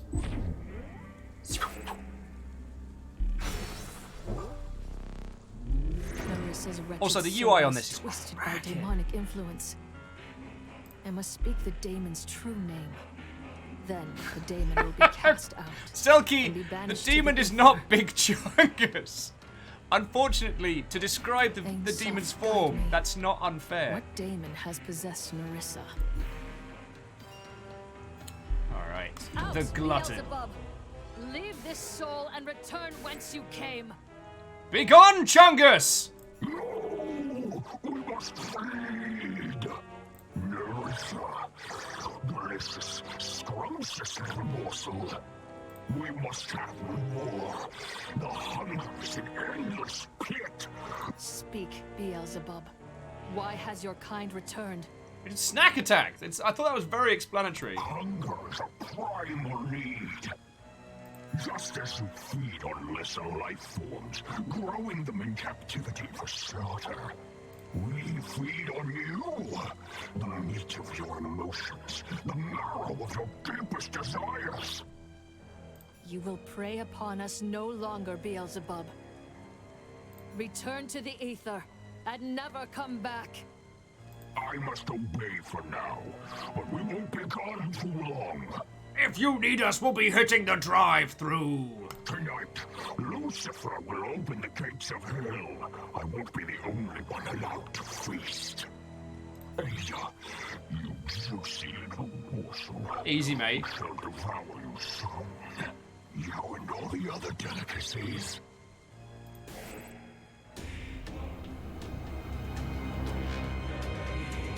Alright, matey boy there got more than a little weird. Nerissa is not going to be okay. Do you hear me, Nerissa? Was I too late? Goodbye, Nerissa. May Ain Soph make you whole again. Kisa's like, and I will be at Arby's. And Zelki's like, I just ate Arby's.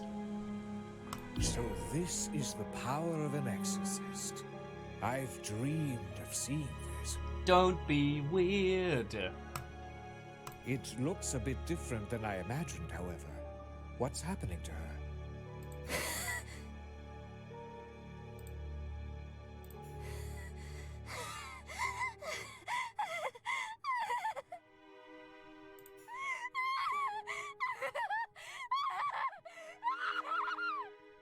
Ada, look out! Huh? Sorry, what? Halt, Nerissa. Good. I've stunned her. Are you all right, Sister Ada? Yes. You came just in time. My thanks, Virgil. Ain Soph, save us. Another possession. Another killing. How is this possible? Who is responsible? Actually, Abbot Gregory, I'm glad you asked. I'm just going to have a quick look at my notebook.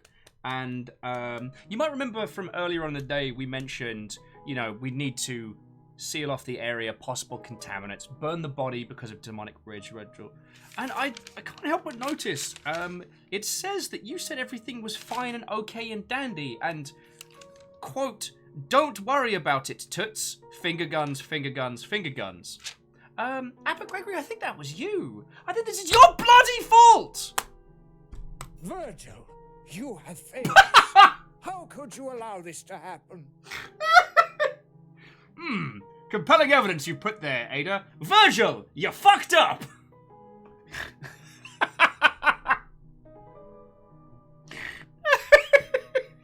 Sorry, it was just the... I can't believe you've let this happen, Abbot Gregory. Virgil! Unfortunately, Father, I believe you are primarily responsible. We should have listened to Ada. Yeah. Oh, and Fat Pidgey! What a hoe friend. I'm glad you came in for that. She warned us about the contaminated body, and its demons spread, just as she said. Ting, ting, ting, ting, ting, ting, jackpot! We must act now. We can't waste any more time bickering about who's to blame. It's Gregory. It's still Gregory. The daemon within Nerissa spoke of Lucifer's return. He walks among us. It's perverse that they would return now on the holiest of days. Why? Are we being punished? Meh, shits and giggles. Oh, Fat Pidgey's been lurking on mobile. Well, it's lovely to have you with us. We're solving some crimes, and if you'd like to join us for the next case, we'll all be together in the beginning of it. And I think we did it right last time of interrogate the witnesses to see through the run, then try and find all the evidence and go from there. We did find some of the devil's lettuce, which we are keeping because of reasons. It doesn't matter why. The Abbey is unsafe, Father. And Zelky, like... Stepped away for a bit. Can you explain what this is all about? Vanderbeest, I was just about to launch into an explanation. Criminal. Vanderbeest, thank you for the 200 bits, friend. That keeps us alive! Cancel the Mass. Send the pilgrims home. If you proceed, you are risking all their lives. Wait for it. No, Father. You must stay the course. We've worked too hard for this moment. I'm going to be a boss. I have decoded the ancient hymn of communion. The Mass can proceed as planned. This chance will not come again for another century. It's literally the last chance we have in our lifetimes. So many dead. What is the significance of that hymn? Why must it be sung tonight? According to Augustine's research, it honors Saint Walpurga and her victory, in a way uniquely pleasing to Ein Sof. Oh, really? And let me guess, he's exactly the same person that found this out. Ah, you know what? Feck it. Hail Satan. Just bring Lucifer on in. Bring in the devil. Devil's not actually here today. Oh, yo. Whoever that was that picked someone up on the humble store, thank you kindly. Woggle Splockens not. Hell no. We've just been calling it wall plug.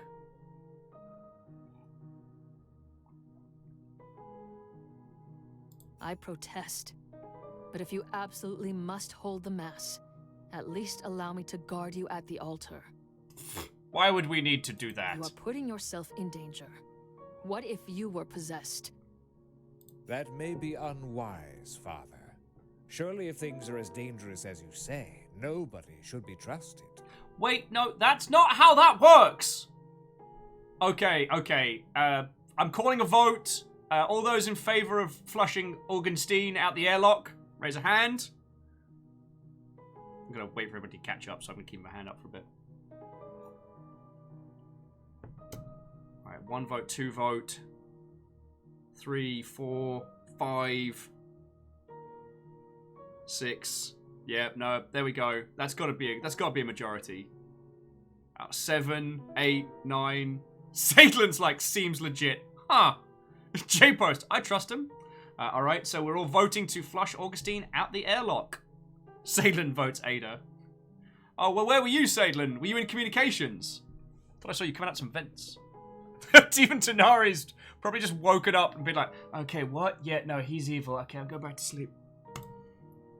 How do we know this supposed exorcist is not the pawn of Lucifer? How do we know the one person solving crimes isn't also doing them?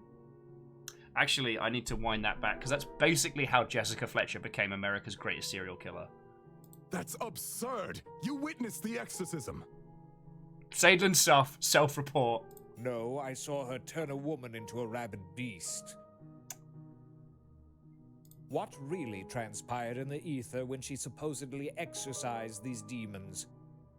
She invokes the demon's name, names. She knows them more intimately than any of us.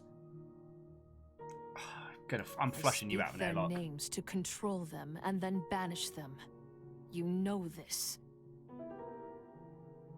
Or perhaps you are being used by them. How would we know? The only thing that possesses me is the flame of Ain Suf. I shouldn't have to defend myself. Actually, what Augustine says makes sense. We should be extra cautious, just in case. You're right, Abbot Gregory. Abbot Gregory von Dumbass. I see the Inquisitor has suggested that we go out in teams of 2. But Augustine makes a great case that we should all go around by ourselves, solo, with no one in visual range. Jesus hecking hamburgers, Gregory. Get us all killed. I don't want you at the Mass. If you truly believe Lucifer lurks at my abbey, find him. Unmask him. Search the grounds as you like, but stay away from the chapel or I will have you put in a cell. Yeah, Miyaki Sakura, I'm with you.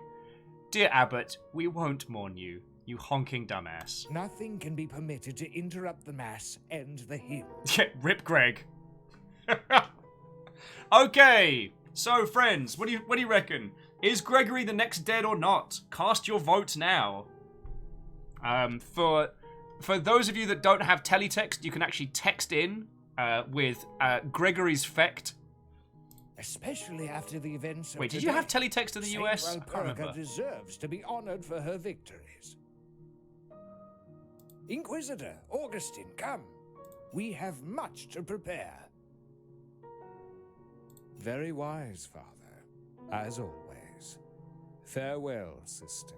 I do imagine Augustine, as Gregory's walking away, Augustine's like walking backwards and just going... like a fucking child. Fat Pidgey says Augustine, they think will be the next one dead as a twist. Ooh. Navala says, oh god, teletext. There's some old memories. Feckin' yeah. Is Gregory the next victim? Let's see everybody's votes. I think he is. I'm gonna vote yes. We'll give it a couple more seconds to give me It would sip be my best coffee. if you were wrong, Ada.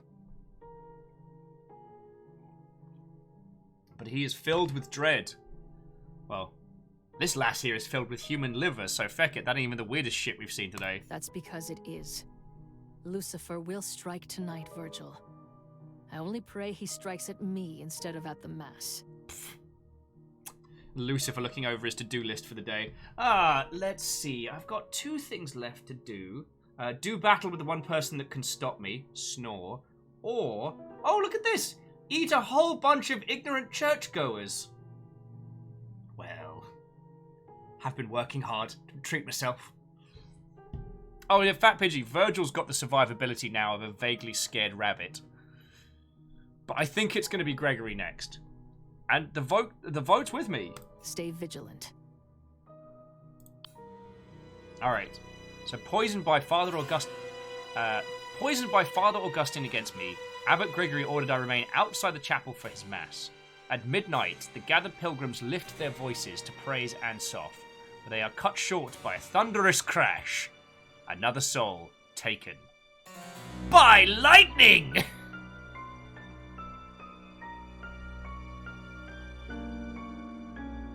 Ems is saying both Virgil and Augustine are both names of famous people associated with the death theology. Oh yeah, they've not...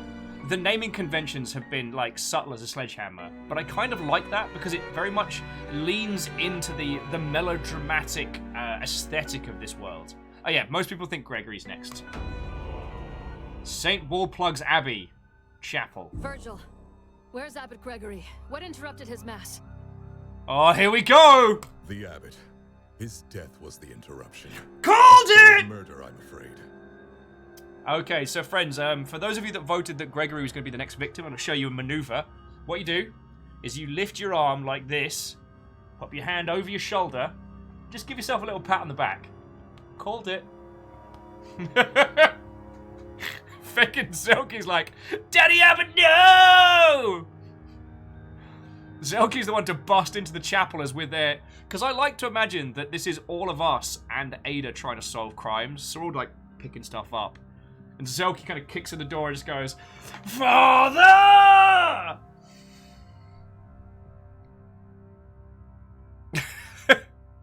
Hey, Miyaki Sakura is saying, well, I thought you're going to dab on death. Never give away for free. Never wake... Oh, sorry, I killed the saying there. I'm sorry.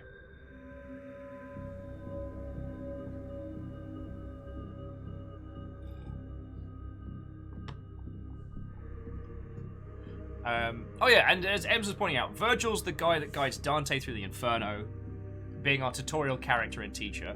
Augustine developed current Christian theology around hell. Like, but I also feel like they wouldn't be above using the naming conventions to throw us. But we'll find it. And Prolo saying she appreciates that we won the poll by 69%. Nice. The lights went out during Mass. Moments later, the statue of Saint Walpurga crashed down from the ceiling, impaling Abbot Gregory with its spear. The same spear that the researcher was looking at that Augustine was the... Miyaki Sakura! Oh, fucking... Fine, we're gonna dab on this one. Congratulations, Gregory. You are less competent than the guy that ran the ship that brought in the Xenomorph. Miyaki Sakura, you criminal. Alright. Hoppachaw! Take that, Abbot Gregory.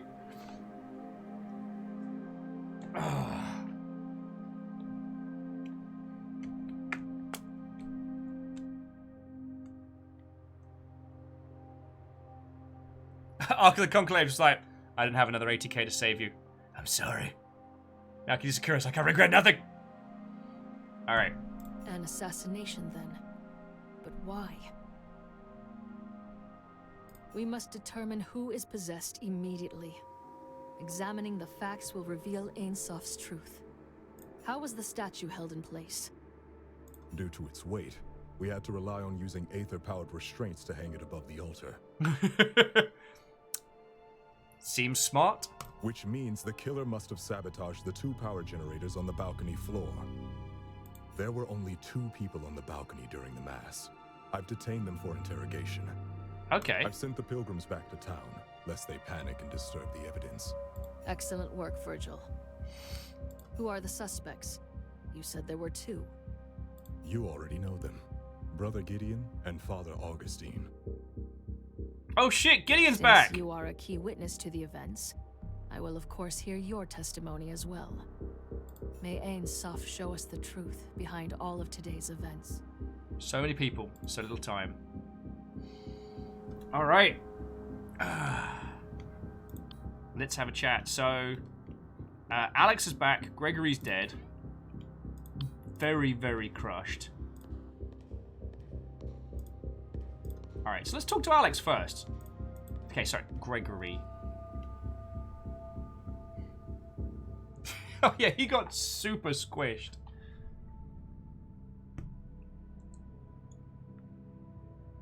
Sorry, bear with me a second, friends. I blepped at Alex while we were...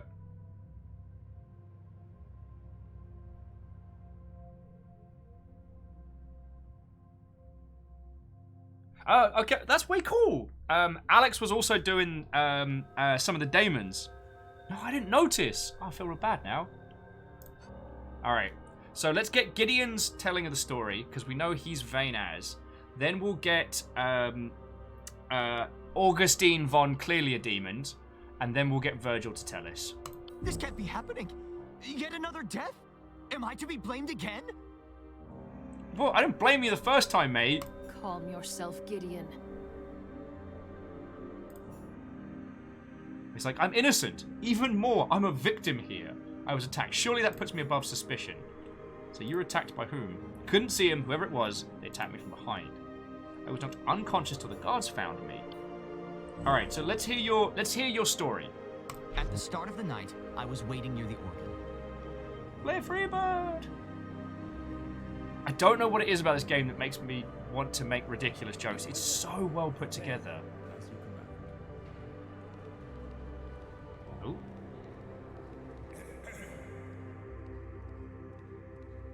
We heard a little bit of chatting.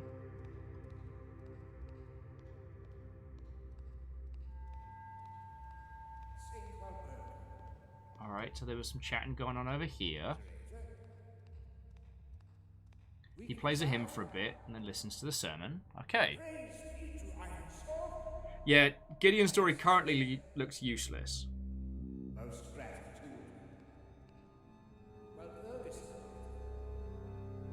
Keith's like, the statue's being held up by lasers. Why?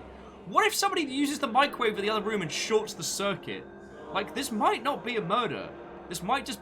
When the mass began, I played the entry hymn on the organ. I think I played well enough, though I didn't have much time to practice it.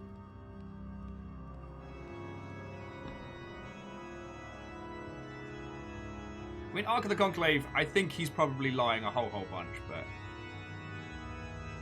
Yeah, like, what if someone plugs in a bloody vacuum cleaner and shorts everything out? Gregory's sermon. It was a pretty good one.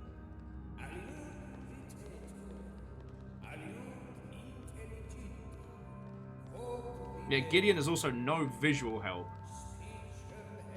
I mean, he's looking over most of the setup. We can zoom in and out somewhat. Praying together to eyes.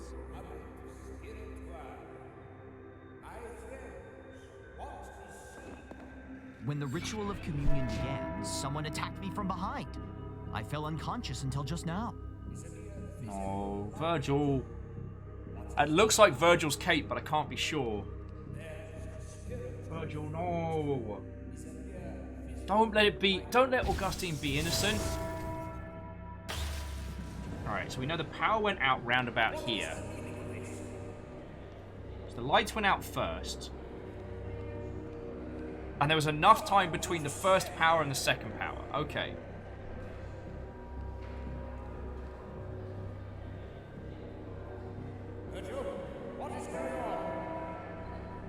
Virgil! Virgil, sort this shit out!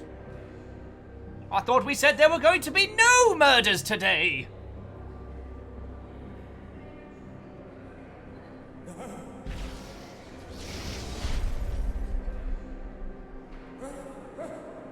Oh no! Oh! Man, death from above! I mean, that's some proper, like, Dark Soulsian squish.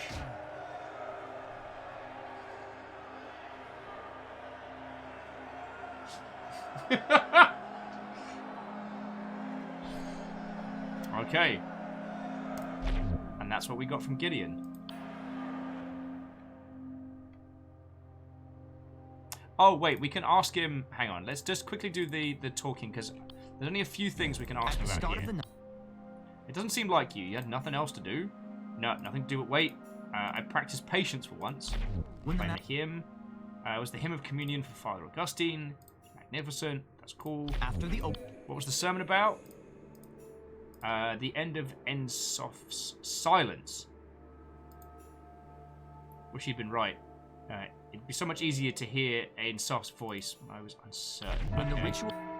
And then truly, you were lying on the floor the whole time. By the time I woke up, the pilgrims had already been sent away. Okay, so we're good. Next contestant!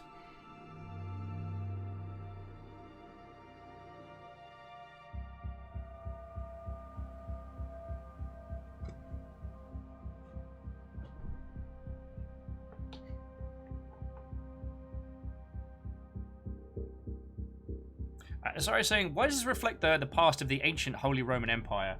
I think it takes a lot of iconography from that kind of like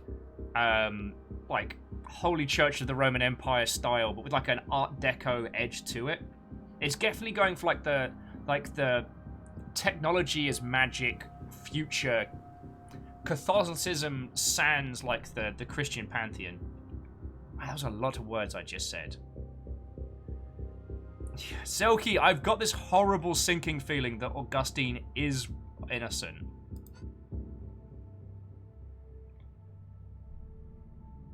What if, but also Lucifer?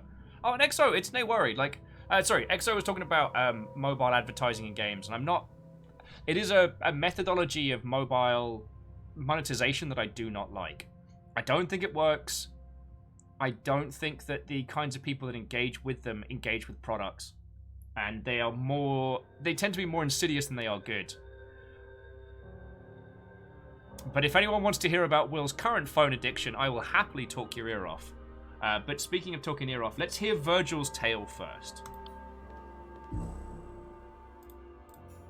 Okay, which is the Inquisitor here, but you just gotta tell us your tale, dude. Alright. We arrived shortly before the mass began.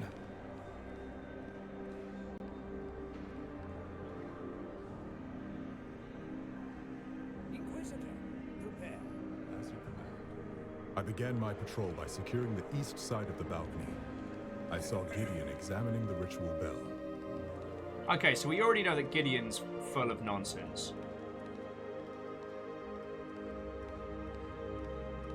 So, wellity, Gideon's not telling the truth. Oh yeah, and Kisa, it's still Ark Knights. I've been playing a whole bunch.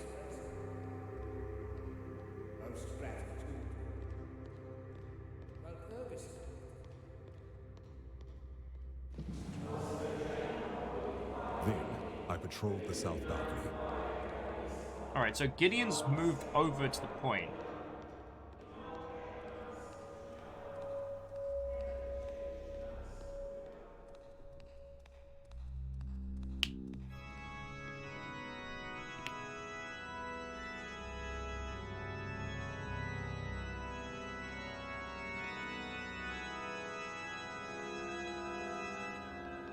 Alright, confirming that Gideon was here.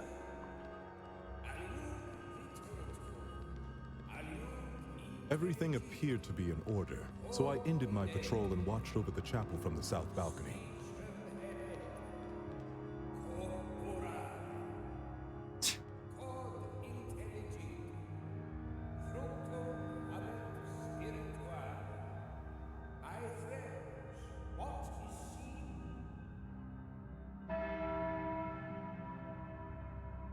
Alright, supposedly, that was when he got knocked out. And there's someone else on the other side, right, ringing the bell.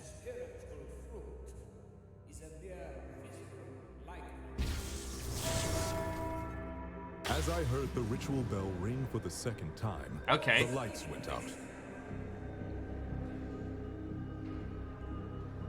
I suspected foul play, so I headed towards the west generator. Along the way, I discovered Gideon lying unconscious. Okay.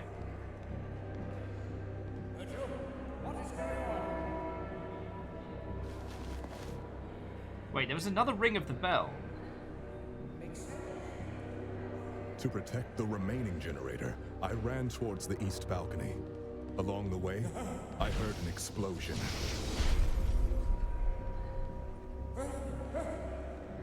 Then, the statue's KO! Dropping and impaling Abbot Gregory. May he rest in peace. There was an additional ring of the bell. The generator, Augustine was standing nearby, smirking at the carnage he caused. Reactor online, sensors online, weapons online. An arrow griffin. What, oh friend? How goes it? We're solving crimes!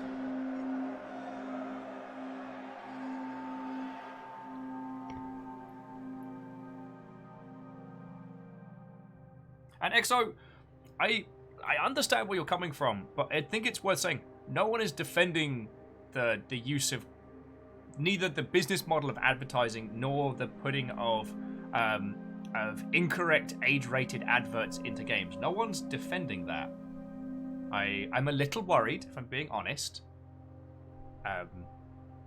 because I worry that you feel that someone somewhere is defending that practice, which no one is. So it's okay. It's okay. So EXO, so Miyaki Sakura, we already know he's super sus. Zelki, you're right, he is telling some truths with the arrival, but definitely with some of these ones. So patrol east balcony, find Gideon unconscious, run towards. Okay. So, everything. So south balcony, did you notice anything strange? I don't think so. East began- balcony, I want some more info.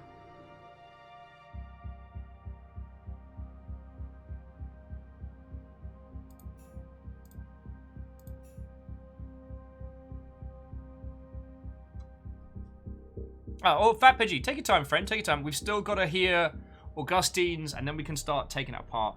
I'm just going to question him on a few of these ones. Just as anything about Abbot Gregory as he was arriving. The abbot seemed agitated about the chapel's security. His anger... He was eager to send me off to secure the balcony floor.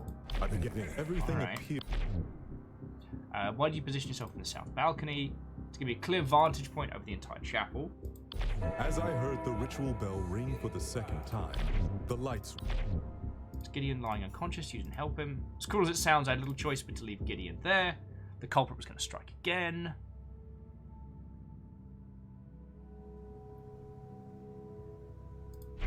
I suspected foul play, so I headed towards the west generator. Along the way, I discovered Gideon lying unconscious.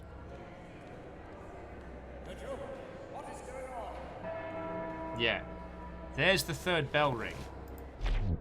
Because he says the bell ringed for the second time. Alright, so we'll ask him about the bell in a second. So far, the wait by organ arrive. Okay. But we'll go upstairs, we'll get the evidence of the bell, and we'll question a bunch of those. And last but by no means least, Shitlord McSmugface! We had such hopes and plans together. Could you be less If villainous? only he had listened to your sage advice, Sister Ada. Perhaps he would be safe now, You. I cannot ignore that you are the link. Everything that has happened today points back to you, Augustine. It must be a tragic coincidence. The abbot was my friend and trusted ally. I wished him no harm.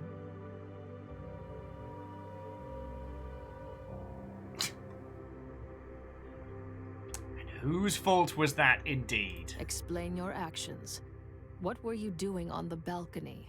I mean, I think I could just punch him in the gob. I'm not saying we should arrest him immediately, but we could just punch him in the gob. With Mother Miriam's passing, Abbot Gregory needed someone to ring the ritual bell. I volunteered.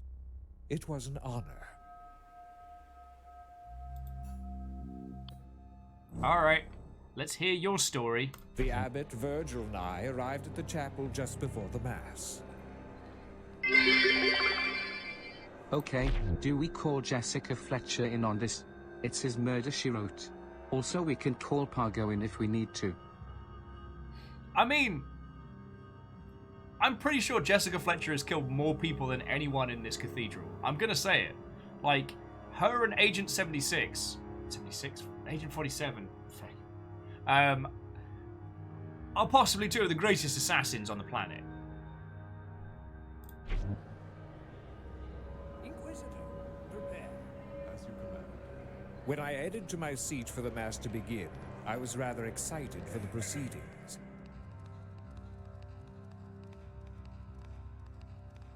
Alright. So we now definitely know that Gideon rang the bell. Not sure why he's doing a lie on that one.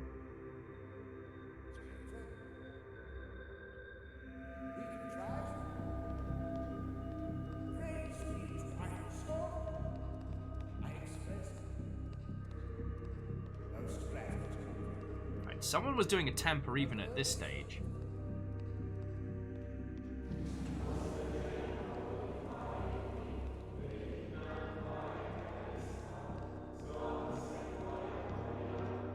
We began by singing the hymn of communion. It was glorious. Okay, there's another bell ring.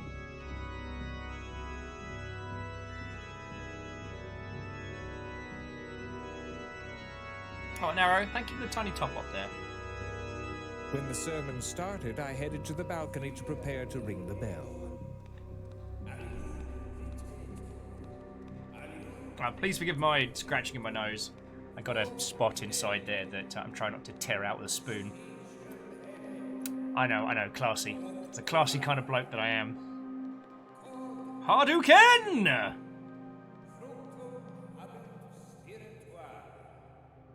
I rang the bell to announce the start of communion. Oh, sorry, managing to take the Yalda. From the other Fucking balcony, yo. but didn't think much of it at the time. I rang the bell a second time. All right.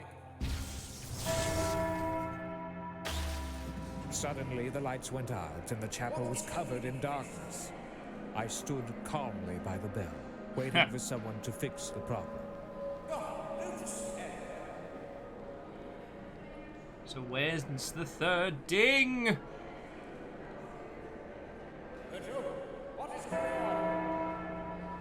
Both. Alright, so we know the statue drops and we know he got arrested.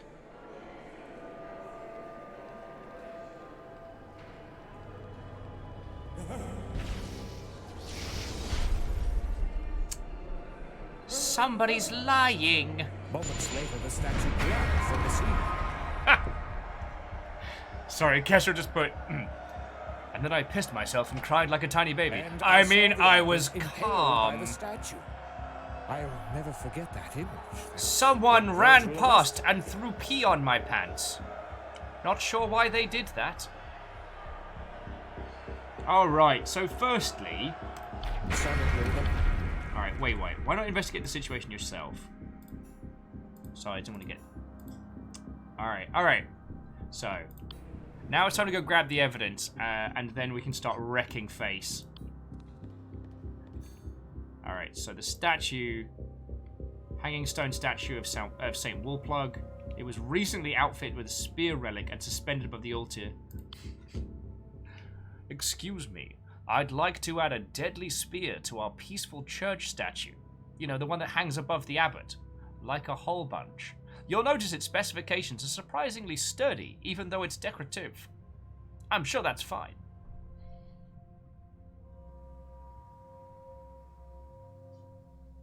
Oh yeah, and Varwals, you're right, their stories do differ into where they were arrested. Alright. So let's have a look up here. Doesn't seem to be too much in the lower area. Like, the bell seems to be a big part of this mystery.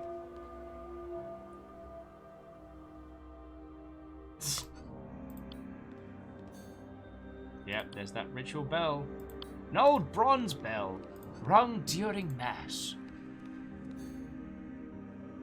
Right, East Generator is normally powers the lights and the aether restraints in conjunction with its counterpart on the west balcony. The cybernetic remains found near the power generator on the east balcony, overloaded and shattered to bits. I mean, that feels more like Gideon's wheelhouse than anything. Alright, the ritual hammer. Used during Mass. Oh, I forgot to examine the body. My broken little body. I'm going to use the Force to heal myself.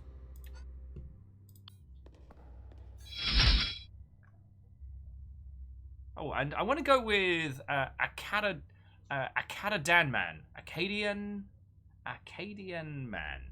man? God, I butchered that username. Thank you kindly for the follow. I was given that my honest college try there. Yeah, Zelky, poor Daddy Abbott. He died as he lived. Back in Egypt. Surprise, surprise, he died by big stab. Okay. Hello. Well, what have we got here? The Devil's Lettuce! I knew there was something nefarious afoot. Yeah, so far we've found the Devil's Lettuce at both scenes. Alright. So the organ.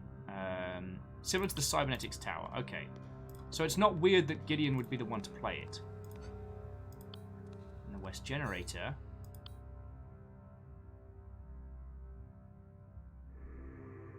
and has been fried by some sort of etheric discharge. Interesting. Excuse me, can we turn the lights back on? I'm trying to do a detective work. Doesn't seem to be anything around where Gideon was supposedly knocked out.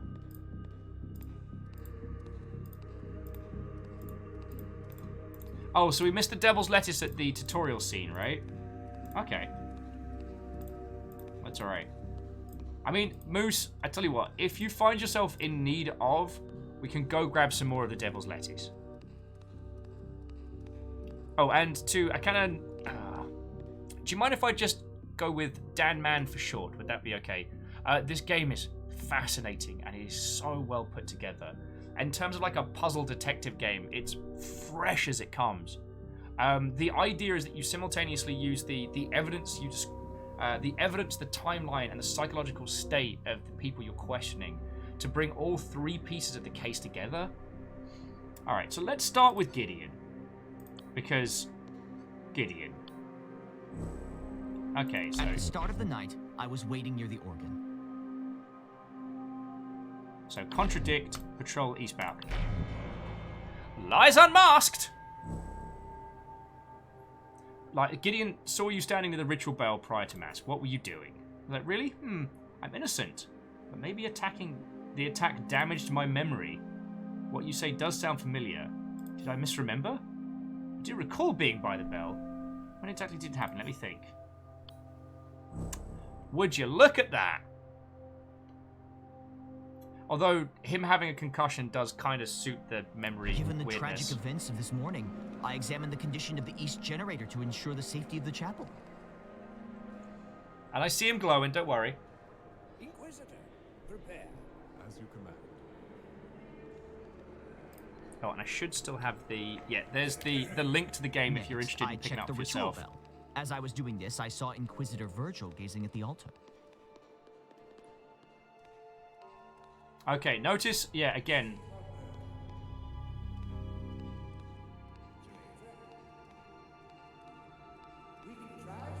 Different places. I knew Mass was about to begin, so I headed back to the organ. Guess who wasn't in their space?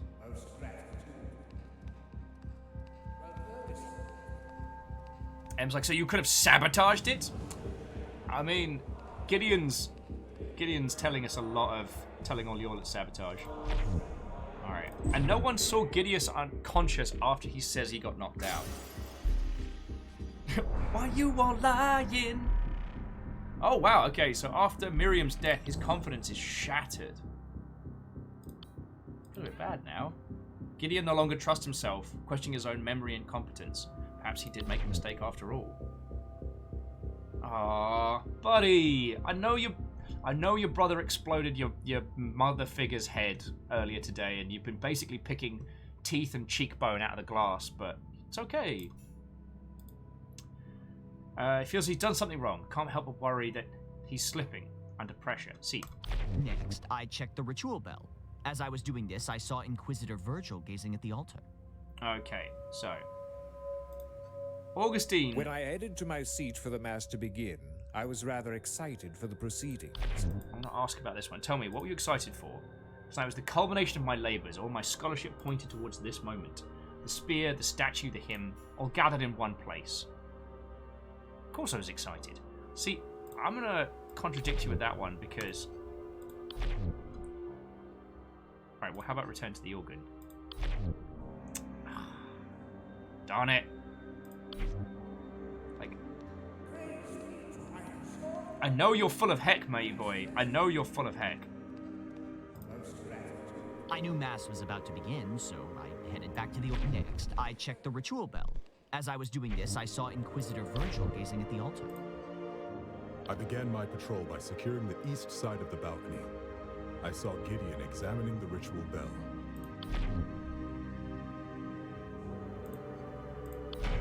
Ha-ha! Checking the bell, my bumhole! Virgil, why are you lying?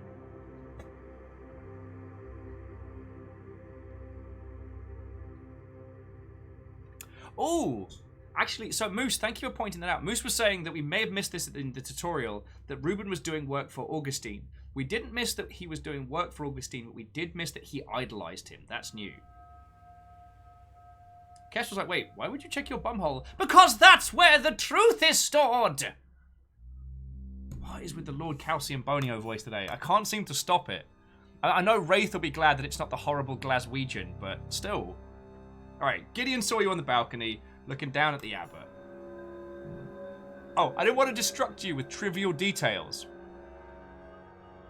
Trivial details make my life easier. Be trivial. Be specific.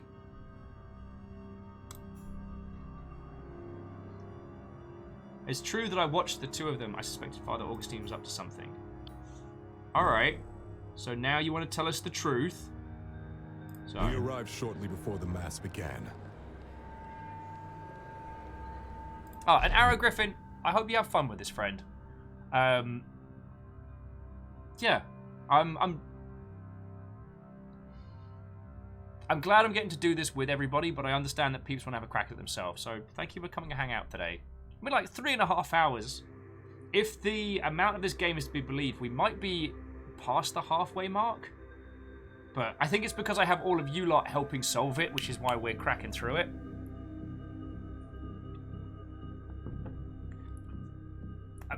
Probably saying the truth is stored in the bumhole is a new one. Actually, that's where the soul is supposedly stored as well. I got this from... Well, actually, some of you may have digi-met Singyamatokun, who is a very good friend of mine and has done studies of Japanese yokai and things like that, and used to do an amazing talk about the use of Japanese demons in, or Oni, or however you want to call them, in video games. And the ways in which those different creatures changed depending on the region you were in the time period. And the Kappa's one of the fascinating ones because they changed in terms of how they were perceived and how evil to mischievous they were depending on the region. In areas with very treacherous paths where travelers would often die, the Kappa were seen as proper killers.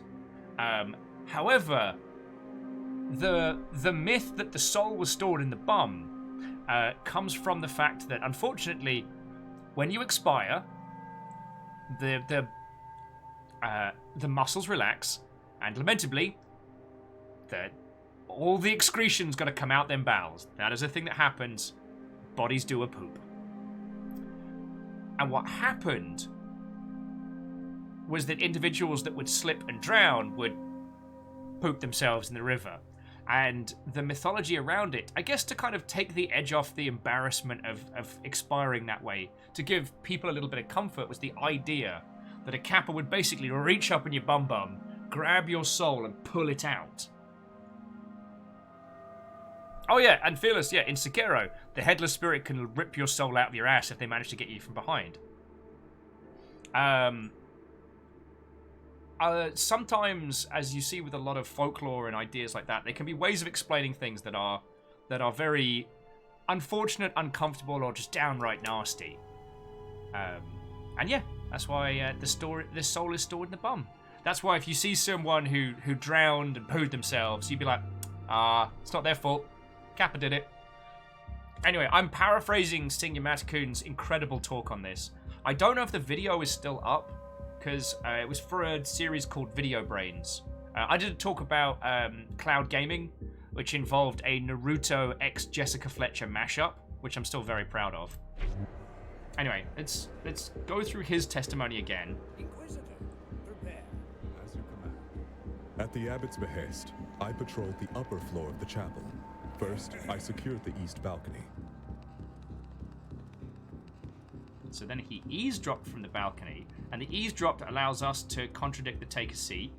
So he goes past Gideon, and he's like, Gideon, what's up? Smack him on the bum. And see, they were hanging out up here. Oh yeah, and Clank, thank you for reminding. I went up the balcony, but I listened in on the abbot and Augustine. I think they were discussing the ritual of communion. Oh.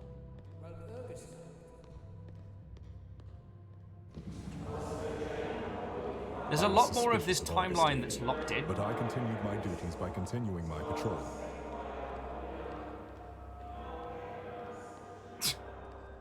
Oh, Baron, you feckin' terror.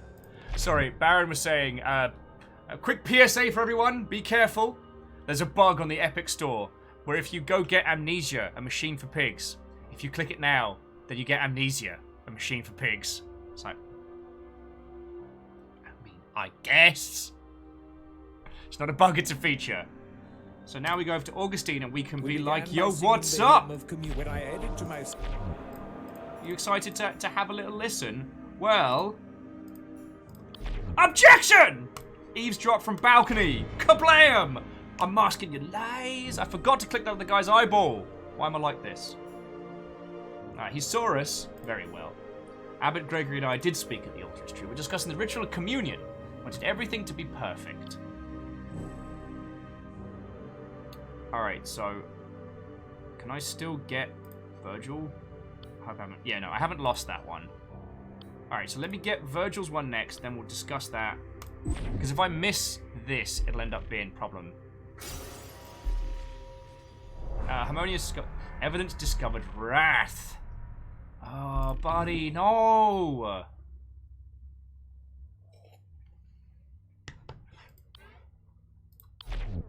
Divine justice must be served, Sister Ada. By Sin Aoph's will, I will punish the singers among us. It is my duty and my pleasure. Oh, buddy, if we have a look on Demon Tinder, Sathanas the Vengeful says, swipe right. Wait, or is it swipe left? I know super swipe's good. Friends, it was only last year that I found out about the whole super swipe thing. That you can pay to win dating on Tinder. I had no idea. Right is good. Thank you, Baron. Okay. So now we go back to Augustine. The abbot, Virgil, and I arrived at the chapel just before the mass. Okay. Then you discussed the ritual. Altar, the abbot and I discussed the ritual significance of the mass tonight.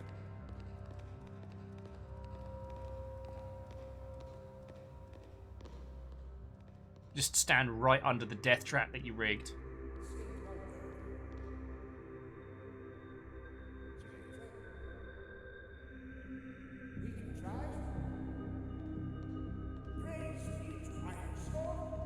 And sorry, Harmonious was saying that they really enjoyed Amnesia Machine for Pigs. That's the one that was made by the Chinese room, right? For the mass to begin, I was rather excited for the proceedings. So Baron's asking, what's this game? Well, it has a lacking amount of Lucifer inside anyone so far. I got it the wrong way round. Damn it! It is a cracking kind of like science as magic, future Catholicism thing going on here with this gorgeous art style. You play an Inquisitor who is trying to solve murders and detect demons. And the way you do it is by constructing these timelines, confirming all the evidence, deconstructing what happens, and then isolating who did the murder and what demon has possessed them. And it's feckin' grand.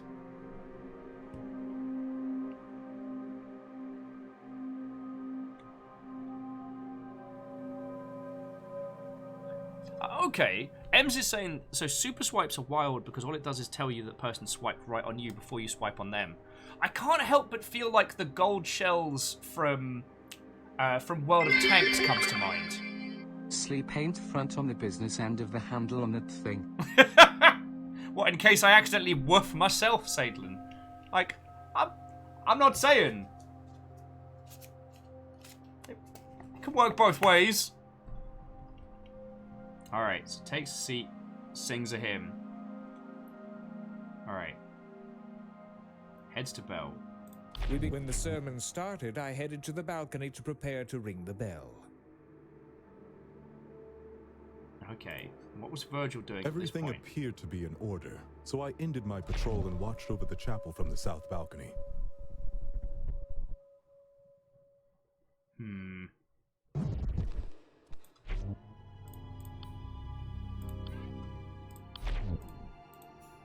Okay, he's hiding something, I'm sure of that. I do feel like... Yo! Too real, game, too real. The hidden secrets of the church.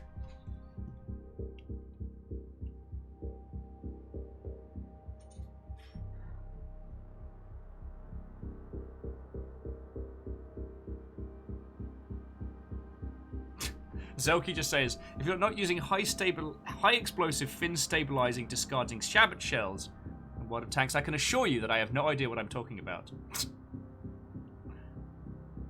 Zaylen's saying that at least you have a reasonable chance of getting going in the correct direction. Psh. I take the same approach to Woof that I do to Skaven artillery. So long as it's hitting something, I'm happy. And Kestrel, thank you for refilling the pint glass. The one says, wait, hold up! You got 50 viewers. I do? The one, you might be onto something. This is suspect.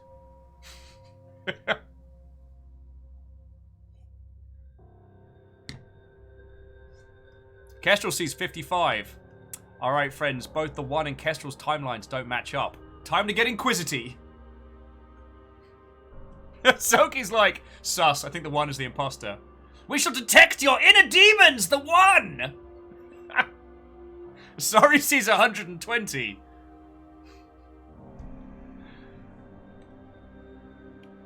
Kestrel's like, uh-oh. I see it! Smoke bomb! Okay.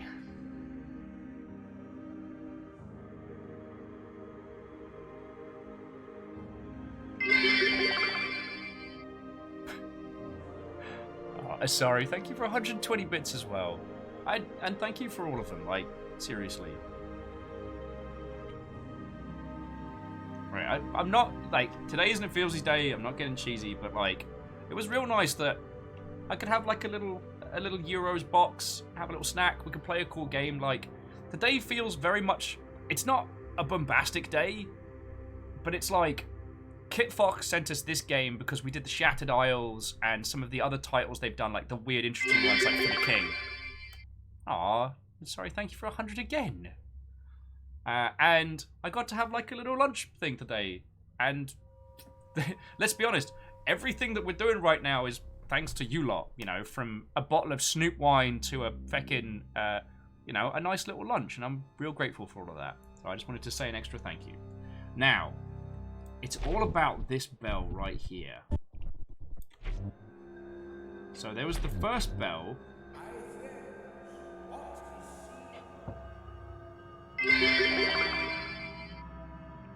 Then the second bell. And caffeine, thank you kindly.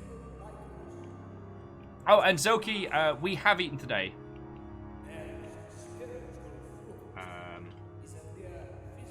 So the second bell ringing. As I heard the ritual bell ring for the second time, the lights went out. It's I this suspected part. foul play, so I headed towards the west generator. Along the way, I discovered Gideon lying unconscious. No, that's a different kind of bell. But sorry, thank you Suddenly, for the bits, yo. the lights went out and the chapel was covered in darkness. I stood calmly by the bed, waiting for someone to fix the problem. So stay calm. I'm going to ask about it. Wait, why not investigate the situation? Then I'm going to contradict with the bell.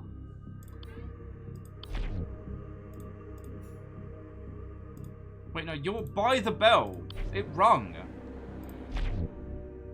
Okay, so stay calm, contradict, find Gideon. And Spooky Ghost Anonymous feckin' legend, thank you kindly. Alright, doesn't count. Doesn't count. Alright. Gonna leave you alone. I'm gonna head over to Gideon. When the ritual of communion began, someone attacked me from behind. I fell unconscious until just now. Oh, third eye. Suddenly, the lights went out. Thank you! I almost missed that. Alright, the ritual of communion. Alright, let's have a look. Throughout his research of demons, Augustine was able to discover a way to reach out to the ether and communicate with the spirits herein. That sounds like a bad idea. Excuse me, I'm just gonna reach into the demonic realm of sinister shag, and then maybe contact a spooky ghost.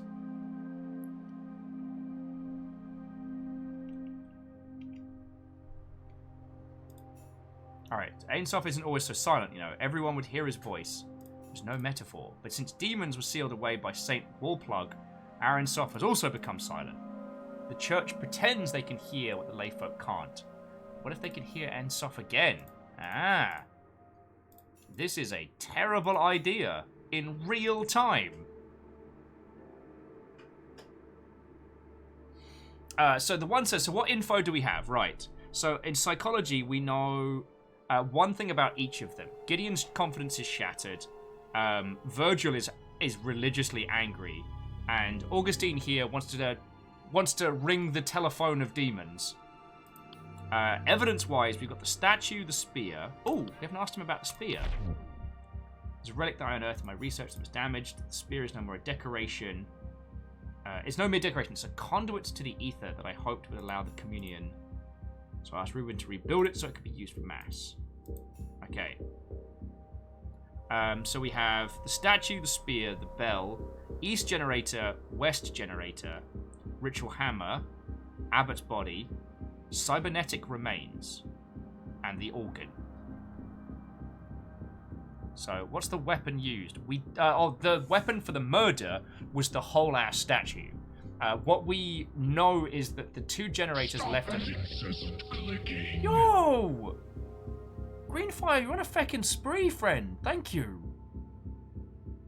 Thank you. Sorry.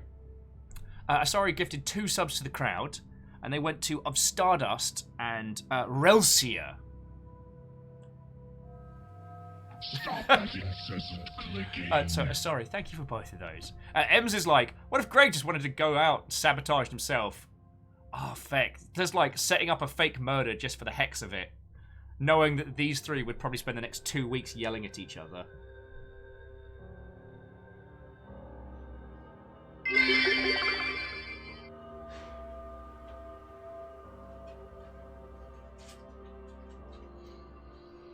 Okay.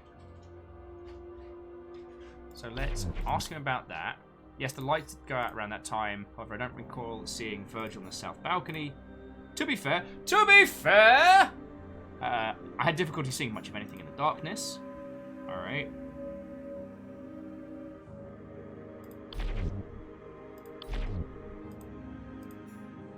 Alright, so this is where it gets interesting. And I saw the abbot impaled by the statue. I'll never forget that image. That's when Virgil arrested me.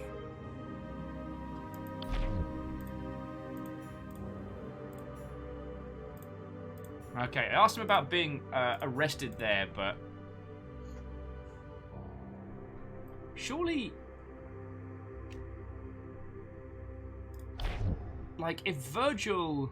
When I arrived at the generator, Augustine was... Okay, so I'm going to ask Gideon... When the ritual of communion began, someone attacked me from behind. I fell unconscious until just now. So Gideon would know about the cybernetic remains. So these were found by the East Generator. It's hard to say, but I guess it used to be an arm. It's a rather advanced model. We've only made these for Inquisitors. It can discharge etheric energy to incapacitate someone. It even supports remote activation. Useful for ambushing fugitives, I suppose. Virgil, buddy! When I arrived at the generator, Augustine was standing nearby. Inquisitors are imbued with portable ether emitters to enforce the will. They are non-lethal, of course. Gideon's correct that Inquisitor's arms can be operated from a great distance. Truthfully, I haven't needed to do so. Dude. Found Gideon laying on the floor, however, I doubt that he was unconscious for such a long time. As I heard the ritual bell, everything appeared to be in order, so I ended my patrol and watched over the chapel from the south balcony. Okay.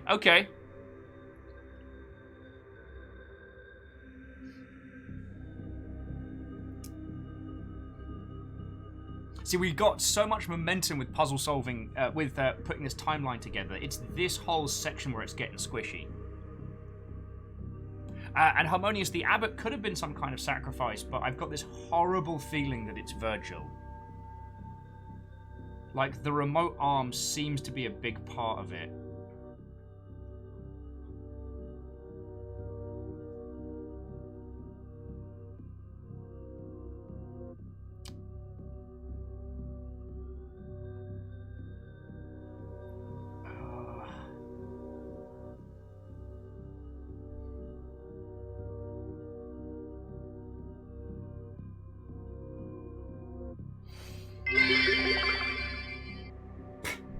There's so many red flags. Let's pop them in a line.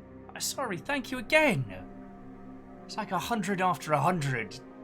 Sincerely, thank you. All right.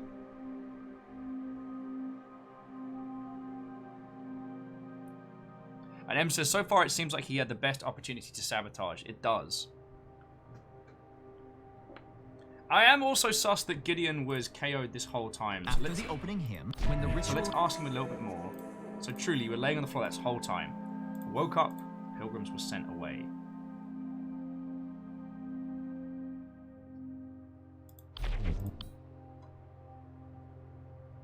Watching over us, doubt it. Wouldn't he have seen my attacker? So contradict, watch over chapel, present. No idea what you mean or what it has to do with me. Okay. That's a long time to be out cold.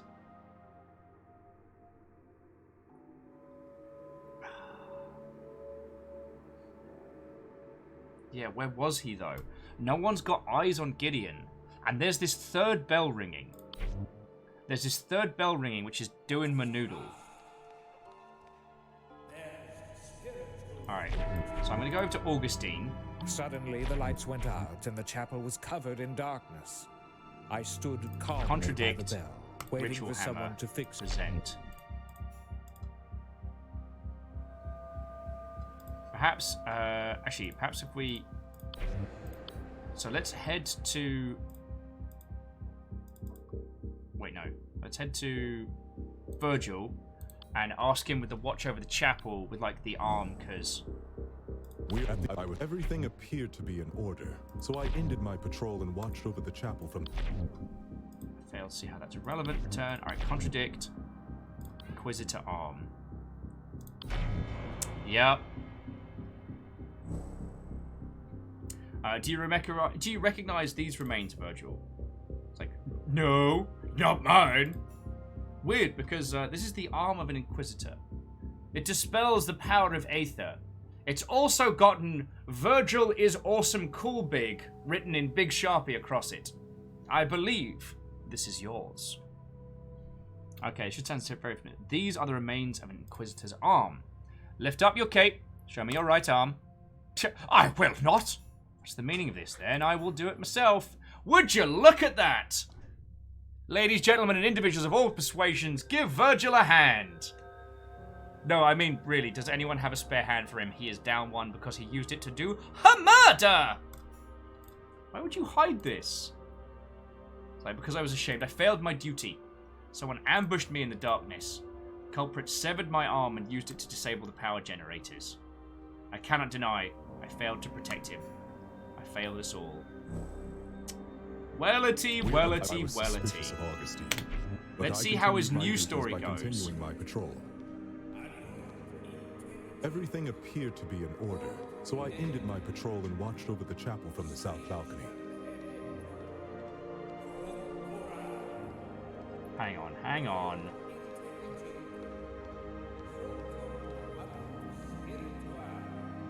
I was focusing on the altar, so the bastard was able to sneak up on me. He knocked me out with a blow to the back of my head. Nah, see... I lay unconscious for some time.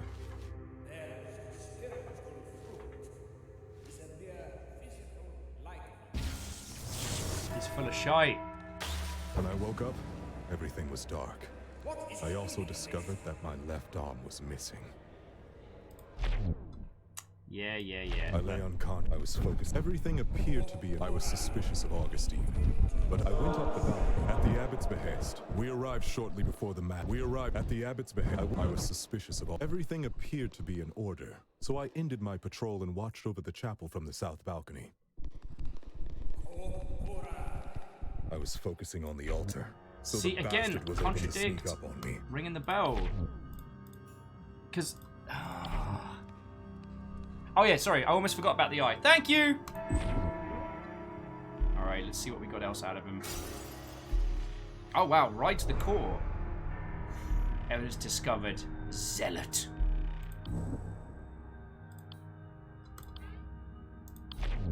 My sole purpose in life is to serve Aaron Soft's will. Others may falter, but I do not.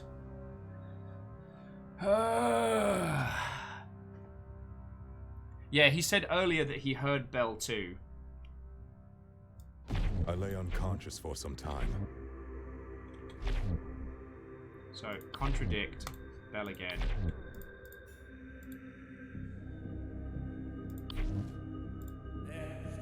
I lay unconscious for... I find... No, hang on. So, knocked unconscious. I seem to have recovered more quickly than Gideon did. Perhaps I'm more resilient.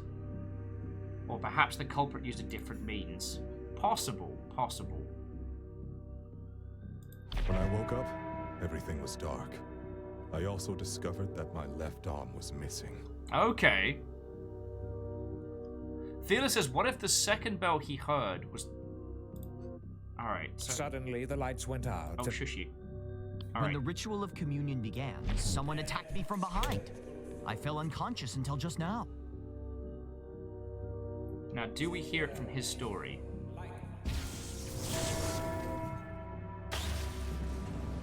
We do. But we also know it could be done remotely after he got knocked out. Alright, so let's go back to Augustine.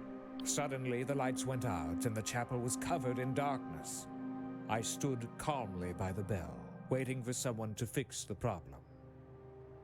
I rang the bell. Couldn't see Inquisitor Virgil. I rang the... An attacker? How unlikely. When the sermon... I don't recall seeing him at the south balcony at the time. Perhaps I just didn't notice. Feck! Okay, okay. Oh, and Chestjower. What, ho friend? Do you want to help us solve a mystery? A cybernetic demonic crime? I'm actually not sure why I said it like that. Sorry. How are you doing?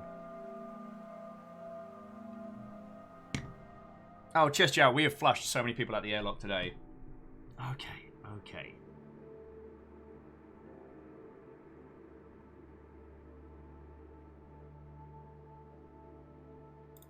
Suddenly, the lights went out and the chapel was covered in darkness. I stood calmly. Suddenly, the lights went out and the chapel was covered in darkness. Virgil doesn't believe that you were standing idle during this time, and I tend to agree with him. Alright, but what if it's Virgil? I just keep getting this feeling like Virgil's... I ran towards the east balcony. Okay, okay.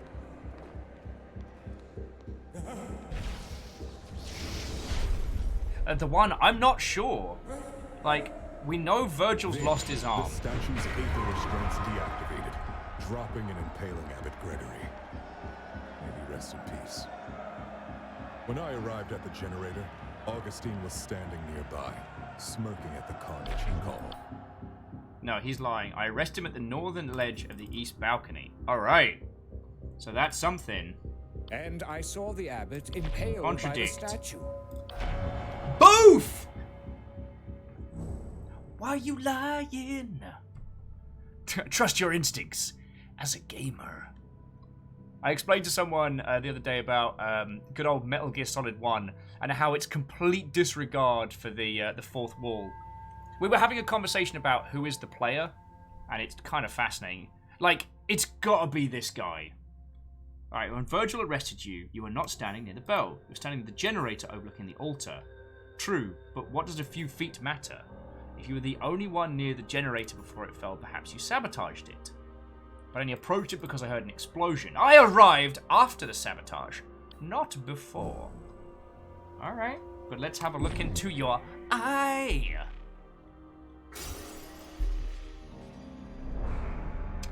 Pride.